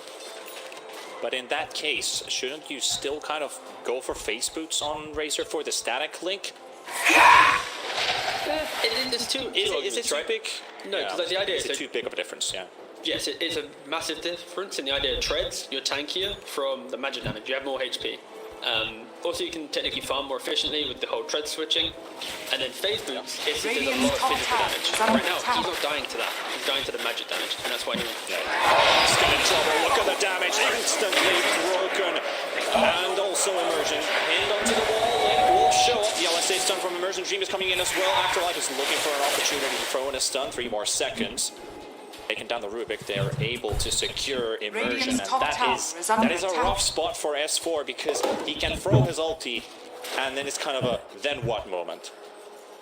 And Alliance, they're just kind of buying their time, right? Like Nika Baby, he's already been in the game. He has SMY. He's got 9.5k net worth. When he has Basher, he'll probably look to be really active. I think we're just sort of keeping their engagement. The idea, as Lena will fall. Unfortunate Immersion. Goodbye. And you saw how Lifestealer, when he activates phase boots with the Warcry from the Sven, he can easily disconnect from the Razor. And Razor, once she gets to BKB, that's when you'll be able to get away from those stuns and try and keep on top of him. But Lifestealer, he will move very quickly in these fights, and if he can quickly break that static link, suddenly you don't have that hard counter in play. You might see Live to Win to take the fight, but Alliance is straight into Roshan, pummeling it down. Live to Win is not quite ready. Yeah, they're just not ready to take an engagement. Lifestealer, he needs like an AC plus 1 item. This supports, offlane Sven, wow. He has a vessel, that's it, like he's not providing the damage. And Leshrac, such a horrendous start to the game, dying 4 times now. He needs something, he's going for a Kaya Sanj. I never thought I'd say that whilst casting a game before, but he's just trying to buy some type of cheap item to survive, because Live to Win, if they continue like they are, dodging every fight, then eventually they're going to get just out-farmed on the map, and they're going to miss their key timing. I also like I mean, this is kind of a moment where you like and dislike. So we're talking about the Vessel on Sven. I like this. I like it because it's a long-term solution for like the later parts of the game where that vessel really kicks in. But like you said, right now it doesn't really provide damage, and well, Sven's damage output at the early game is not exactly the best anyway. So It's not even the damage component, it's the idea of what you're bringing to the fight. And when you're against an Omni Knight, the Razor Suit Radiant's BKB, bottom Troll tower has is just like under attack. this vessel is so easily Radiant removed structures on are the side of fortified. Alliance. And even like with the battle shards, you can remove it as well. Like it just feels like not too optimal, especially when we spoke about how amazing Glimmer Cape is. Like this offlane turn, imagine you went for his Radiant's like bottom Glimmer tower 4 staff has type fallen. play. Get additional disconnects into your draft, some more kite. It sounds really Dire's clowny middle because I'm talking tower about a is Sven under here, but attack. I feel like this vessel might just feel like a weird item. But also, positives from it, you can prevent the Mars from blinking into the engagement. You might be able to Dire's top bait tower out is a under Guardian, attack. a Heavenly Grace if you vessel the target and suddenly Omni's wasting that spell. You know, it could open up some cool plays, but he's out. Sven is taking a very dangerous detour, but it pays off for him. He takes the different side Alliance is approaching from, so Sven gets to cross the entire map to safety, and oh, look at that. I might have stumbled upon a bounty rune, which is completely uncontested. There's a Hansken TPing away with that Riverside bounty, and 3 go in the hands of Alliance, and a DD rune for Nico, baby. So Aegis, DD, Basher, scary things ahead for Lift to win if they get caught here, and they're heading straight towards Soneko, Immersion, and Dream. Coming from the low ground, 540 movement speed, and approaches straight in the hands of Soneko. That's going to be a quick kill. S4 finding the Lina as well, and Lift to win Dire's supports. bottom tower is under attack. Down 1 by 1, both of them falling here. Afterlife gets to push that bottom tier 1 tower down at least, Dire's but bottom Alliance, tower they can has find a tier 2 fallen. tower mid. Radiant's That's courier something. has been Not completely empty. Radiant's middle And tower Alliance, is they under can attack. easily pressure the high ground here. They have the Dire's Aegis, they bottom have Basher tower on is Nika under Baby, BKB on Lim. They've got nothing to be afraid of. Lifesteal is just about to complete the AC. Radiant's middle tower has Leshrac fallen. has not, Liftman just aren't Dire's tanky bottom right now. tower They is don't under do any attack. damage and they don't have any Dire's ability turret has to been even killed. take a team fight. They're actually in such Radiant's a dire middle tower position. is under attack. And Alliance are identify this. They're just ignoring the win. They just don't care what they're throwing at them. Radiant's middle tower has fallen. Sven has a blink available, but what do you do? What do you do with it? AC is completed. The best way to fight this. They need to kite out this troll. They need to troll to ultimate and then drag him deep into the tier 4s and hope that he's has bad positioning. Have the infested creep at least, so the Lifestealer manages to walk out. He's lost 52 of his damage. The Alpha Wolf is also there, so that's also a portion of damage on Limp. Top tower is Trying to under bait attack. out some kind of reaction from Limp to win there.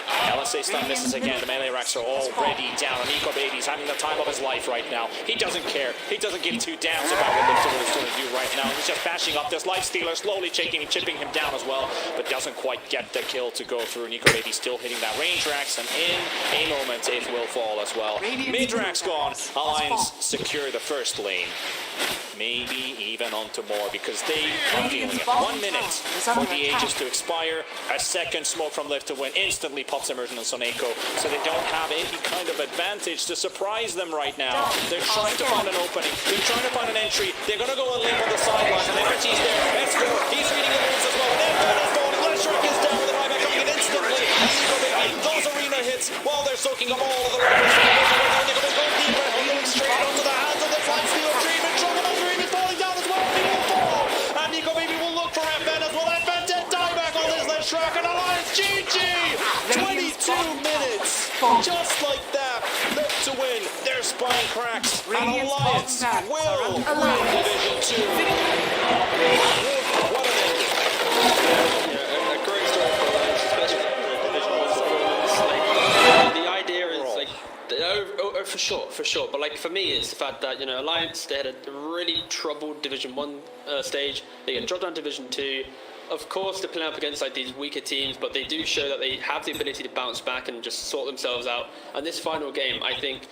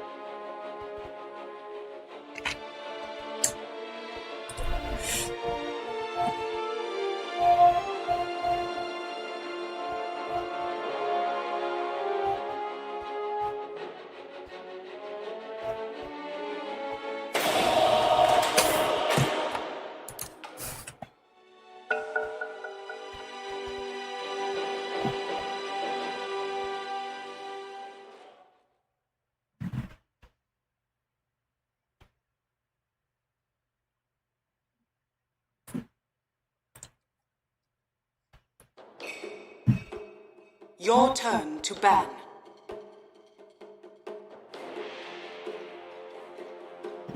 Five seconds remaining.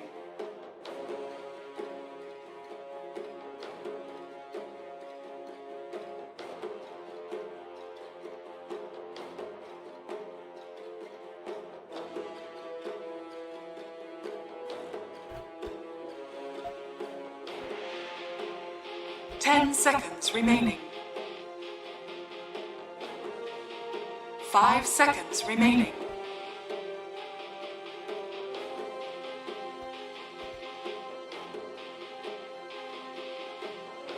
Ten seconds remaining. 5 seconds remaining. Your turn to pick.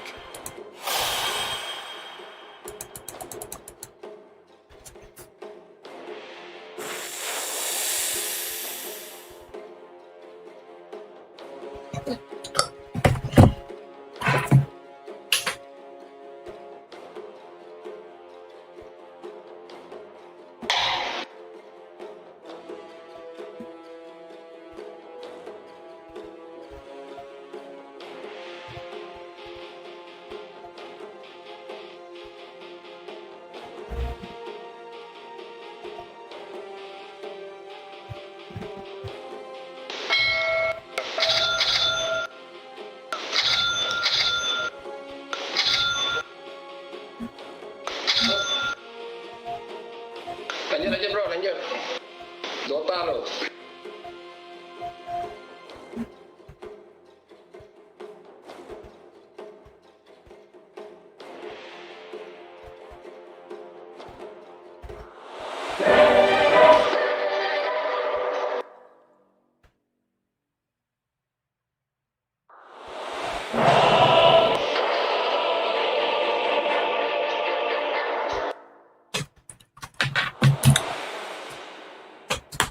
I am Shadow Shaman.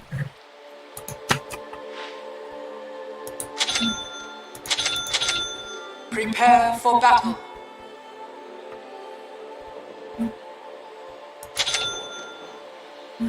Step lively now. Your admiral is on board. Yes.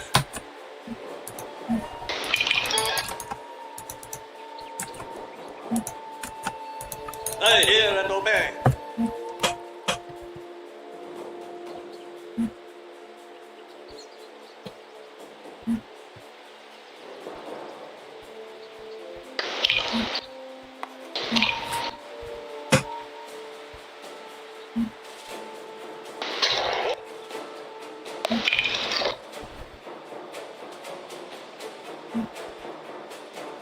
Thirty seconds to battle.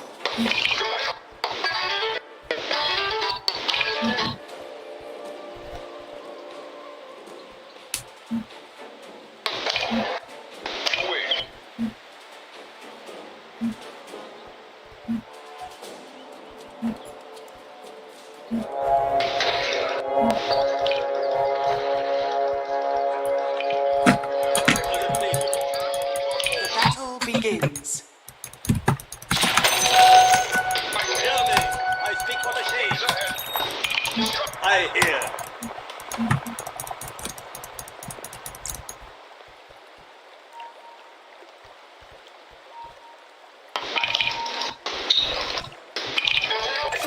Blood. My fleet strider's tracks run red.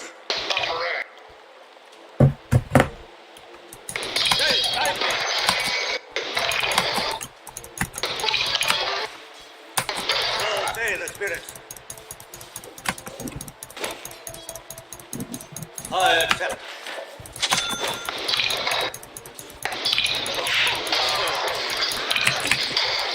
Aye.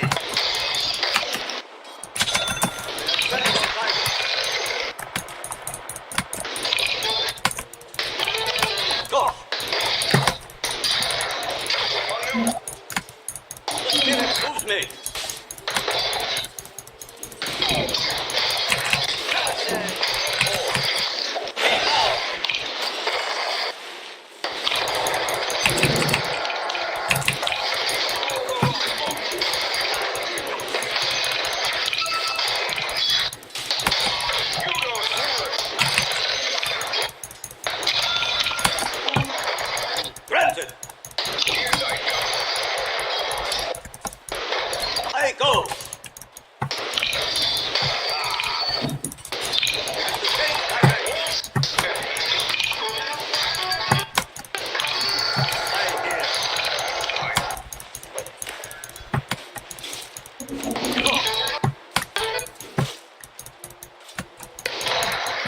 The spirit.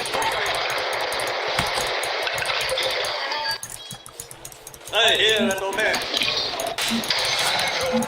Oh, no. As the shades direct.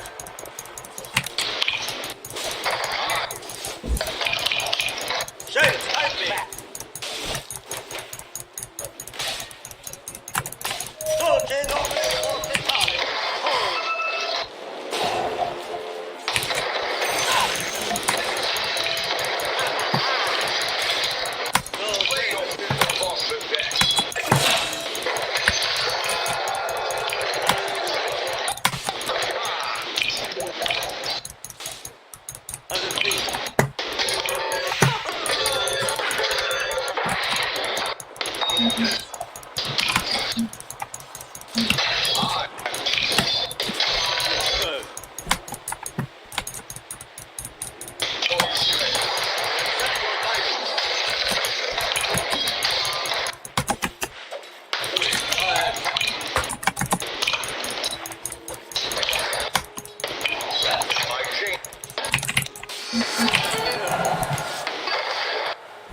I go.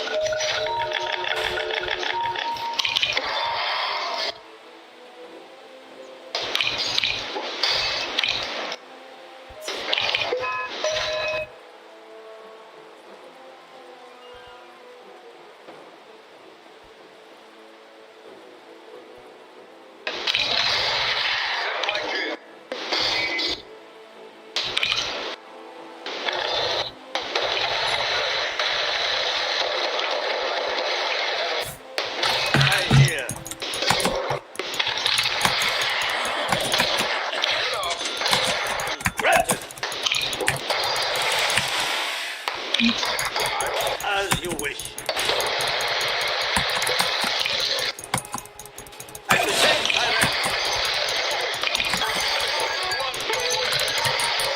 I hear and obey. Oh, as it pleases.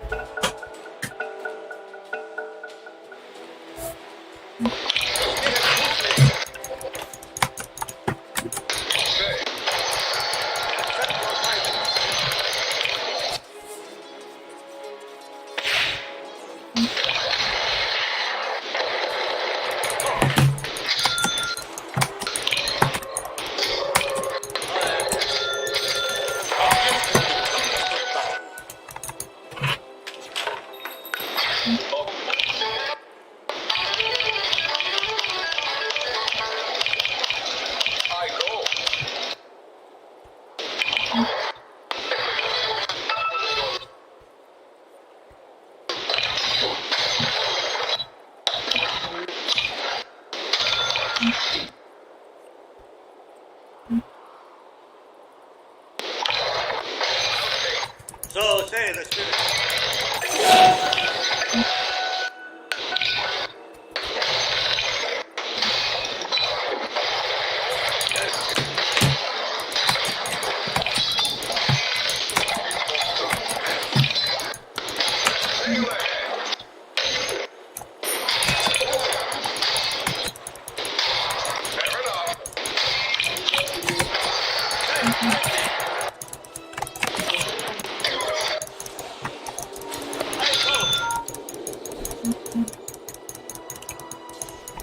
You are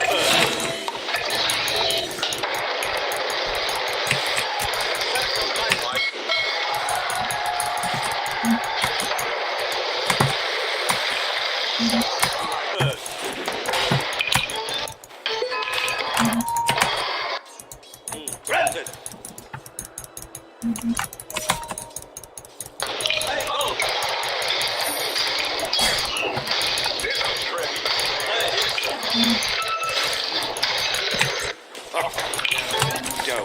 Shade, I'm under attack! Into...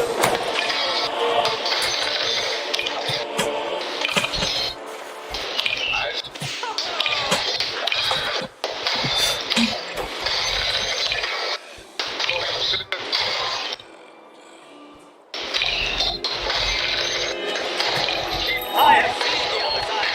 It can wait.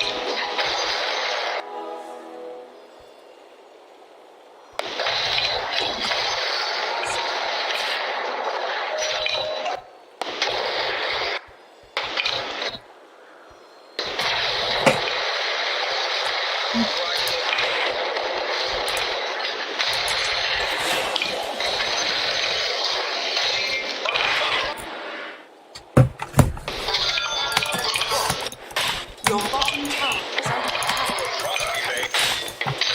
Shade direct. Yes.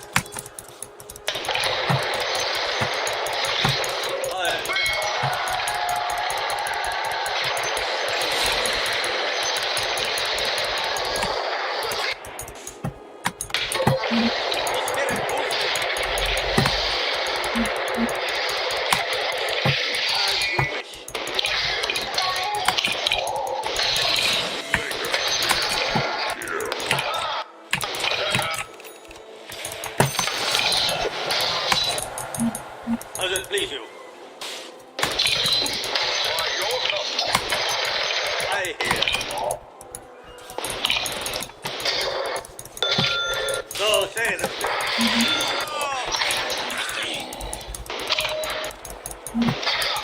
Your bottom tower is under attack. How does it please you? Accept your guidance.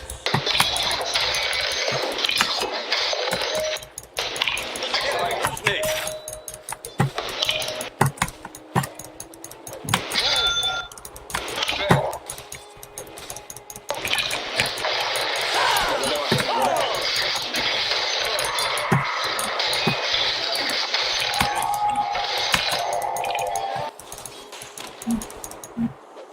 I hear.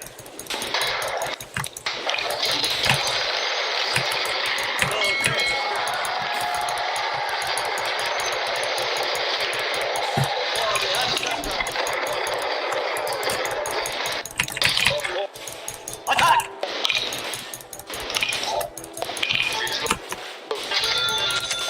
As you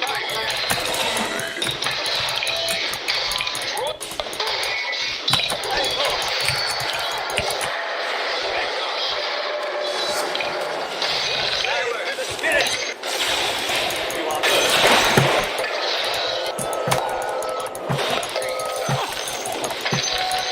Reach out.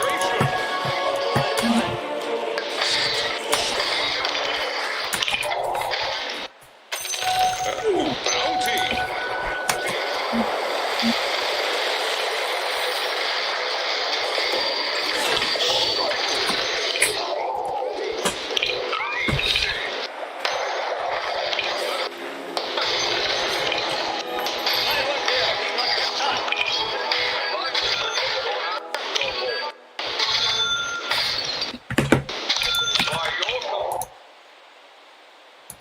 Your middle tower is under attack.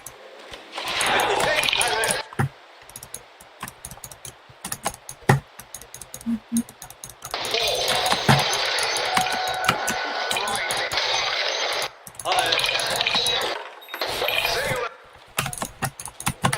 I hear and obey. Dire structures are fortified. Shade, guide me.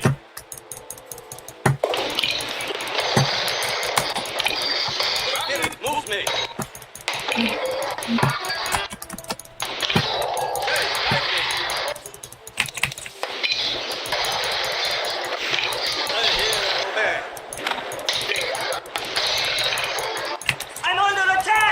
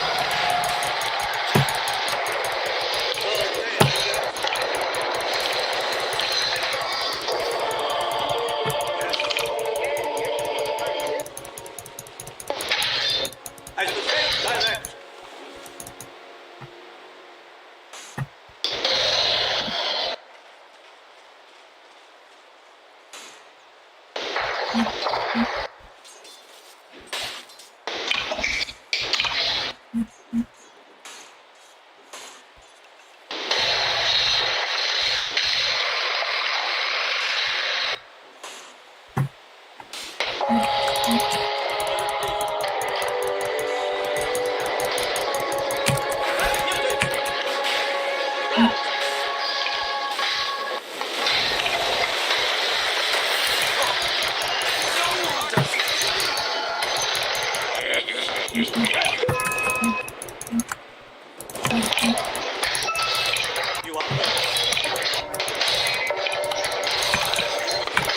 Enemy's top tower is falling. as you can.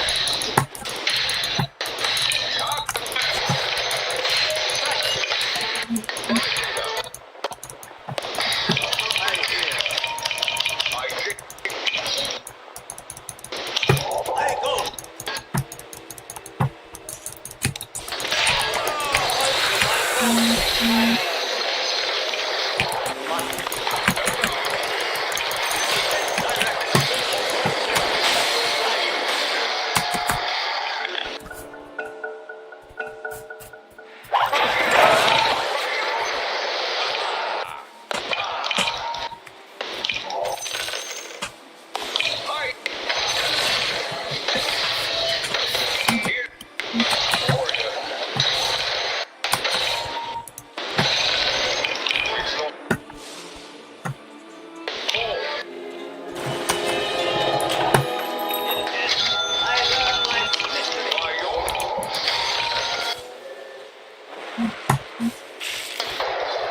Double damage.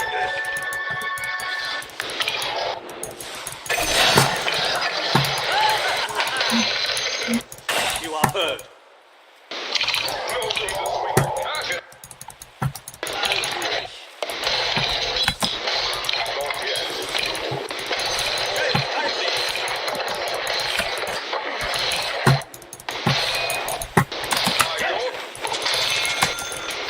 Enemy's middle tower has fallen. Of course.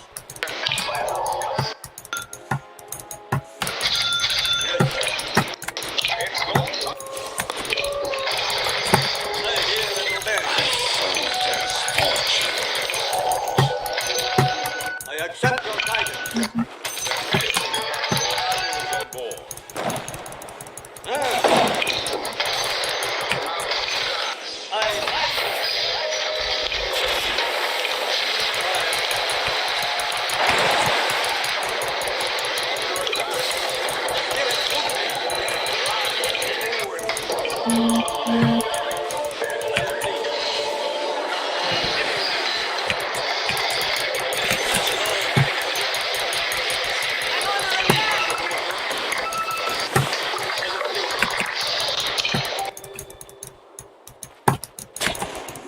Obey the spirits.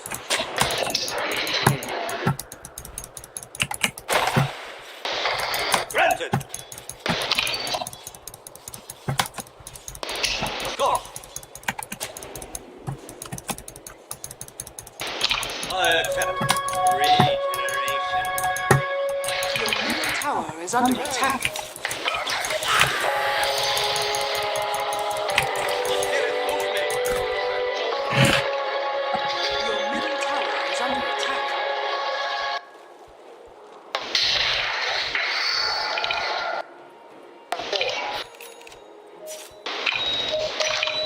Your middle tower is under attack.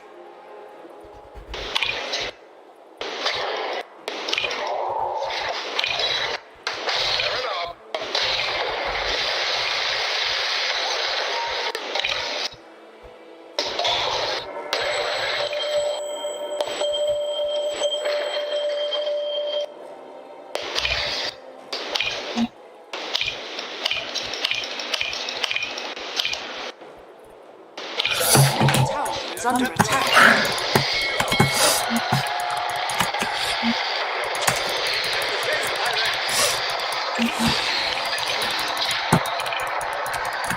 As you wish.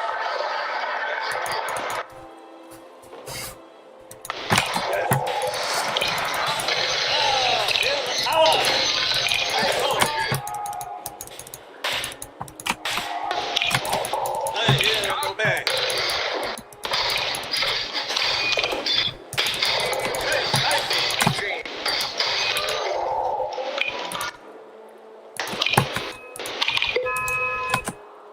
I hear.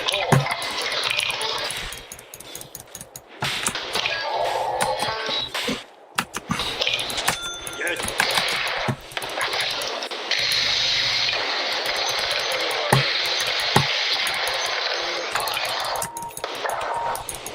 บัก Yes.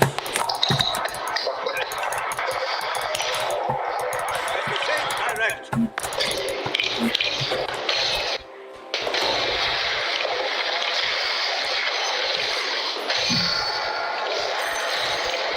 The enemy's bottom tower has fallen. Invisibility. Guide me.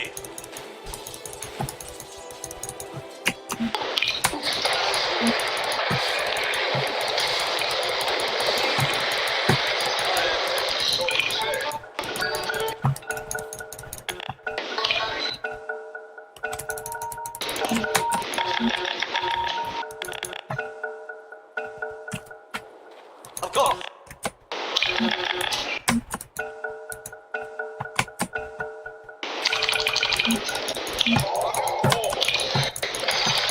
I hear.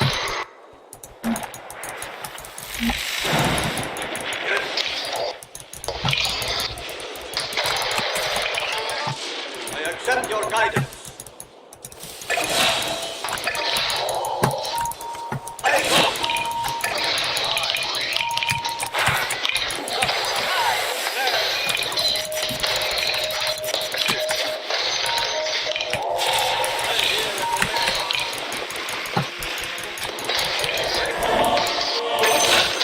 Dire structures are fortified.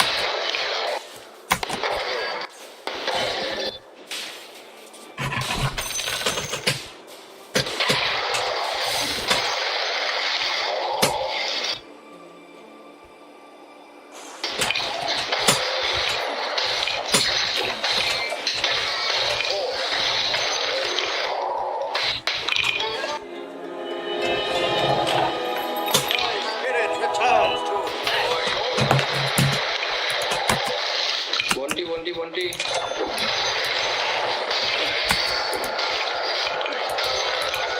Your middle tower is under attack. Radiant structures are fortified.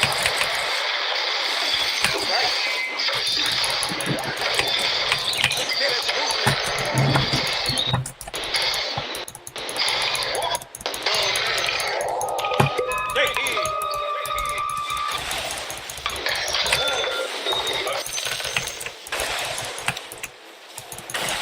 Did you like a fine Roman? Your admiral is on board.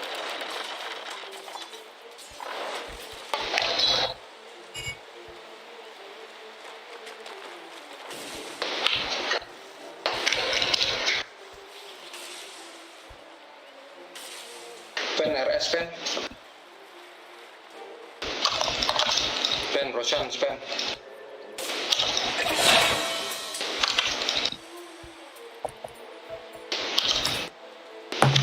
You are heard. I hear.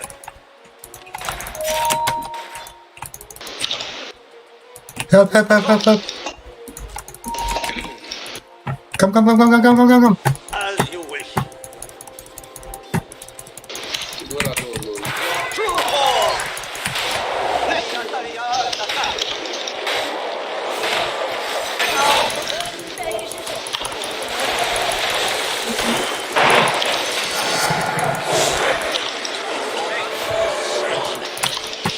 You are heard. So say the spirit. As it please you.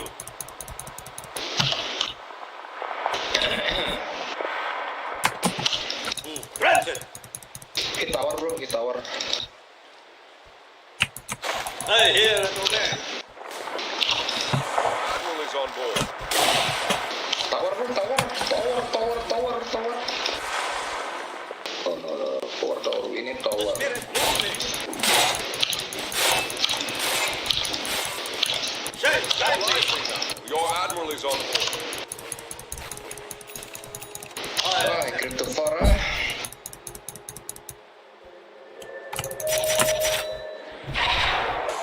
Yes.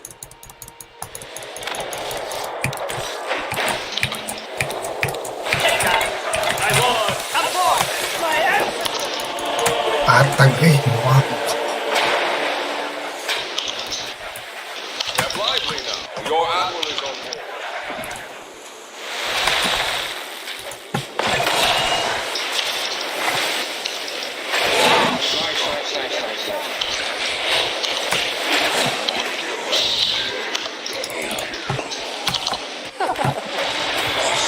Nice.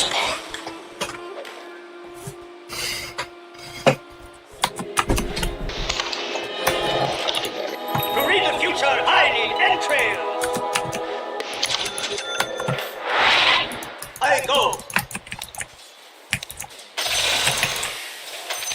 I accept your guidance. As the shades direct. When the shadow follows.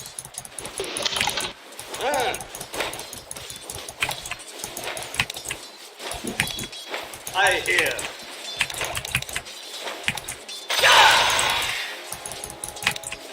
Of course.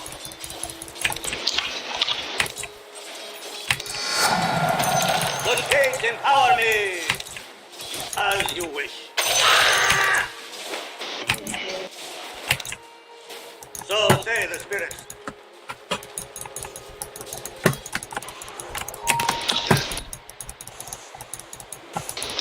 Take shaman, take it, shaman. I go.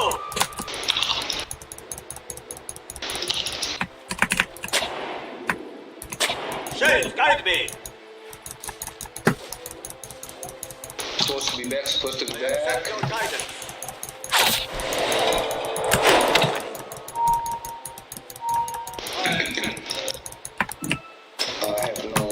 I have no this one.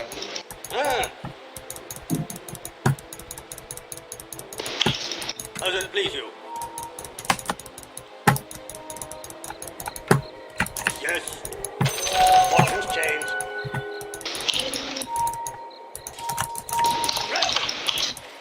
Wait for me. The spirit Go. Corrosive.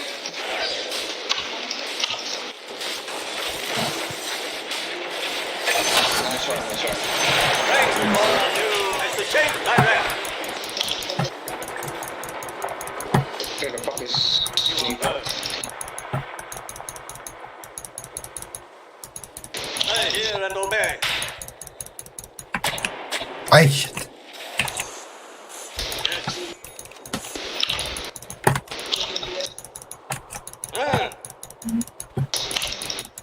You should take tower, bro.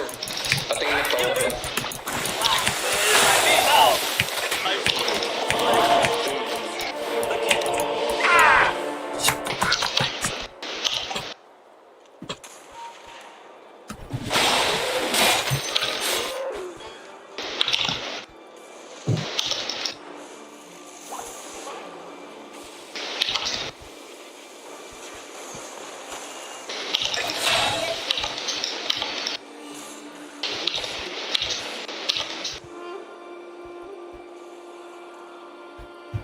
Take me tower, bro.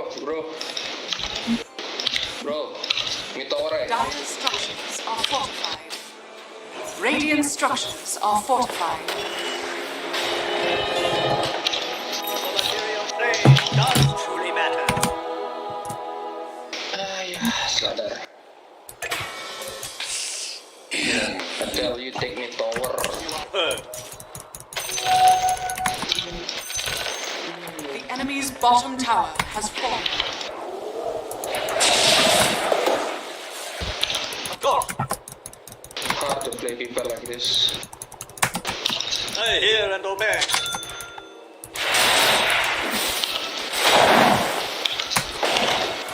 I accept. Shades, guide me.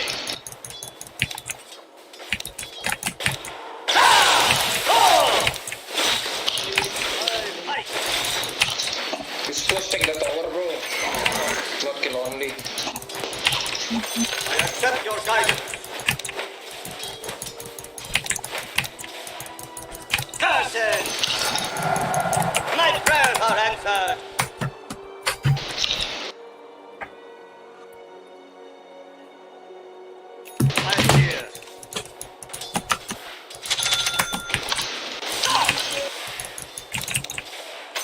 The bones are thrown.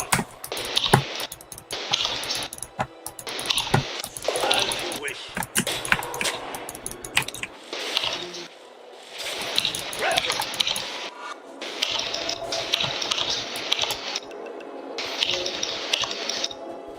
As the change direct.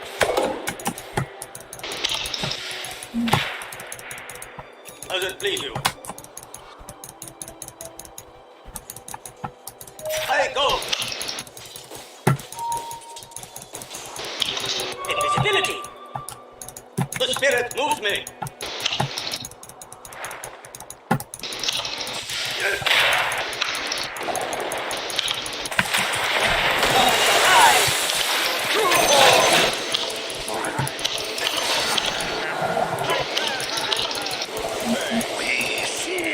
I hear. As you wish. We see you.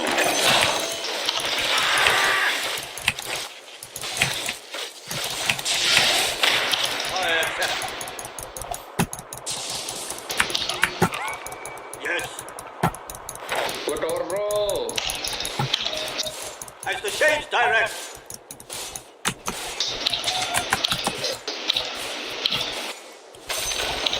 I go. The enemy's top tower has fallen.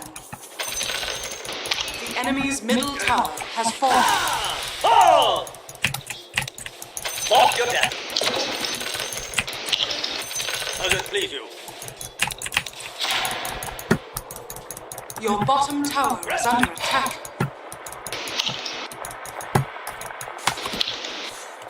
Shades, guide me. From the purpose of battle. Check.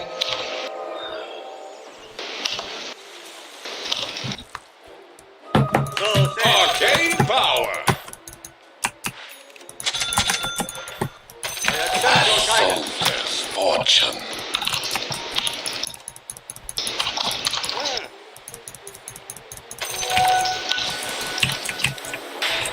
The spirit moves me. Of course.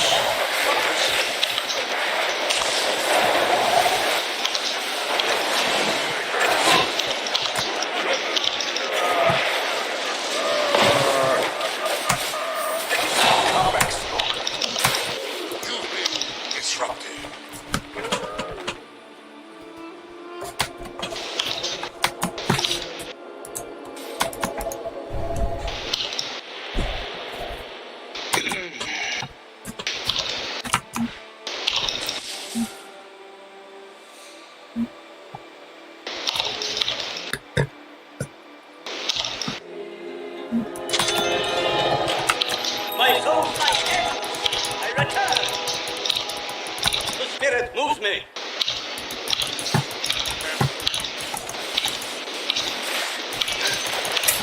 The enemy's middle tower has fallen. Ready. The enemy's middle barracks has fallen. Atticano. As the shades direct. Haste! Did you like a drum?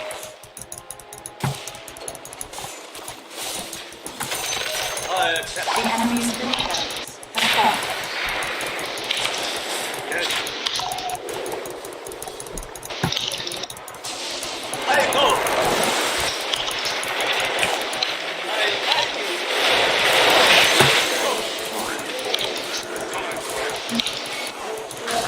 I hear. The enemy's top tower has fallen.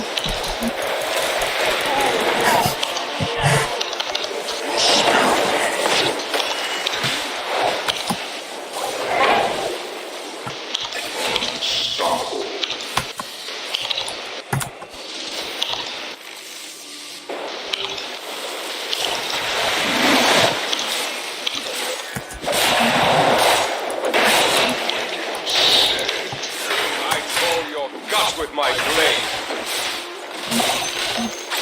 The enemy's top barracks has fallen.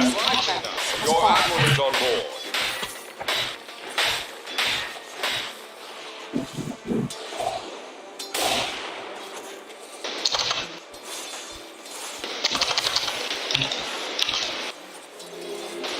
Step lively now. Your admiral is on The board. shades restore me to the world.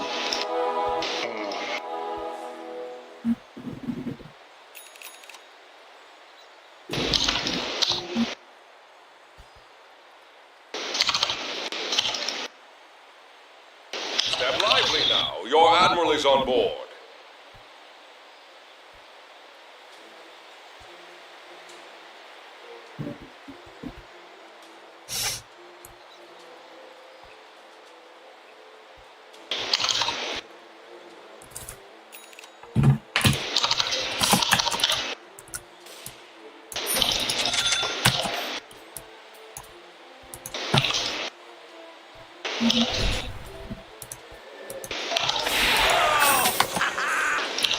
I hear. So say the spirits. Invisibility. The enemy's bottom tower has fallen.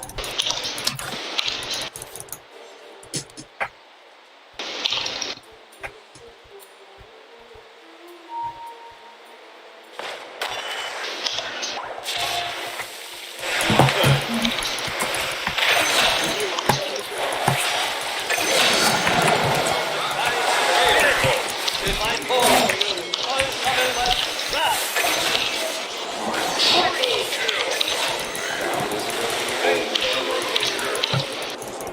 Does it please you?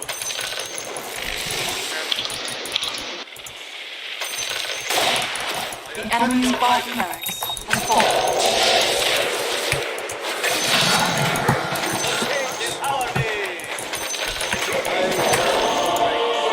Dire structures Someone are kill this one up, someone. We now have mega creeps. I cannot move. Shaman. Fuck this shaman. Star returns.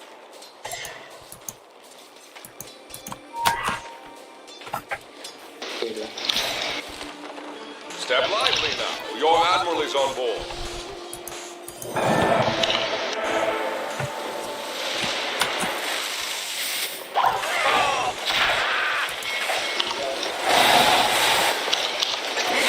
Monster kill! Now that was a failed foe. The enemy's middle tower has fallen. The enemy's middle tower has fallen. Good friend. Radiant.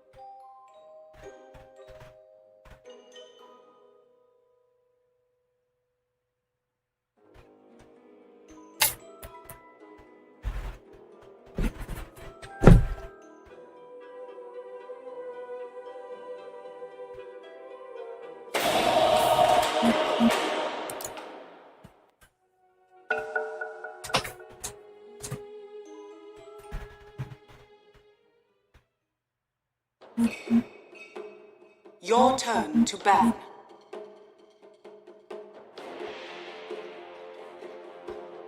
Five seconds remaining.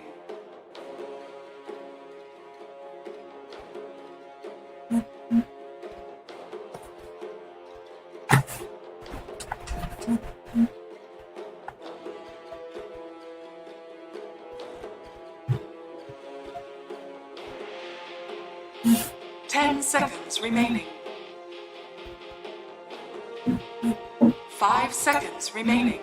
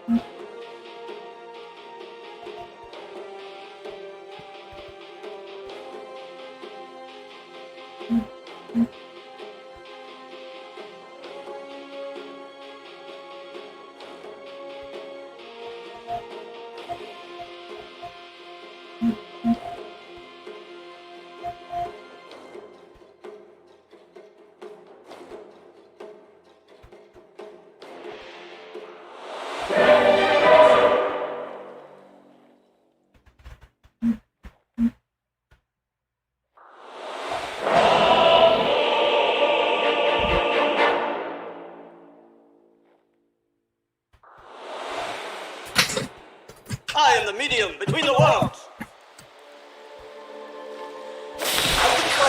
This one is in the bag. Prepare for battle. In the bag. I accept.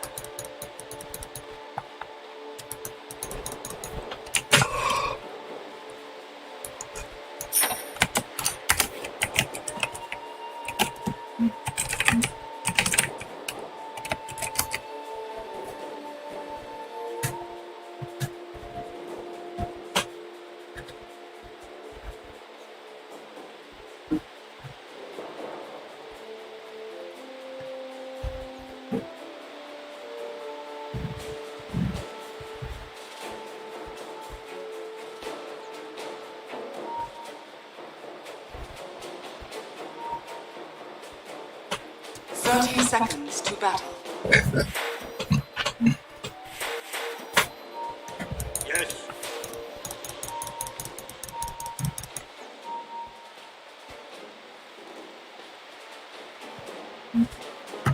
Of course. Yes.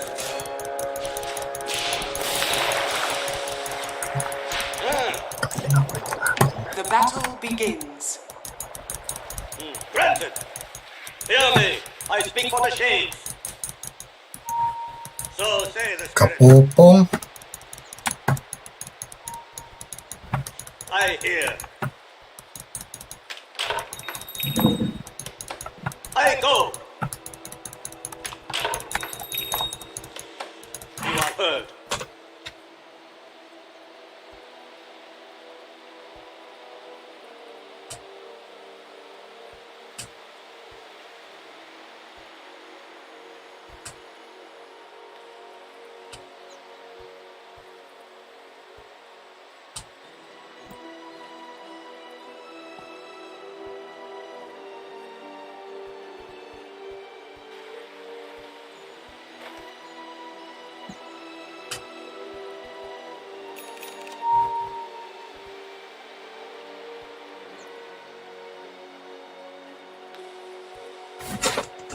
Does it please you?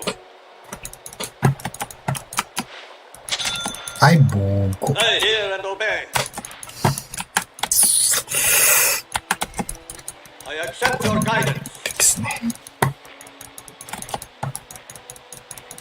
Shades, guide me. The spirit moves me.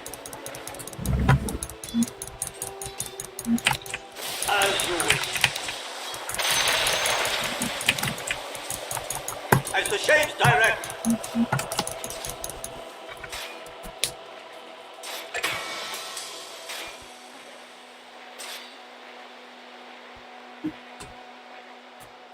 Yes.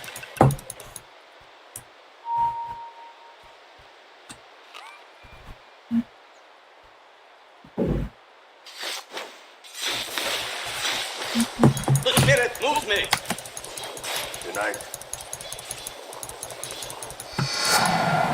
My shade sent me. I hear. Be bound. I go.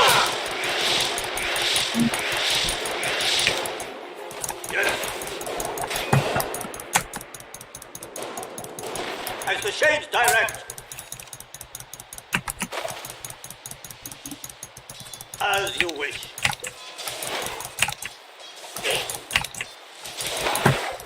Shades, guide me. I hear and obey.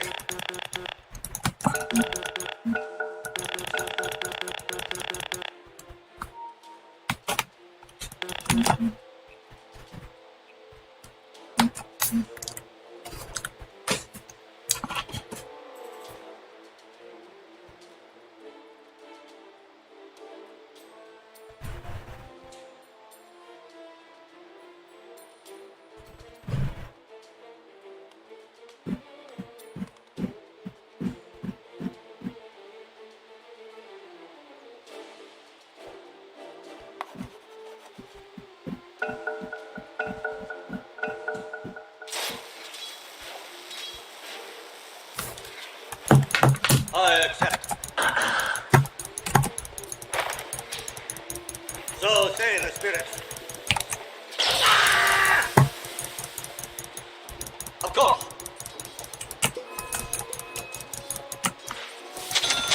I accept your guidance.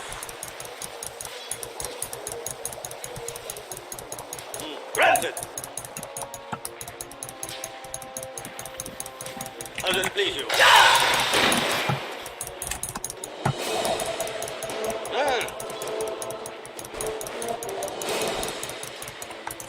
You are heard. Yes. Of course. Yes.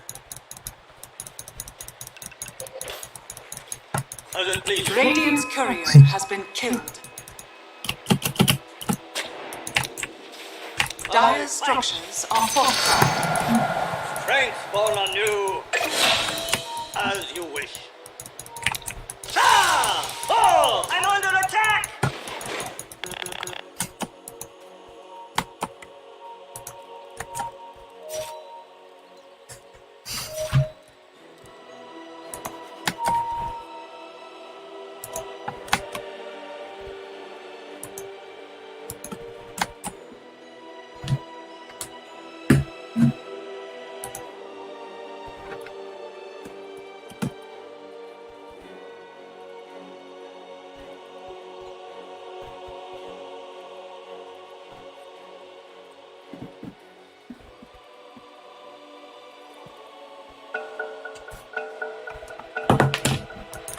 Shades, guide me!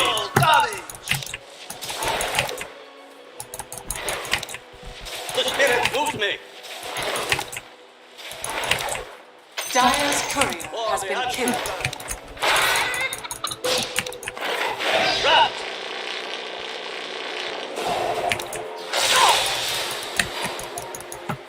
I hear and obey. Checkcast! Voce nominis forte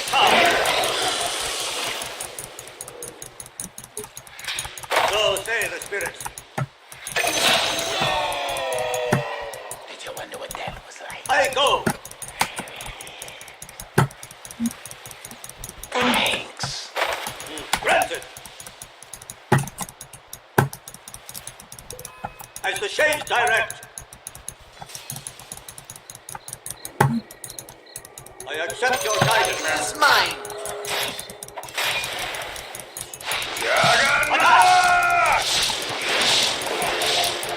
My ancestors! Your middle tower is under attack.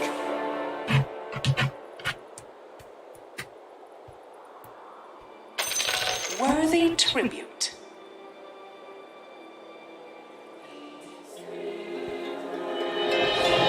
Dire's courier has Not been yet killed. worthy to go beyond the hills.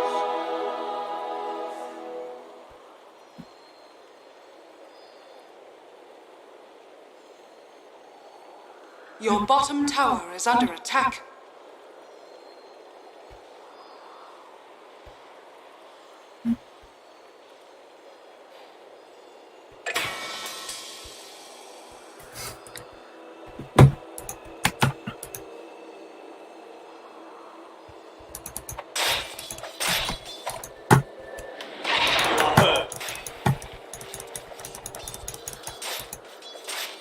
Strike!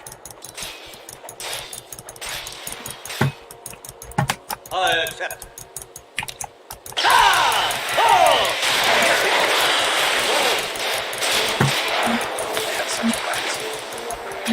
I hear. The spirit moves me.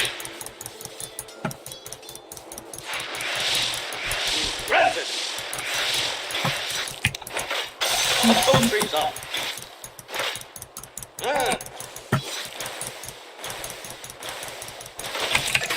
For the ancestors. I fight. I accept your guidance. So say the spirits. Ho, ho, ho! As it please you. Of course. Mozzo Atticano. You are heard. I accept. As you wish. I hear. Close. I but go. not quite. Shades, guide me. Yes.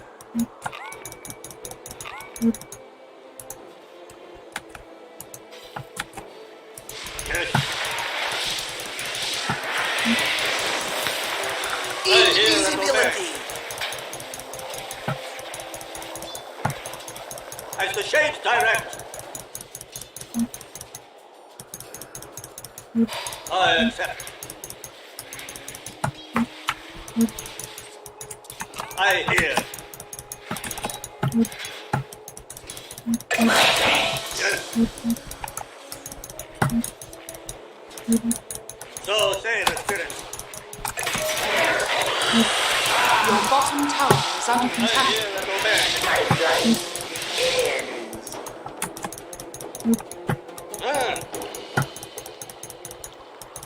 Your bottom tower is under I attack. accept your guidance.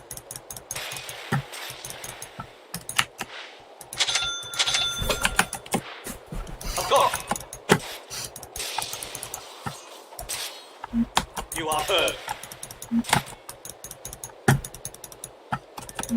I go. Shades, guide me. My prayers are answered. Granted. As the shades direct. The spirit moves Your me. middle tower is under attack. As it please you.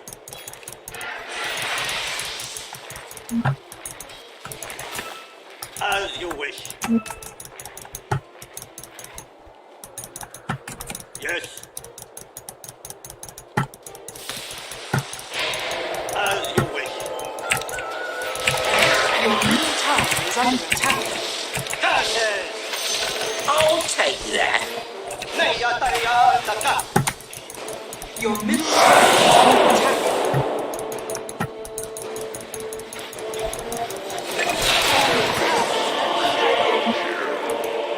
Unwanted risk.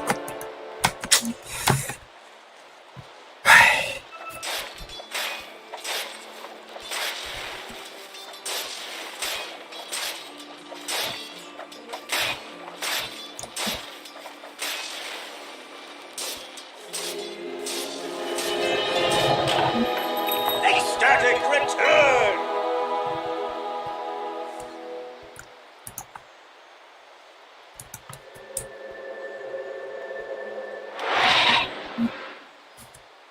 The spirit moves me! Jay, guide me! The soil.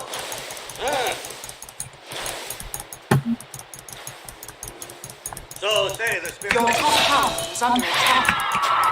I call for you! Dire's turret has been killed.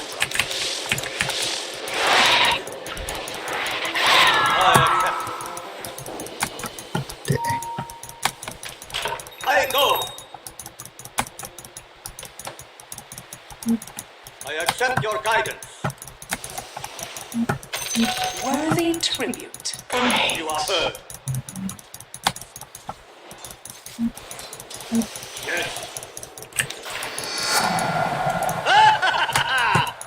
Granted.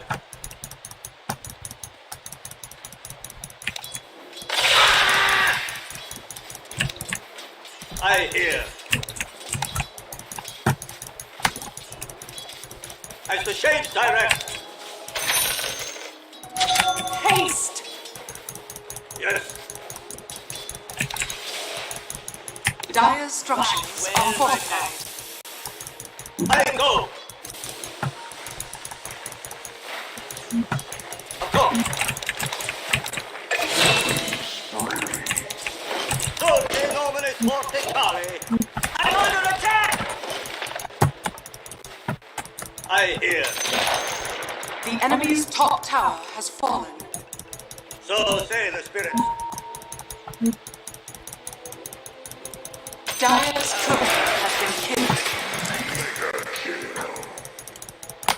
I accept your guidance.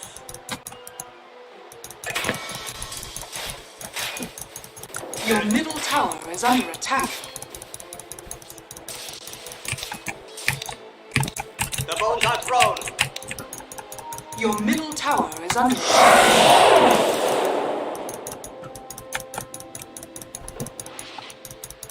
Yes.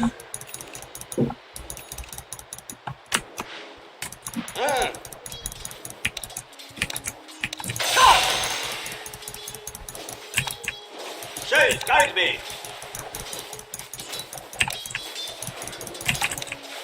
I accept.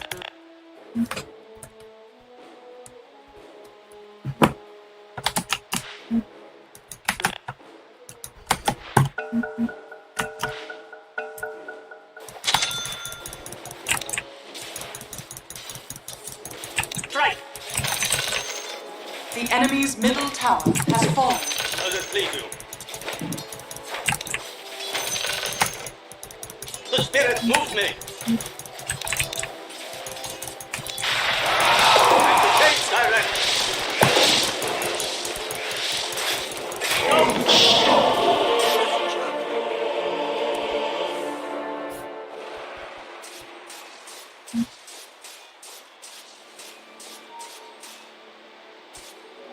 Illusion.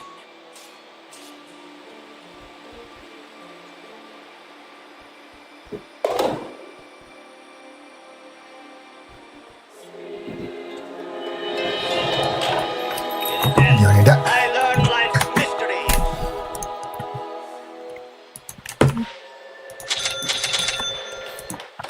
I hear and obey.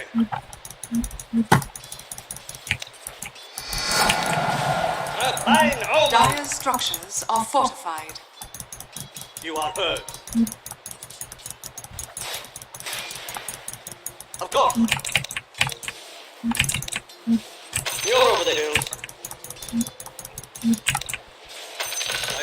your guidance. So say the spirit. Looks like transmuted serpent, arise! I find you. Like a drought.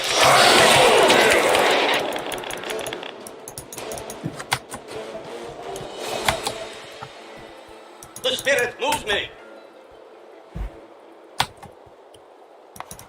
I hear. I go.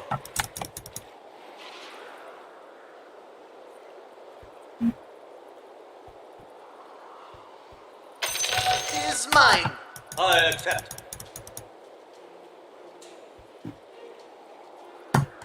My thanks. As the shades direct. Does it please you? It is not in time. You are heard. Yes. Please move, please move. Please move. Shades, guide me.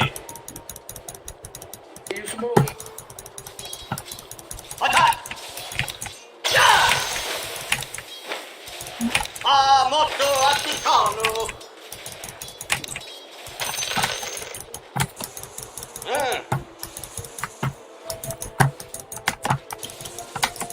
Granted. I hear and obey. Beat you like a drum. Yes. Your middle tower is under attack. Shades, guide me. I hear and obey. Fit for a queen. Dolce non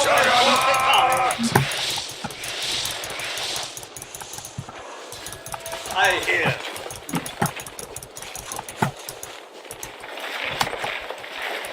As the shades direct. So say wicked sick. I summon my wolf fire.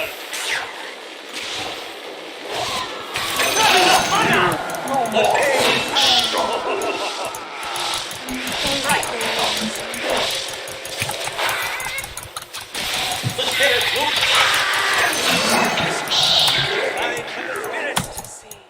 I accept your guidance. I accept. Does it please you? Oh, I'm open all night. You are heard.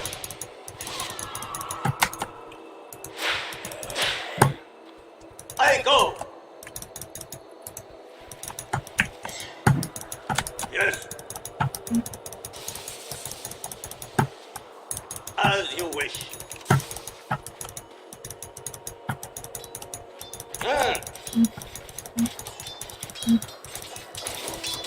Attack! Go! Granted! As you wish. Aye. Your middle tower is under attack. The enemy's bottom tower has fallen. I go! I smash!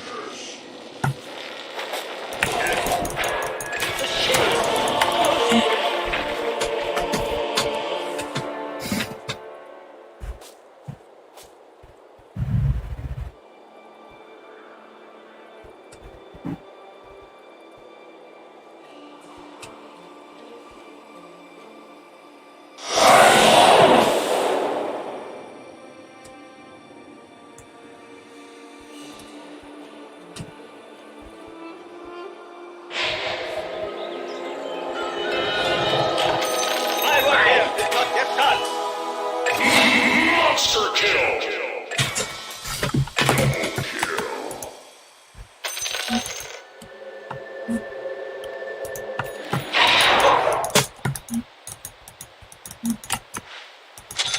Yes.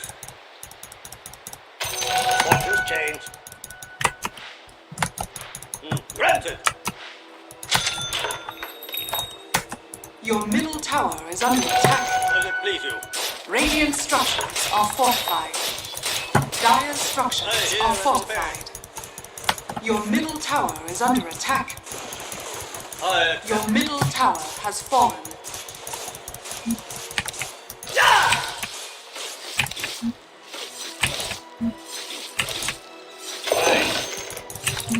Your middle tower is under attack. And the change direct. You are heard.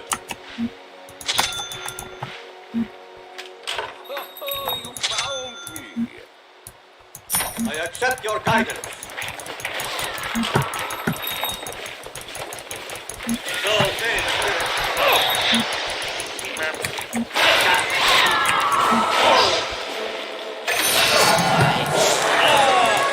Without consequence. Say, guide me. I am ever so grateful.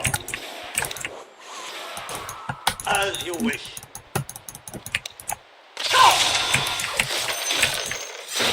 The bones are strong. It's your fortune. For the ancestors. My prayers are answered. Of course.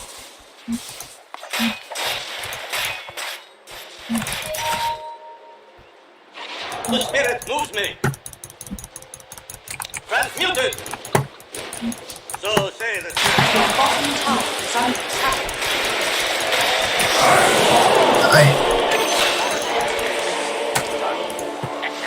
Throw me back.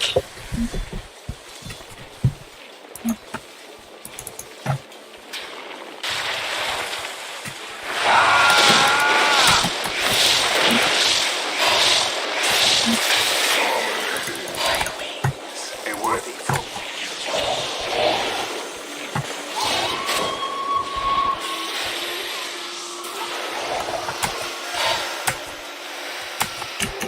Invisibility.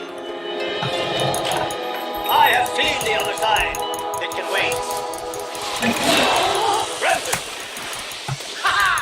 Your bottom tower is under attack. I accept. You are heard. Your bottom tower is under attack. I hear. Carson! As it please you. I hear and obey.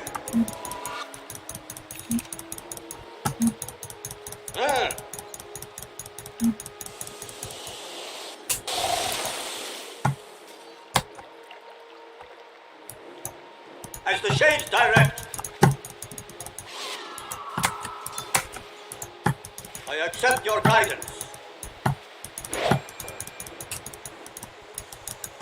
Shades, guide me. Yes. I go. The spirit moves me. I accept. As it please you.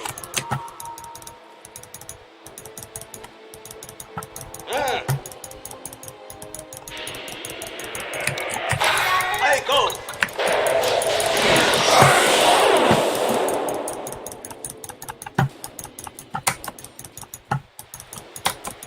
Granted. You are first. I hear. Mate, I'll take that. As the shades direct.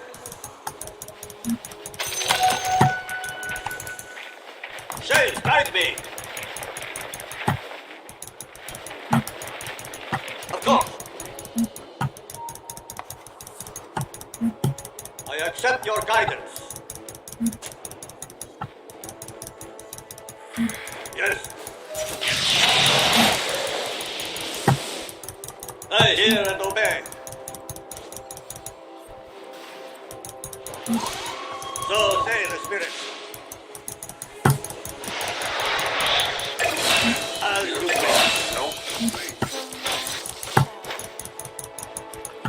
I hear and obey. Fit for a queen. Your bottom tower is under attack. Shades, guide me.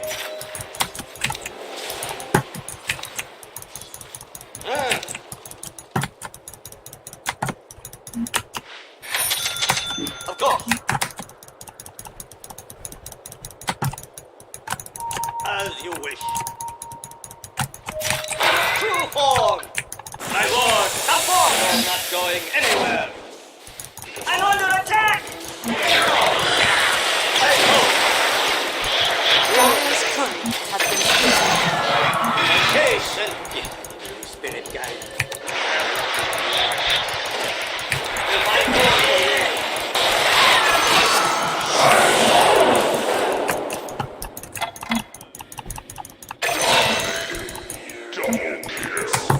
I hear. Dire structures are fortified. I accept your guidance. As the shades direct. Illusion. As it pleases.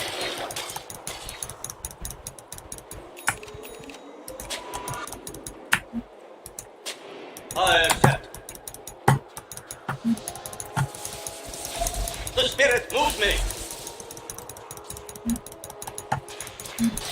So say the spirit.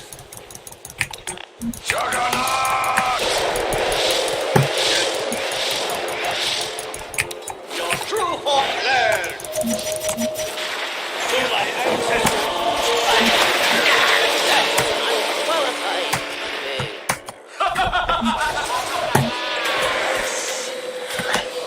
Gotcha.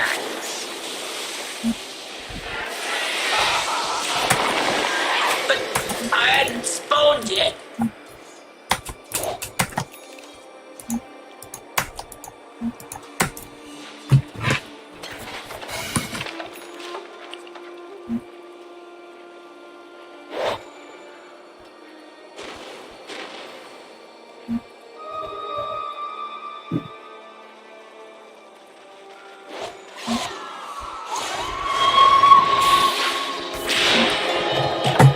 The shades restore me to the world.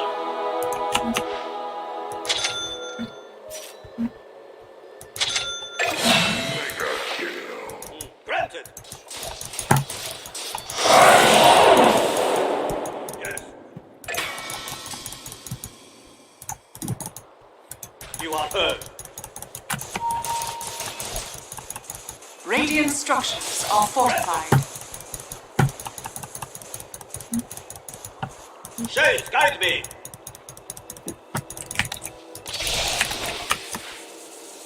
Fortunes change. Yes.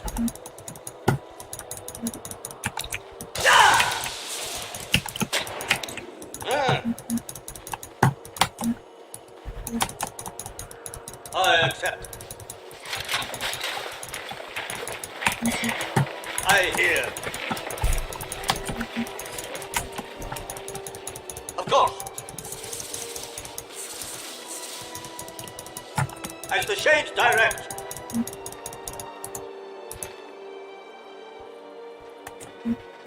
As you wish.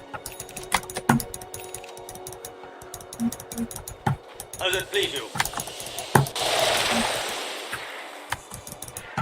I accept your guidance. I hear and obey.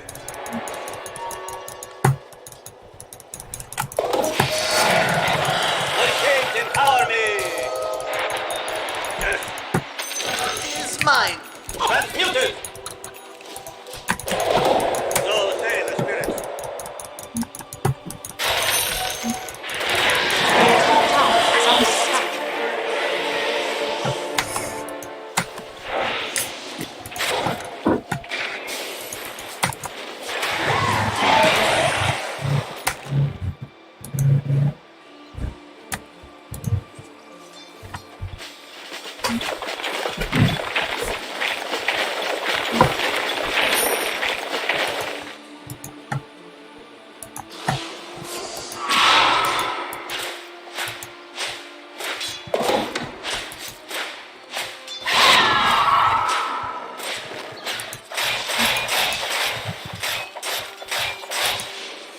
bottom tower is under attack. My soul's life ends! I return! Your bottom tower is under attack. The spirit move me! Your bottom tower has fallen. Right? I go! How does it please you? Ah! Oh! Attack! Beat you like a drum!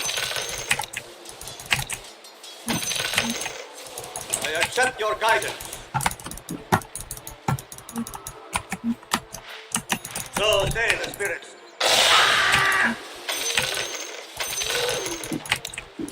Granted. Fine Roman. As the shades direct.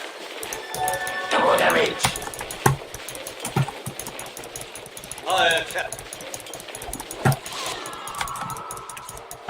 I go. Yes. Yes. Yes.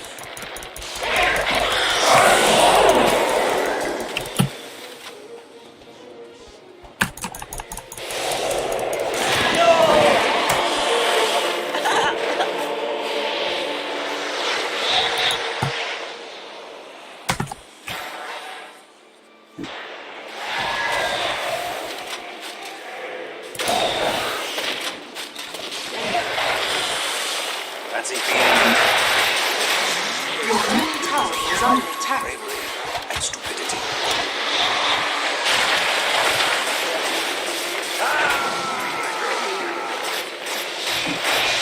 Dire structures are fortified. Your middle tower is under attack.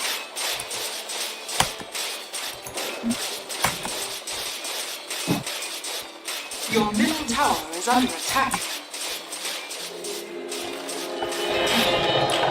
To read the future, I need Your entry. middle tower has fallen. As you wish. Of course.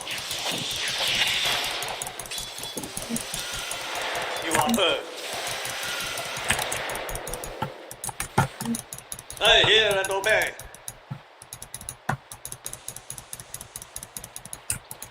The spirit moves me. Shades guide me. Ah! Oh!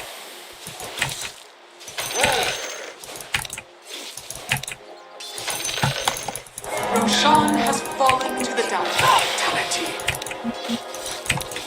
Your top tower is under attack. Yes. As the shades direct. So say the spirits. Your top tower is under attack.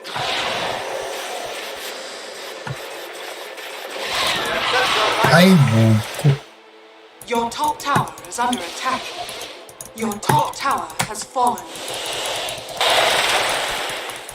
I go. How does it please you? I hear and obey.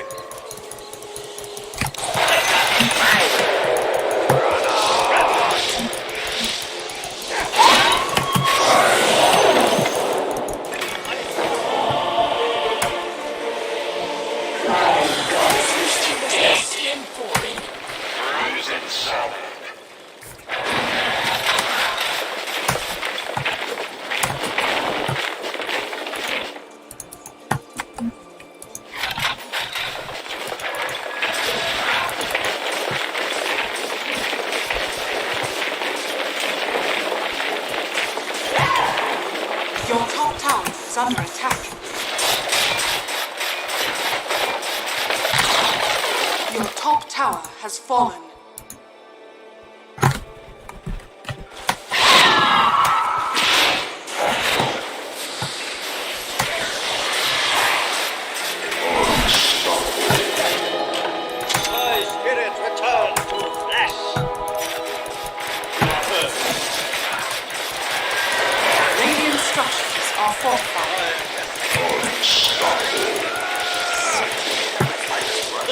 move me.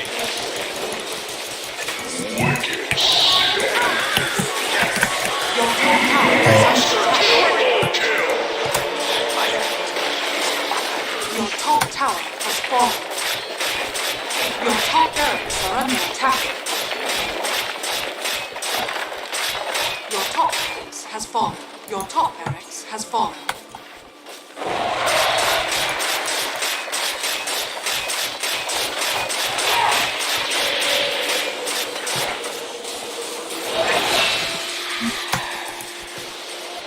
Your middle tower has fallen.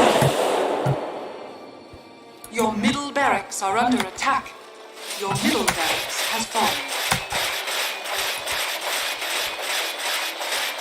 Your middle barracks are under attack. Your middle barracks has fallen. For the ancestors. I hear.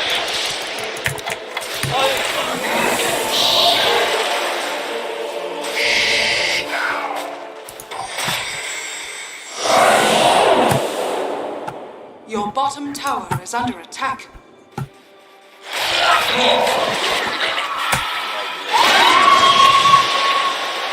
Your bottom tower is under attack.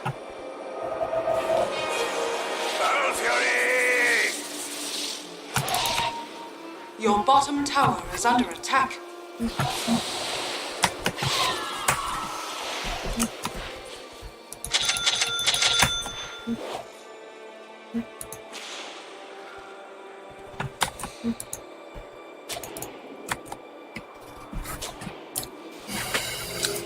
Your bottom tower is under attack.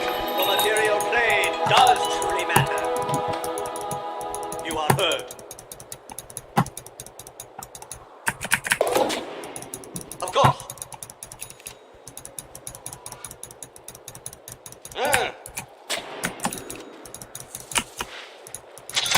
I hear and obey. Dulce nomine forticali. I accept your guidance. Your bottom tower is under attack.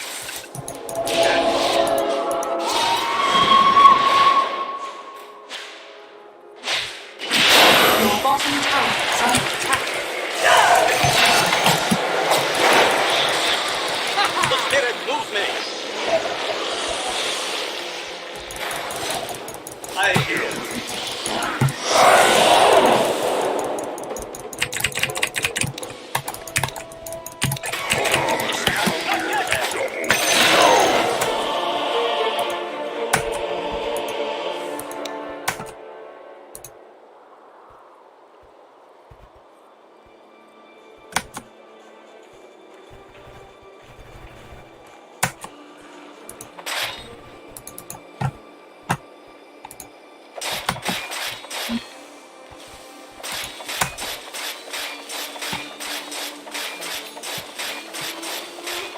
Your bottom tower is under attack.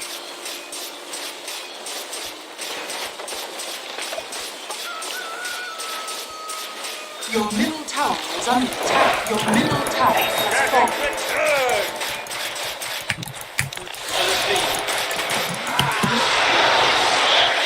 Your bottom tower is under attack.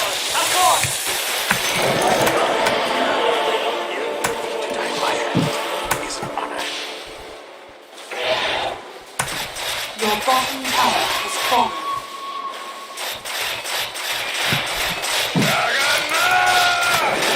Revenge always before me. Before all else.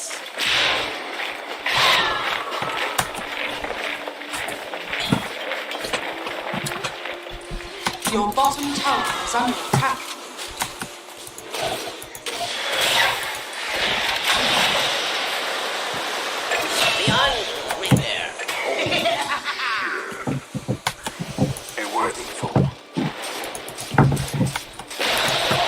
Your bottom tower has fallen. Your bottom barracks are under attack. Radiant structures are fortified.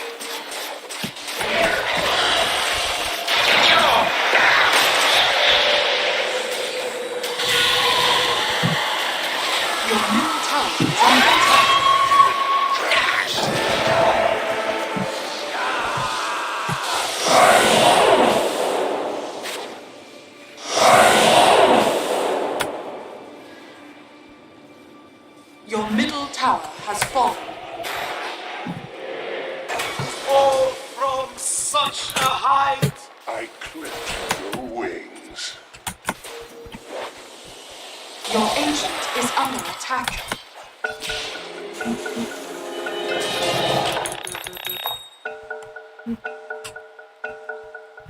Nice, hit it! Divine form for you! Your bottom barracks is falling.